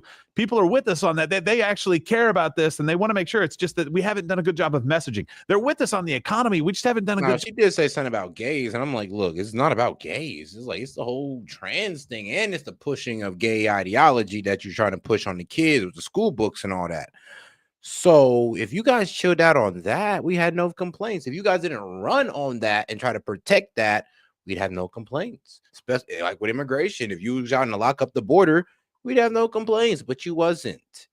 You guys had the most radical ideology when it came to, LGBTQ and trans ideology. You had the most wild policies when it came to immigration. And then, all your bills to try to help out the economy completely failed. So that also is one of the reasons too. It's like, we can't trust you to run the economy either, huh? Job of telling them how good it really is, even though they see every single day that it's not. Trust me, believe that these guys are with you on the issues and just try to include them, because that's actually going to drive more away. Because as soon as you do get some people to go, fine, I'll take a look at this Democrat Party. Maybe it's a fresh face. You guys have done some stuff. Oh, it's still the same festering pile of crap. Yeah, I'm really out now. It's this attitude that they spent on this. Not this lady. I don't think is this lady officially part of that Sam thing, or is this something? I don't know if she's a part of Sam, but she's apparently the person that they have tapped to. Try to figure out how to talk to men. That's funny. He said tapped young men. Nobody's tapped that. That's for sure. I will. The keg. Tap the keg. Anyways, it's this. It's like we're going to spend all this money to see how we can get these male voters. How can we get young men to vote for Democrats? And then their first move is to go out and make sure that they are vetted. Yeah. And they agree. You agree with us, right? Yeah. No. I thought you were trying to see what we wanted. Yeah. I didn't think you're going out here trying to guilt us into liking what you like or having the same opinion as you. Are you an ally? I need to hear you say you're an ally, because I'm starting off with me. With me. Are you an ally to me? Less than 1% of the population? Whereas the people who aren't allies are going, look, I want to take care of my family. I want to be able to. Well, that doesn't sound like ally talk. It's not. That doesn't sound like you're going to get my vote. Yeah.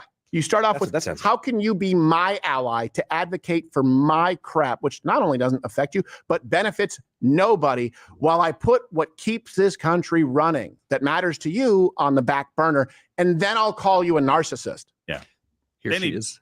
Every time. And ask for your vote after all that. Oh my gosh. She's a big girl. Oh my word. She's non-binary as well. Which surprise. Girl. Damn, that is a big girl. I'm not even going to lie. And she tall as hell too. Like, bro, Biden is like 6'1", 6'2". So for old girl to be like, at height, damn, that's one tall ass. Young lady. That is one tall ass young lady. And of course, I gotta be petty because yeah. Brother, what's that? What's that, brother? Like, woo, man. Oh my word. She's non-binary as well, which surprise. You know. Well, when you can't One find has it. to. Yeah. Oh, come on. Are you a boy or a girl? Have you seen my I don't know. I don't know. It depends on the day. I'll take what I can get. Okay.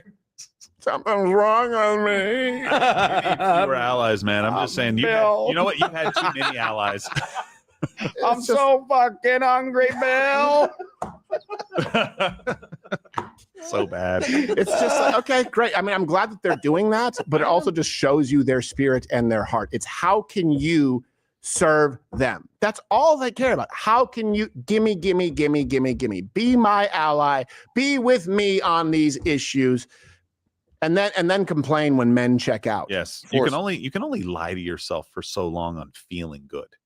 You can only take so many pills for that. That's the feel good party. They just want you to try to feel good, but without actually doing anything that makes you feel good, like personal responsibility, working out, taking care of your health, actually starting a family, having children, going out and working in an economy and provide. And I'll give you one last video, and then we're going to go ahead and turn it in.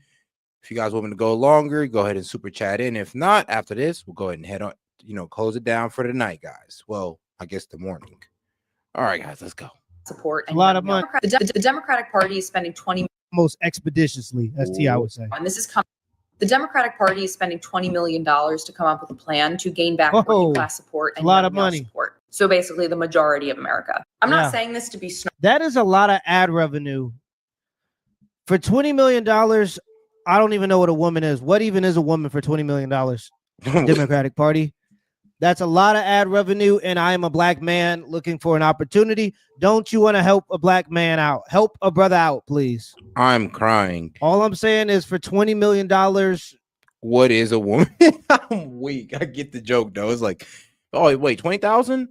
Hey, Dems, for $1 million, oh, man, bro, what is a woman again? It's like, nah, I'm just playing, of course, but to play into the joke, shit, what is a woman again? I forgot. What is it? Oh, yeah. Is it an identity? As long as that is coming, I'll play like Harry. I'm just joking, guys, but I kind of see where these Dems were going with. I'm like, you know what? It must have took a lot of money for y'all to say that BS out loud. Like, you know what? I'm going to say, I don't know what a woman is on camera, and then the Dems are going to pay me at least $200,000.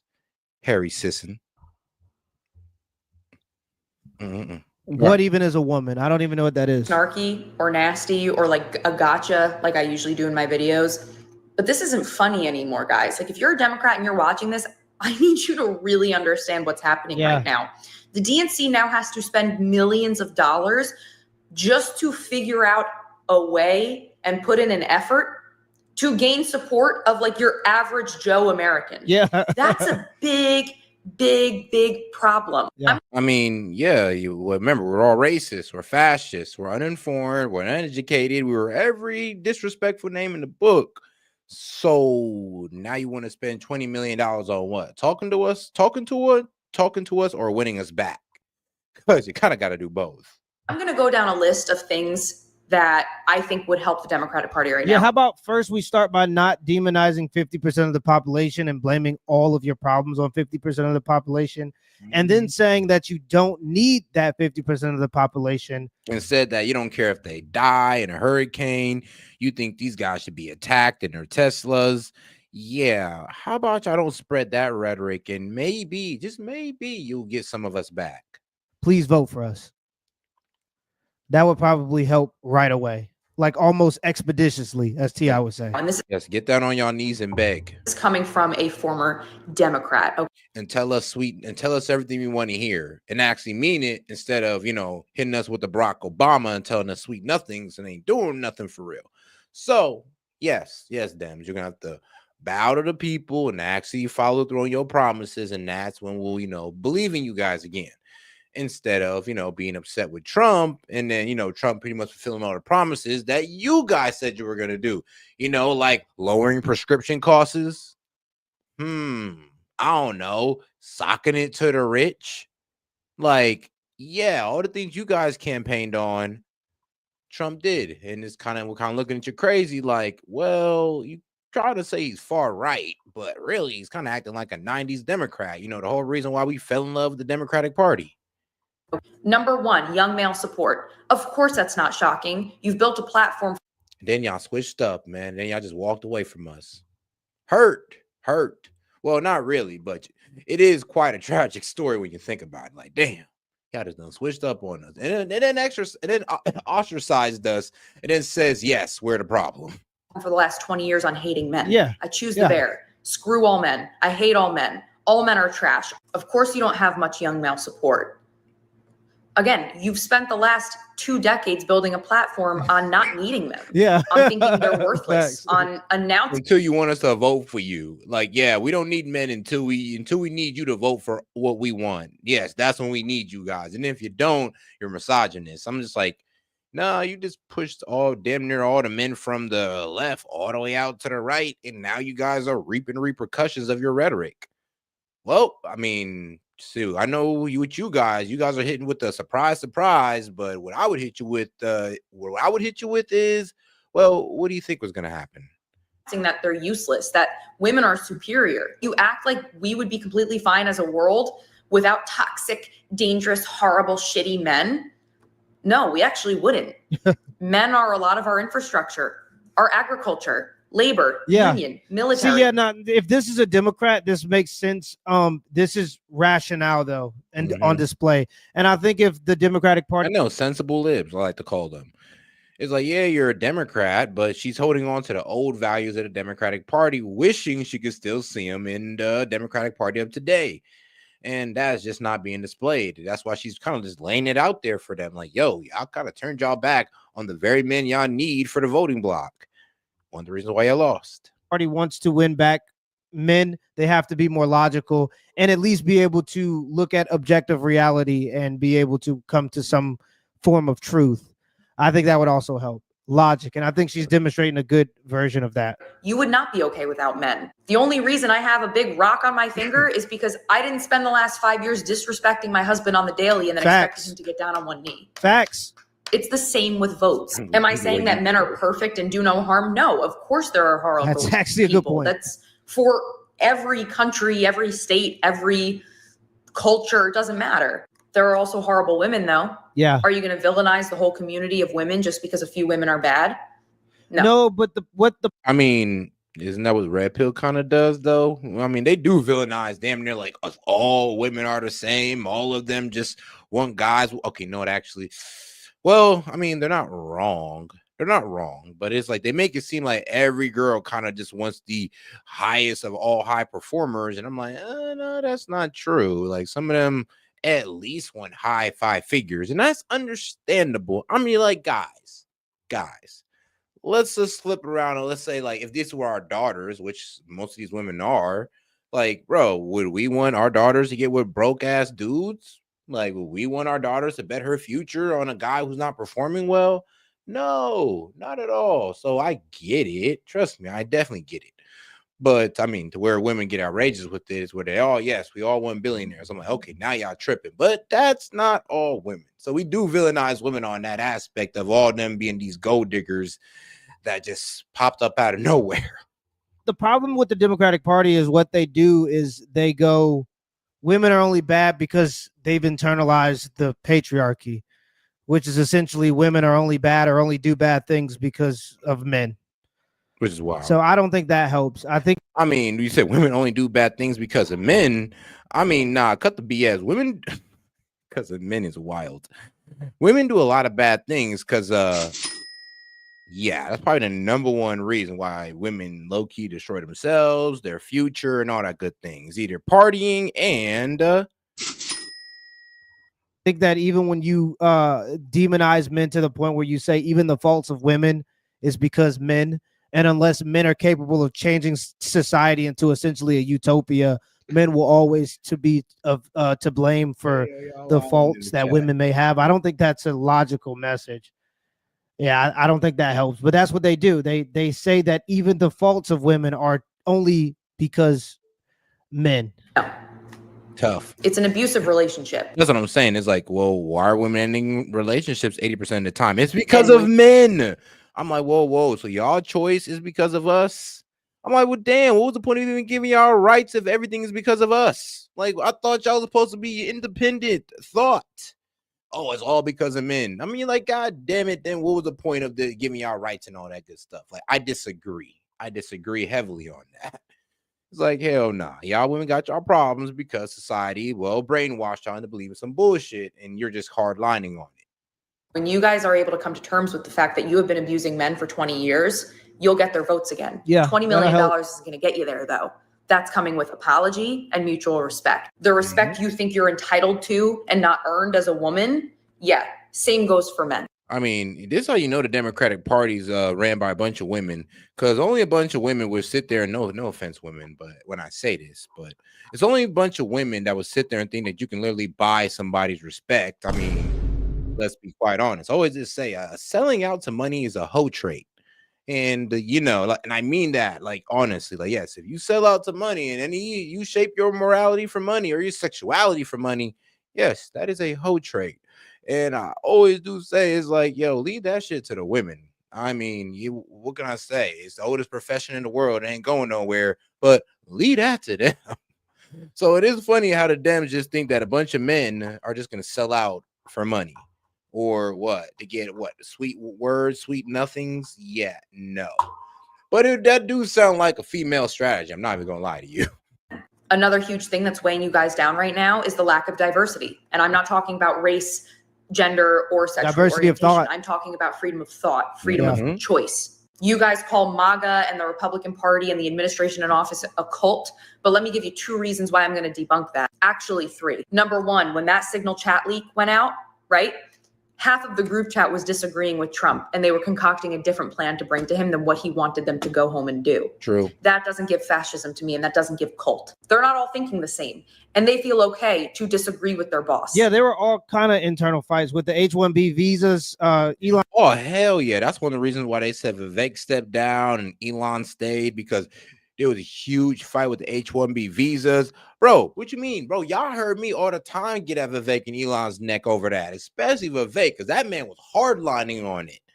So, trust me, we disagree in MAGA. It's kind of crazy how people don't see that and they think we're a cult. But I'm like, y'all see me disagree on H-1B visas, on what's going on with Israel, like a lot of things I've honestly disagreed with Trump on or called him out on. You guys just want me to just write out hate the man for no reason, for no absolute reason. And when I'm talking about calling out Trump, I'm just calling out like when he just leaves out information. That's it. Elon got a lot of flack for that.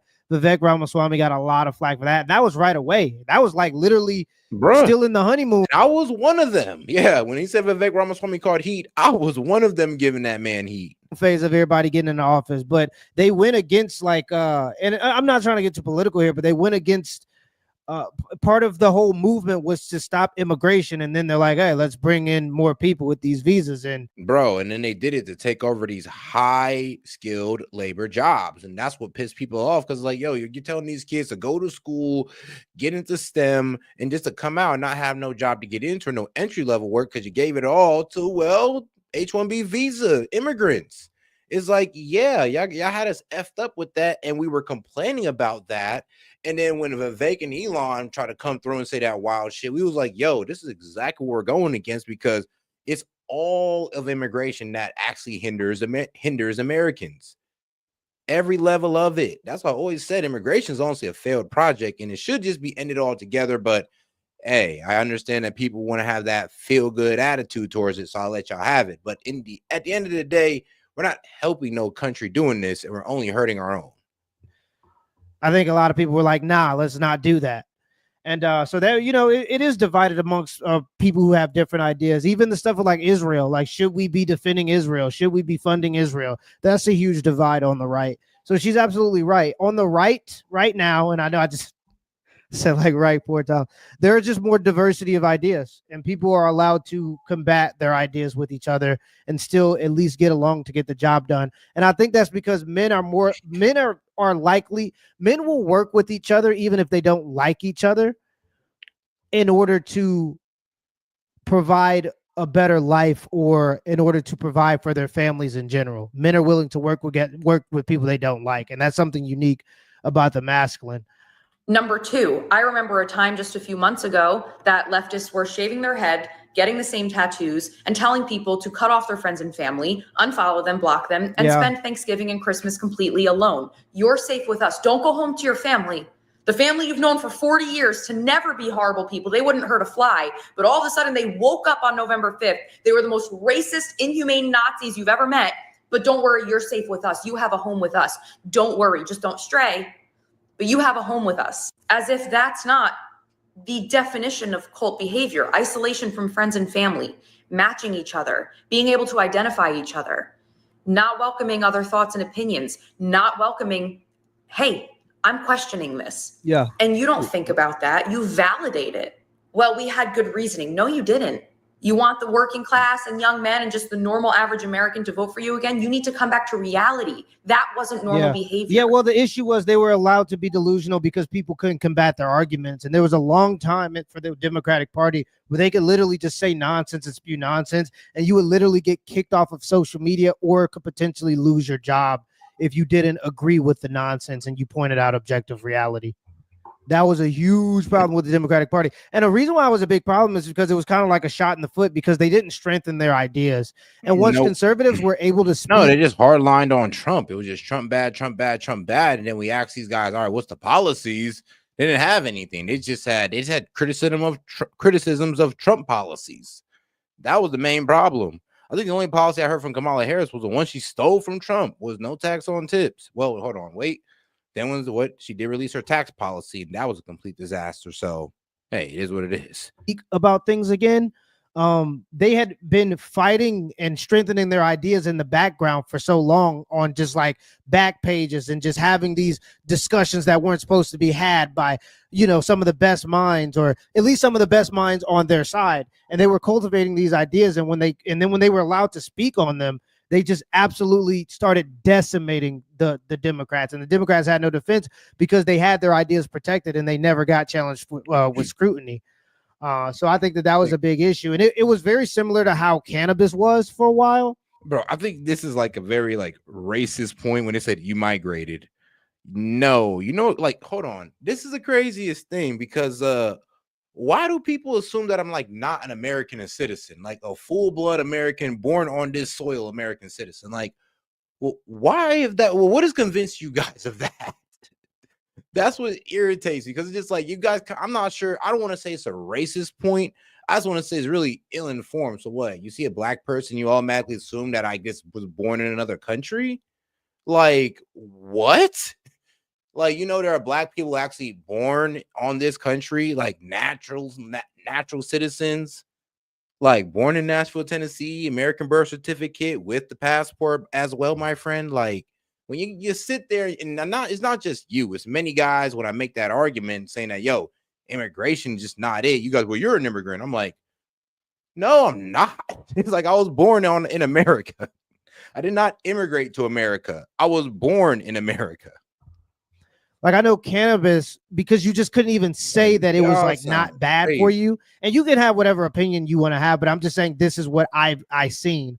When the cannabis users were able to have conversations with people who are anti-cannabis, the cannabis users had collected so much data because they've been fighting for so long, proving that, this stuff wasn't as bad as the anti-cannabis people say. And because the anti-cannabis people got comfortable, the cannabis people had very strong arguments when they were able to speak their minds. And I think something similar happened to a lot of the arguments on the Democratic Party. I mean, man, I remember when I was growing up, when I was a teenager and I heard their arguments, I was like, you know what? They actually had some pretty good arguments. And it was a pro-cannabis crowd. I remember when cannabis was illegal. I mean, you got caught with that shit, you going to jail. And then I remember the pro-cannabis was when they came out with their documentaries and they was making their arguments. I mean, they had some really good arguments. Trust me, especially when it came to the industry reason of why, or the industry corrupt reason of why, cannabis was banned, was pretty much to protect the lumber companies, because hemp could be used as a cheaper resource than lumber, and they didn't want to be threatened like that. And the third reason that I know that I'm right, that Republicans are way more diverse and damn, G-Do, for real, they doing us like that, G. Damn, they says because you're black, damn. It's because you're black, set. It's the reason why I don't even think you was born in this country. That's effed up. That's effed up. thought and freedoms than liberals. I'll give you the perfect example right now. Donald Trump, former Democrat. Elon Musk, former true, yep. Democrat. Yeah. RFK Jr., former Democrat. Tulsi Gabbard, former Democrat. Colin Wright, former Democrat. Tim Pool, former Democrat. I could go on. Yeah. And guess what? They all work together. They talk, they chat, they vibe, they listen to each other, they respect each other. None of them were Republicans. None of them ever even voted Republican, let alone be in the RNC or work for Donald Trump, who is now Republican, who wasn't always a Republican. Yeah. When was the last time you saw a Democrat welcome in a Republican thought or value? I'll wait, because you can't name one. The whole Trump administration right now is the most diverse group of people when it comes to gender, race, sexual orientation, political values. Like Bernie out here talking about fighting the oligarchy. I'm like, all right, well, what are your plans to fight the oligarchy? Oh, just fight the oligarchy. Like, all right, with what plans, what initiatives, what are you going to do to fight the oligarchy and make sure that they don't screw us? Okay, Bernie, just fight the oligarchy. I'm like, bro, a plan? Nope, just criticisms of the so-called oligarchy. Values, former party, current party, you have all over the spectrum. When you see a Democrat, you know they're rallied by the same people. It's like copy, paste, copy, paste, copy, paste, copy, paste, copy, paste. And nothing else is welcomed. Otherwise, you're a Nazi or you're a MAGA or you're a racist. And then you turn around and wonder why people are intimidated by you, and not in the girl boss way. It's in a people are afraid of you way. Like, you need to come to terms with the fact that you promote yourself on like no hate, no violence, you're all love and you're welcoming and inclusive. People are terrified of you. They're terrified to disagree with you, or else there's no freedom of thought in the Democratic Party. Yeah. And again, before you say I'm wrong, I was in the Democratic Party. And the reason I'm not anymore is not because of— No, because so was I. Like, yes, S.E.T is an ex-liberal. I didn't grow up conservative. I grew up liberal. So it's kind of funny when people don't like, oh, you don't know what you're talking about. S.E.T, I was like, bro, I was in y'all party. Like, since the beginning when I was getting into politics, I was in the Liberal Party. Y'all lost me. Y'all lost a lot of guys. Trust me, we just became sensible libs before, well, the term sensible lib came about and before the word MAGA really popped up. Because even then, when I was a lib, I was going like, all right, bro, what are these guys on? Because I hear it, Donald Trump evil, racist, rich, white billionaire. Okay, I'm hearing y'all, but what is the plan here? Like, what, like Biden, like, come on now, what's the real plan? Like, and then when Biden gets in office, everything falls apart. And I'm just like, I fucking knew it. There was no damn plan. Like, y'all just want to dick ride Trump the entire time and tell us how bad of a rich white man he is. And now look at us, we're fucked. And now that's why I voted for Trump. Because I sat there and literally watched the Democratic Party fearmonger the entire time and had no plan. And it felt like they were just winging it in the office. Well, which we came to find out they did once Biden's health declined. Of Trump, not because Republicans are just so gosh darn persuasive. It's because liberals are mean. And I know there are a lot of people, thousands, hundreds of thousands, maybe even millions, that feel the same way and had the same experience. That's not the way to rack in votes when people are afraid to question you, when people are afraid to say, hey, this isn't cool to you. When people are afraid to call you out because they're afraid of your reaction. That's not okay. That's abusive. Honestly, in that, and I'm gonna be honest with you, I didn't realize how my party was taken to rejection at that time. And like I said, back in the day when I was a liberal, it was kind of crazy how you couldn't really challenge people in my party. And I love challenging people. That's what I do. But here's the worst part. I remember I challenged this one girl on her whole stance on, oh, well, women are oppressed and all this wild stuff. And remember, I was a liberal saying this, or I guess I thought I was. And I said, I don't know, you guys came a long way. I mean, you came from not having rights to not working to working, women doing well in the workforce, all over the place. So I'm confused. You guys say you're oppressed, but then I've also seen examples of you guys doing really well because you guys like to brag about boss bitches.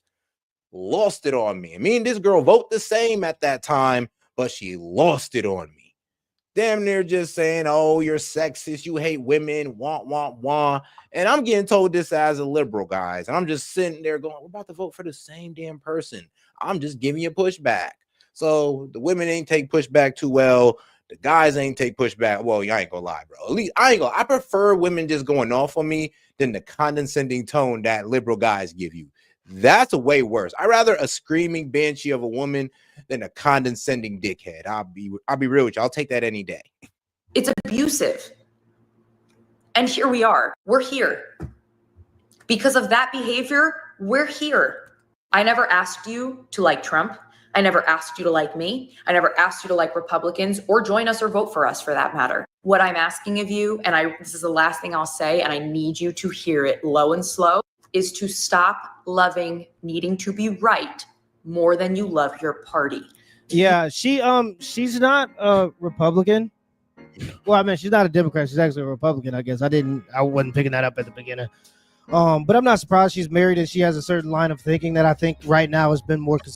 I am weak. See, and that's why I say you're a master of bad faith arguments, because you're even admitting that you made a bad faith arguments. Because the argument was, you're right, was whether immigration was a failed project. Now, can you tell me one benefit that immigration has to the American people and to the country that we're pulling these immigrants from? Does it make their country a better place? No. Does it help really make our country a better place? Not really. Not really. And no, not to the American people.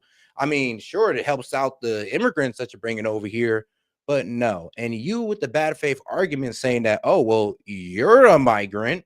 Well, one, that's not a good argument. And two, that is factually incorrect. That's why I said, dog, your talent and bad faith arguments, it deserves an applause. That's all you do.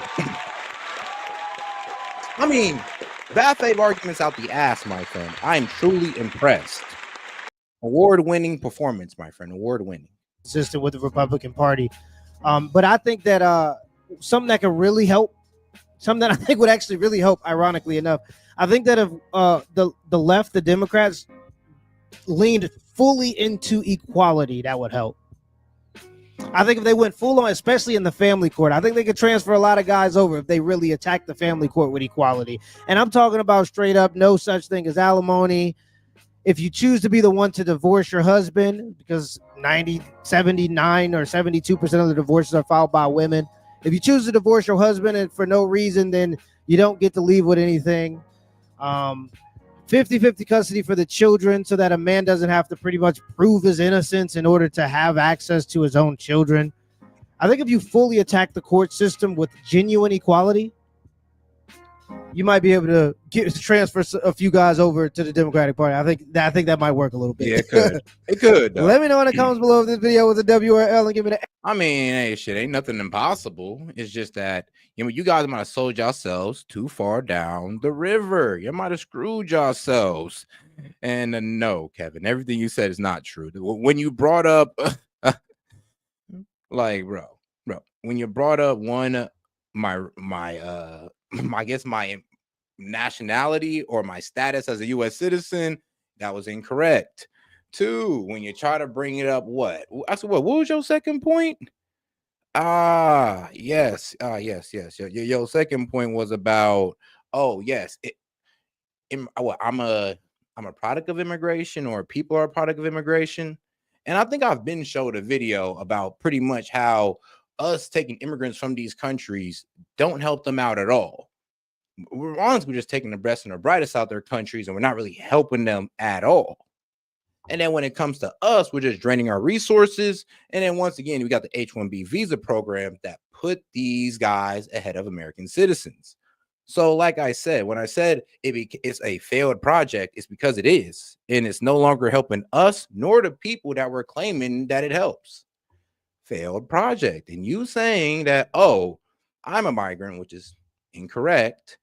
Or even you trying to bring up, so I think somebody trying to say railroads and all that good stuff, which, I mean, hey, somebody was going to do it. If it wasn't immigrants, it was going to be us.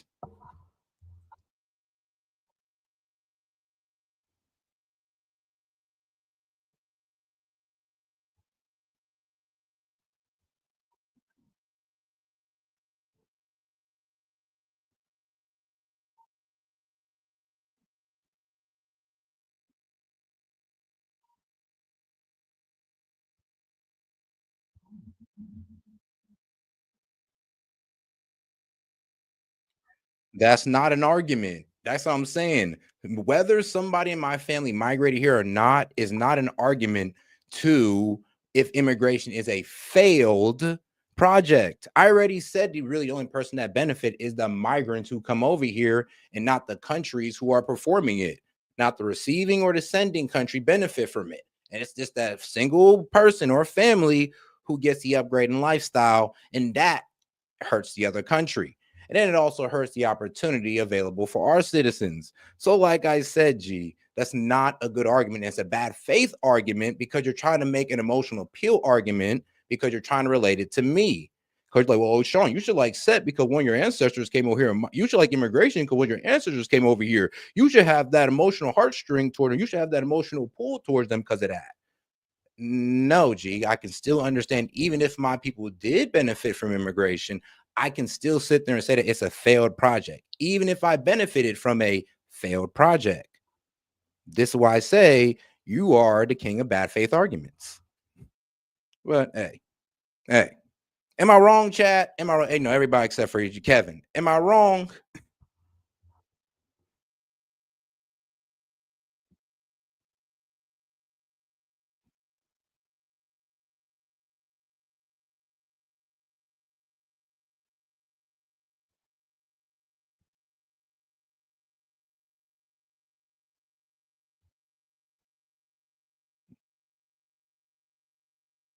Oh, thank you, guys. I appreciate it.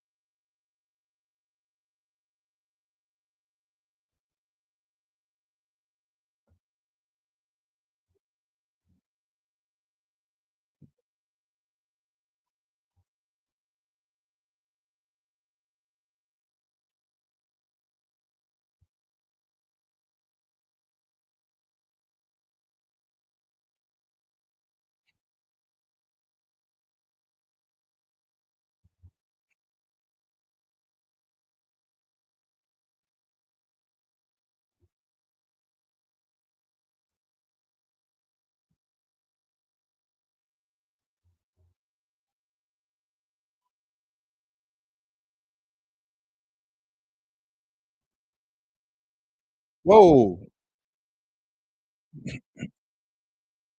I mean, they just don't care no more.